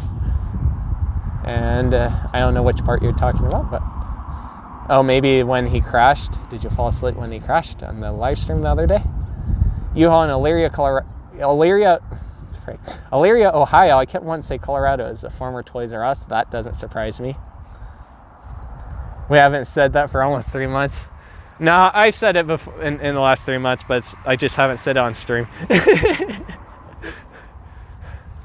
I'd say about once per week I have that stinking line from that song kick back in my head, and I end up having it go off in my head. I can't help but say it. I'd say at least once a week, and maybe sometimes more depending on the week. Oh man. I want water, but I have to unplug my phone for that. What's my phone at? Oh, it's at 57%. Unplugging. I'm unplugging that. Yay. Now that means I can have a drink of water. All right.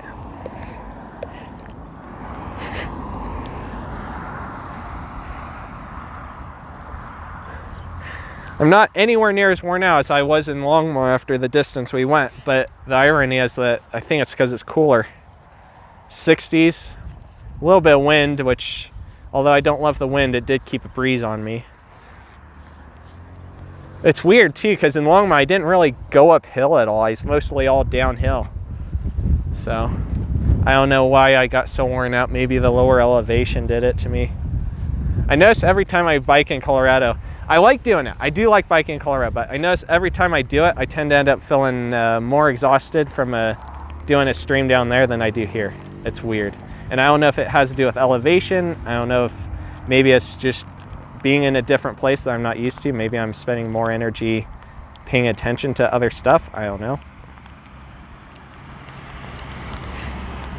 On some level, I wish I got an earlier start in Longmont, because then I could have gone farther, but on some level, I'm glad I didn't, because I ended up being really, really, really exhausted after I got ready to leave Longmont. I was feeling really, really exhausted, so.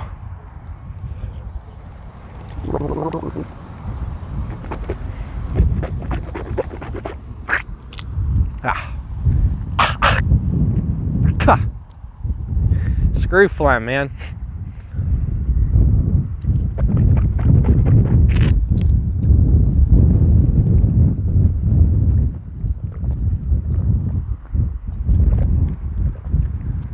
Man, that sun feels good on my back after a cold day. Cooler, I should say, not cold, but cooler. But this water also feels good going down my throat.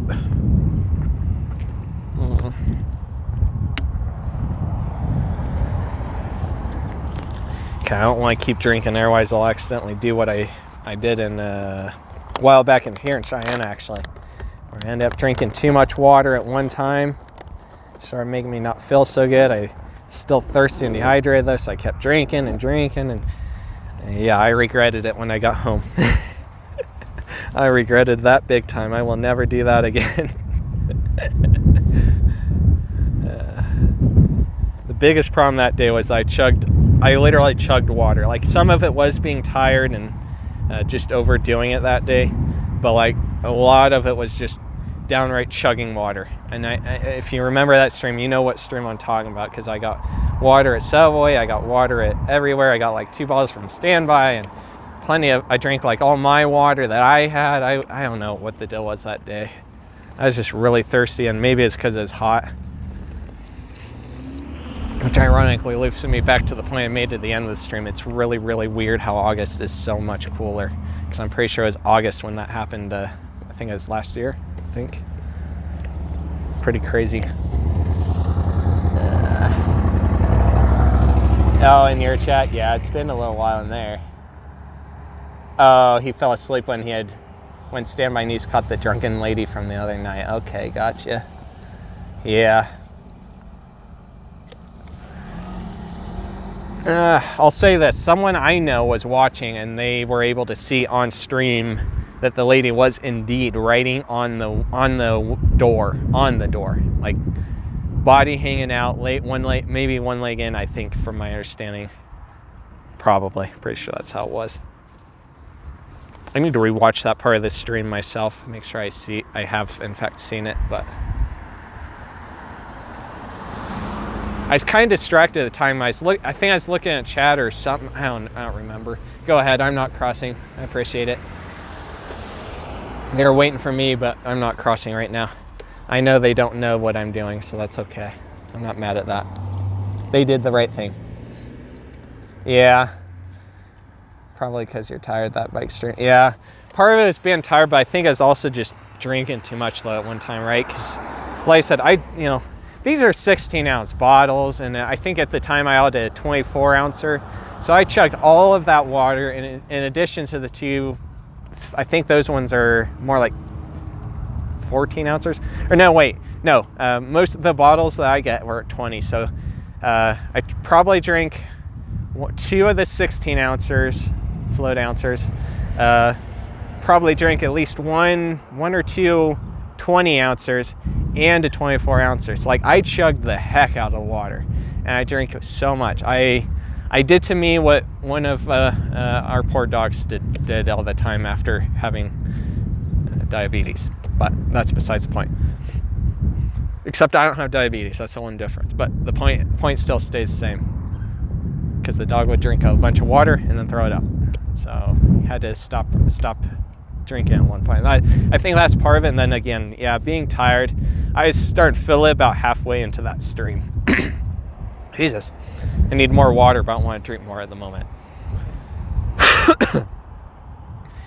But yeah, about halfway into the stream, I was kind of starting to feel a little bit, but it's like, I got this. I do this all the time. Except the difference was that I was in a live stream. I don't do it in the live stream that much, so yeah. Yeah. I have 6 4-ounce water jug, or half gallon, 8 cups. Gotcha. Nice. We've had having to use the jugs of water because the water has been brown. Here in Cheyenne, it doesn't seem to matter too much what part of town you're in. You always end up having periods where the water is kind of dirty and brown. They claim it's safe for you to drink. Maybe it is. I accidentally drank it the other day and I didn't get sick from it, but I needed to swallow some ibuprofen, and I didn't know it was dirty until hours later. A little bit embarrassing, but screw it. That happened. We'll go this way for a minute. Why not? You know what? Actually, let's go this way.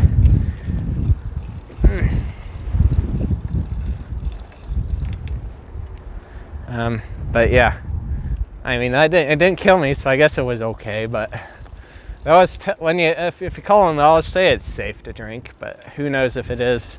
Like, maybe it is. Maybe they're actually testing and doing the right thing. It's just that you don't know. How do I want to say it? How do I want to say it? Because I don't want this to come off as a dick thing. I mean, you don't want to drink water that looks dirty, right? Like, at the end of the day, there's probably somehow some dirt or something that got in there that changed the color of the water, and you don't necessarily want to consume that, the dirt or whatever it is. It may not kill you, but I mean, probably won't, but you know, and stuff happens. Sometimes maybe they don't necessarily know what's in this pipe or that pipe, right? It's not like they dig up the earth around the pipes every day and do a test on all the water in town. I don't know if you could even feasibly do that, economically speaking, but you know, that's kind of where I'm getting at. You don't know for absolute certainty. In theory, it should be fine, but you don't know for certain. If you do a little bit of testing at the plant, you know, there's still could be something further down that isn't so good. I don't know, I guess it might be a little more feasible to do a test like dumping out of the faucet, but you'd still have to have people that would be willing to collect samples of water, and getting that all tested would take a lot of time. So I don't know. I feel like it wouldn't be feasible. Maybe, but I just feel like it wouldn't be feasible to do that much work to test the water.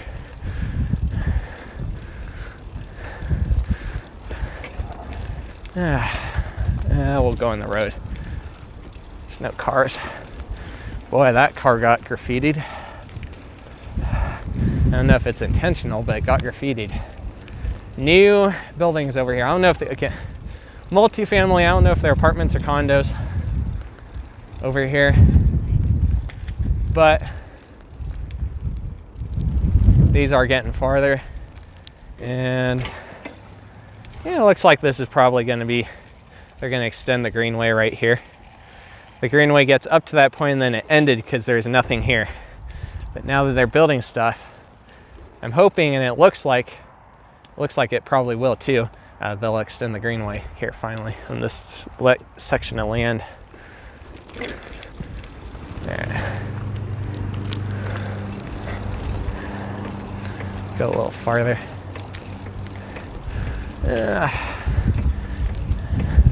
I want, one of these days, I want to bike out to Archer Stadium. I've driven out there one time and driven around the area, but I want to bike out there one of these times. And it's a little tough because if you're on the east side of town, and if you're where I'm at right now, it's still a little bit of a distance to get out there, and you gotta go on the frontage roads. You don't have bike path out there yet, so it's kind of hard to convince myself to do that, but I kind of do want to one of these days. That'd be fun in a way. It'd be nice to experience it on a bike too, just for something different.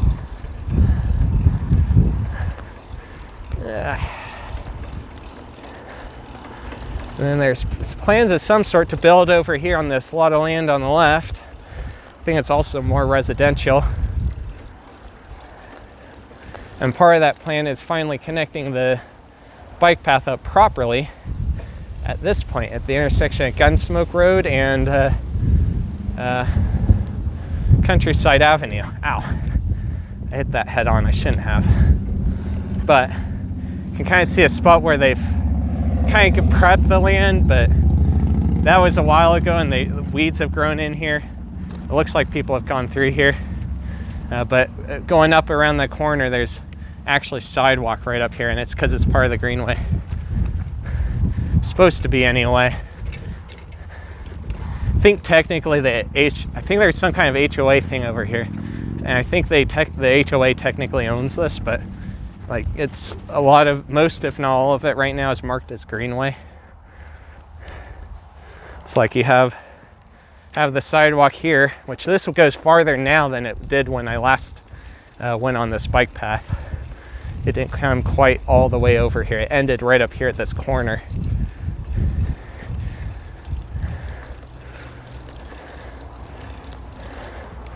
It ended like right over here, right where I'm at. And I had to come up the hill from that direction.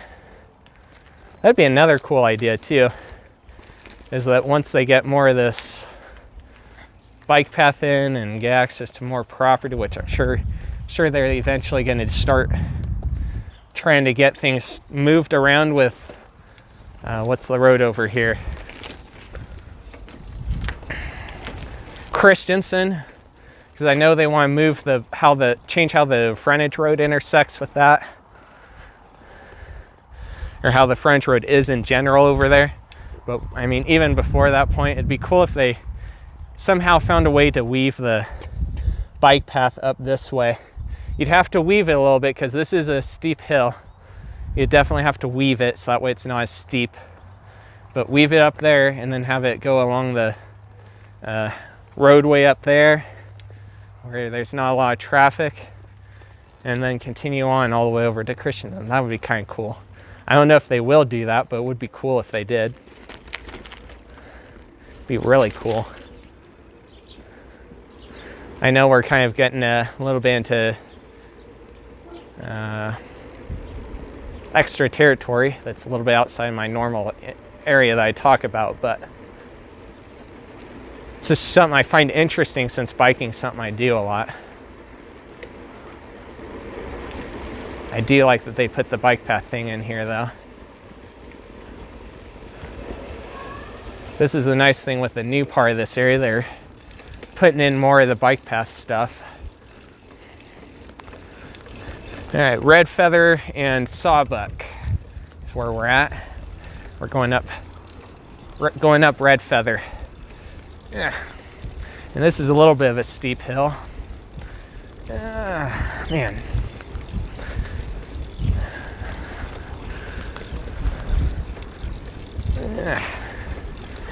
I can do it, but it's probably, it might be at least as steep as South Greeley going by the Outlaw. Oh man. There we go.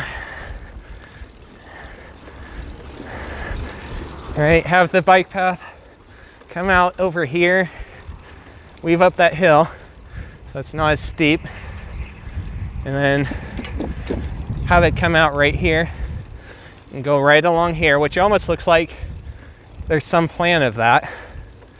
I mean, look how flat this is, right? They've intentionally graded it this way.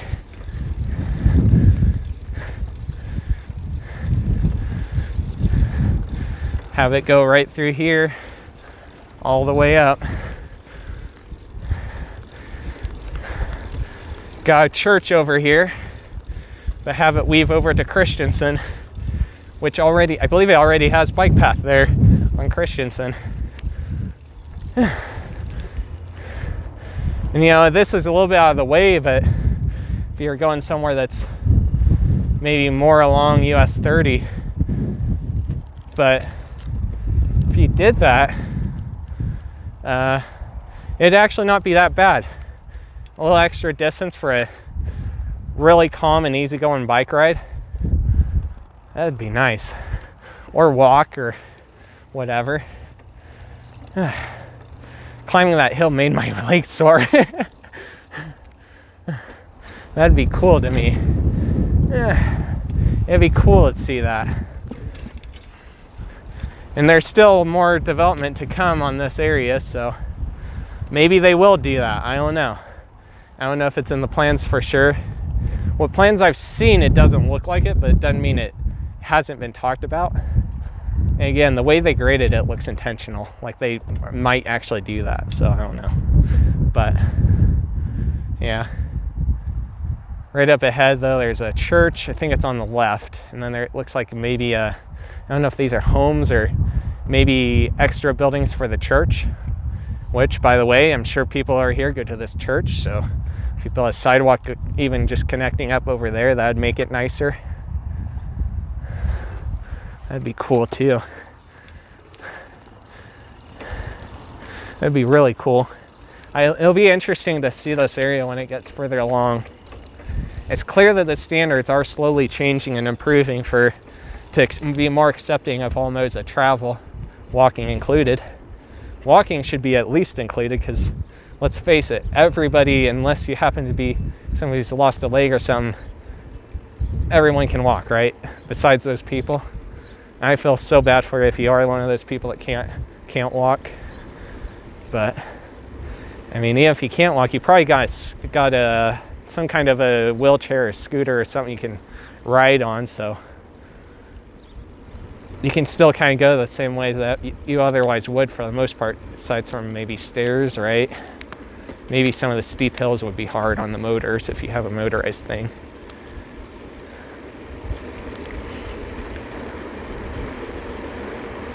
This is a fast hill, and it's all the way downhill from here. I think I'm gonna go over to Pershing so that way I have a reference point for you guys. Woo, this is a fast hill.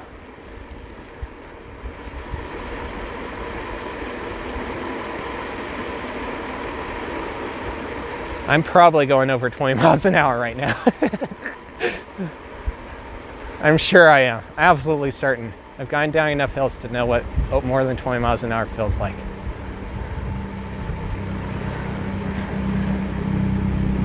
Alright, we gotta kind of slow down for the stop sign. As much as I kind of like to just fly through it, that would be unsafe. No cars. And there is plan of already for connecting the bike path up more further out on the east part of this too. Like in other parts of this neighborhood. It's like just east of where we're at now, we're getting closer to Pershing right now. There are definitely plans for a greenway to be over that way more. I can tell just by looking at the Greenwood map thing, the county property assessor map thing. I can tell just by looking at that there's going to be spots for greenway. Like I'm 99% certain that that's what it is for. It's clearly like dedicated land that would be for a greenway, just because the way it's built, the way it's drawn in, I mean. Wow, that was fast. That was kind of fun to go down that hill. That is actually kind of fun. Oh man, that is actually really fun. Going uphill sucks, but going down the hills like that can be really, really fun. In a way, it's almost too bad they have stop signs there, although maybe that's a good thing. Maybe it's a good thing to slow traffic there. Going downhill, maybe. Go ahead, person, you got the right of way. There you go. I appreciate you slowing, but you do got the right of way. So I appreciate it. Farthing Road is where we're at in Pershing. This part of Pershing's a little more calm. It's like we're out here. I almost might as well go over to where Maverick is supposedly looking to build a location, but I doubt there's. See, even here on Pershing, there's a little bit of a shoulder, so it's like even though there's not a bike path, it's not as bad. It is still doable to ride here.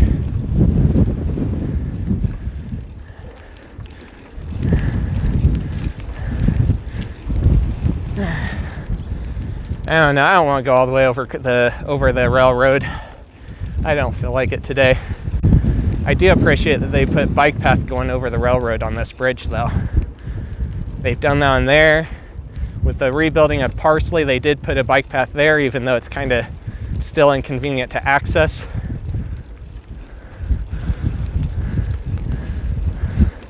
They need to finish.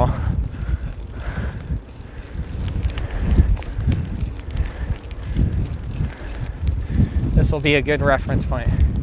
You know what? They're starting to get more of the bike path in over here on this end. Wow, that's cool. It's not in, but I don't see traffic there or there. Look at that. Brand new bike path going in right here. It doesn't go all the way down yet, it only goes up to the white fencing over here. Maybe a little farther. Yeah, a little farther. How far does that go? Does it actually go to the farthing? Oh no, not farthing. It goes to Dixon, which isn't quite open yet, apparently. Apparently. Wow, that's cool.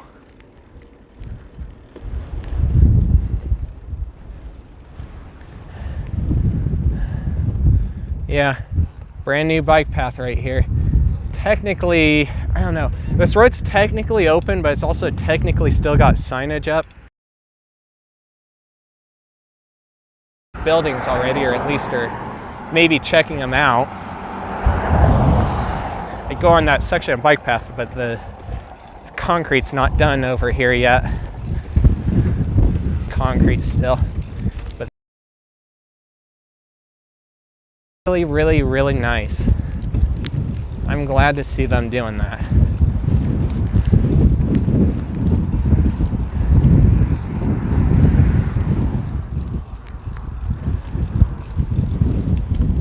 Man, this is wild to see this over here. You can tell they're getting ready to do more building over here off of Christensen and Pershing. I'll look at Chad again here in a minute. Man, wow. Like that's crazy. It's crazy to see how much expansion is going on in this part of Cheyenne. See this? Got bike path right here.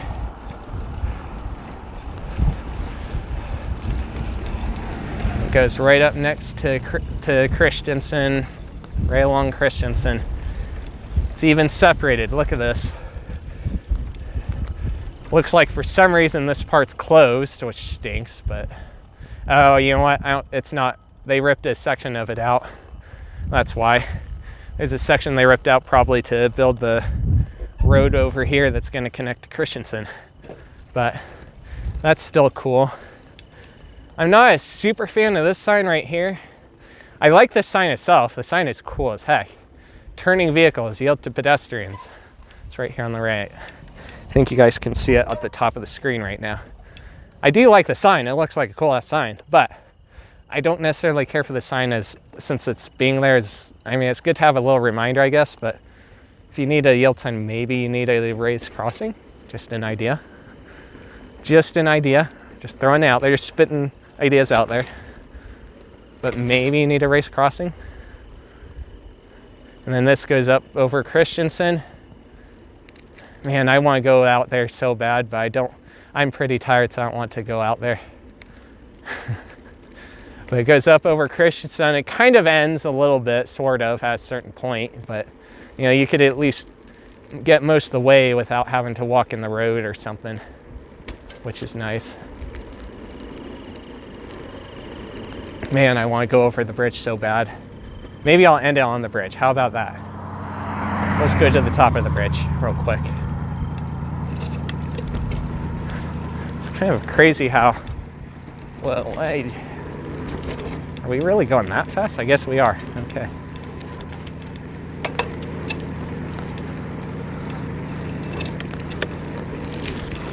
I guess we are. Okay. Let's go to the top of the bridge. Why not? Some of the concrete here seems like it's wearing out a little bit. It's like spots where rocks are showing through.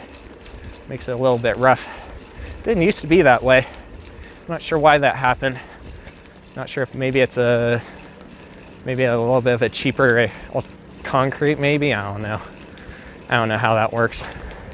It's not all of it, it's just some of it that has clearly spots where it's almost like the rocks were scuffed into the ground and then ripped out.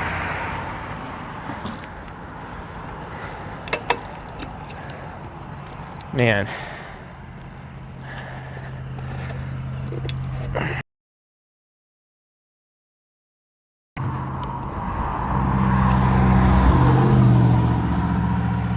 Look at the railroad, man. If we do my stream tomorrow, we can go over there. There you go. True. Was the video lagging a little bit? I apologize. This part of town can be a little more iffy for whether or not there's lag.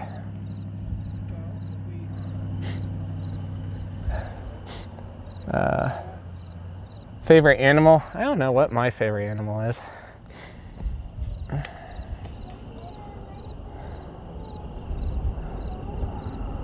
Wish you could return to Chuck E. Cheese in Fort Collins. It'd be cool to visit it when it was open.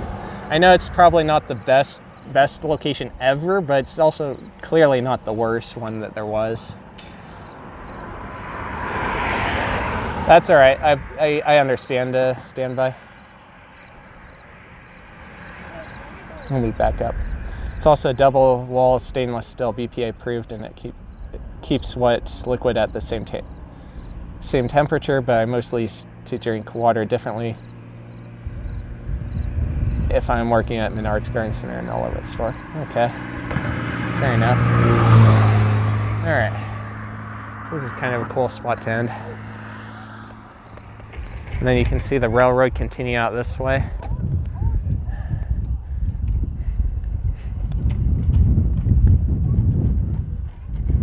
Man, I do like the view. All right, there's horses over here, and I see people riding horses. Looks like they're maybe even trying to catch maybe a horse that's running like crazy over there in their little pen area. I don't know what's going on there, but it's all right, I guess. Got the Lowe's distribution center over here on the right. And this is Christensen, the bridge we're on. Christensen Road. It turns into Campstool before the interstate. And right up ahead is Union Pacific Railroad that runs east and west through Cheyenne. I don't think there's anything else. It looks like I'm caught up on chat. And I think I got my rants out, the things I wanted to rant about. And not necessarily planned on ranting about. It's just what came out at the end. There's other stuff I want to cover, but a lot of it is going to require a lot more moving around. So in the next, let's see, let me think for a minute, make sure I say this right. So I'm going to try and get a video for middle of this week, Tuesday or Wednesday, one of those 2 days, and if I do, I'll probably premiere it. If I don't, then it'll probably be either Sunday or next week when I upload next. Sunday, I'm not going to be uploading a weekly update since today I'm doing this stream. Obviously, by the time I get home, I'm going to be exhausted, so I'm not going to be able to film that start filming that today, and therefore I'm not going to do one next Sunday.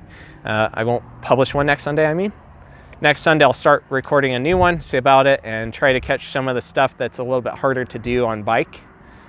Maybe, I don't know, we'll see how I feel about maybe trying to do the Archer thing on bike, because I know the RC stuff is supposed to move out there, the RC racing track.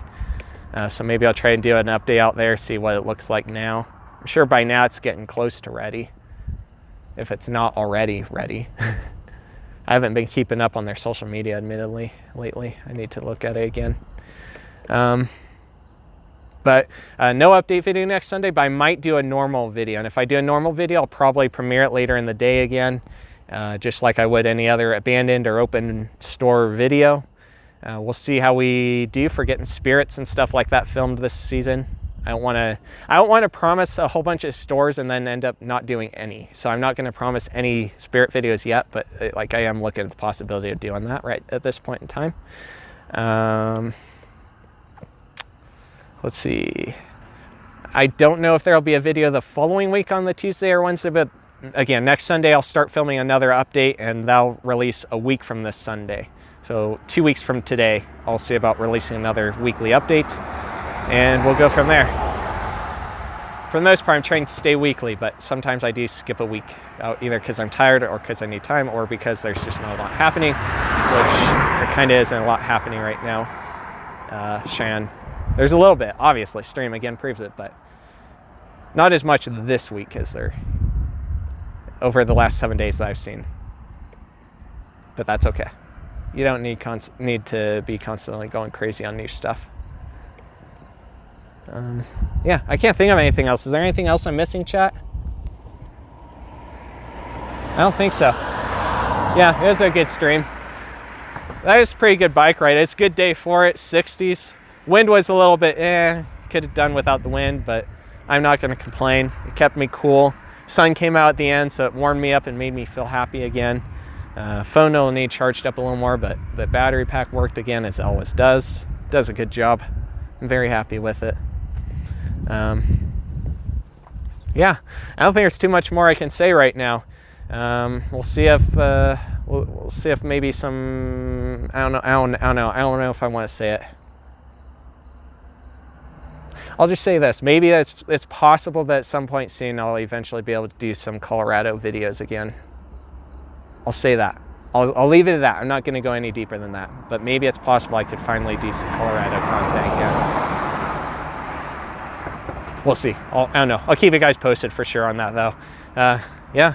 Thanks everyone who did stop in. School's starting soon, starting on the 23rd, which is a Wednesday.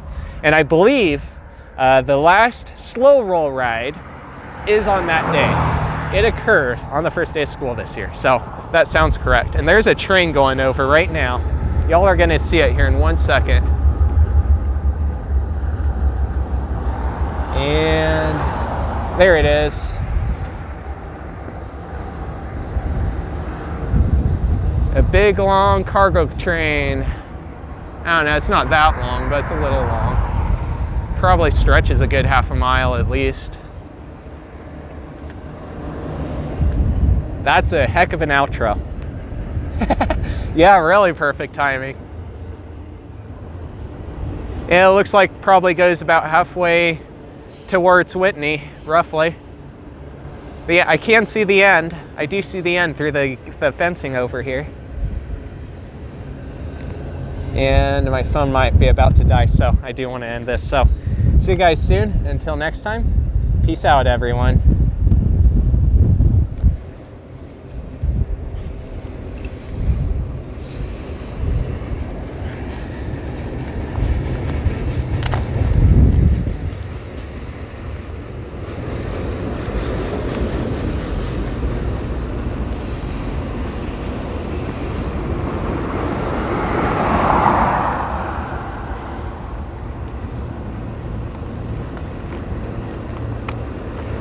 Okay.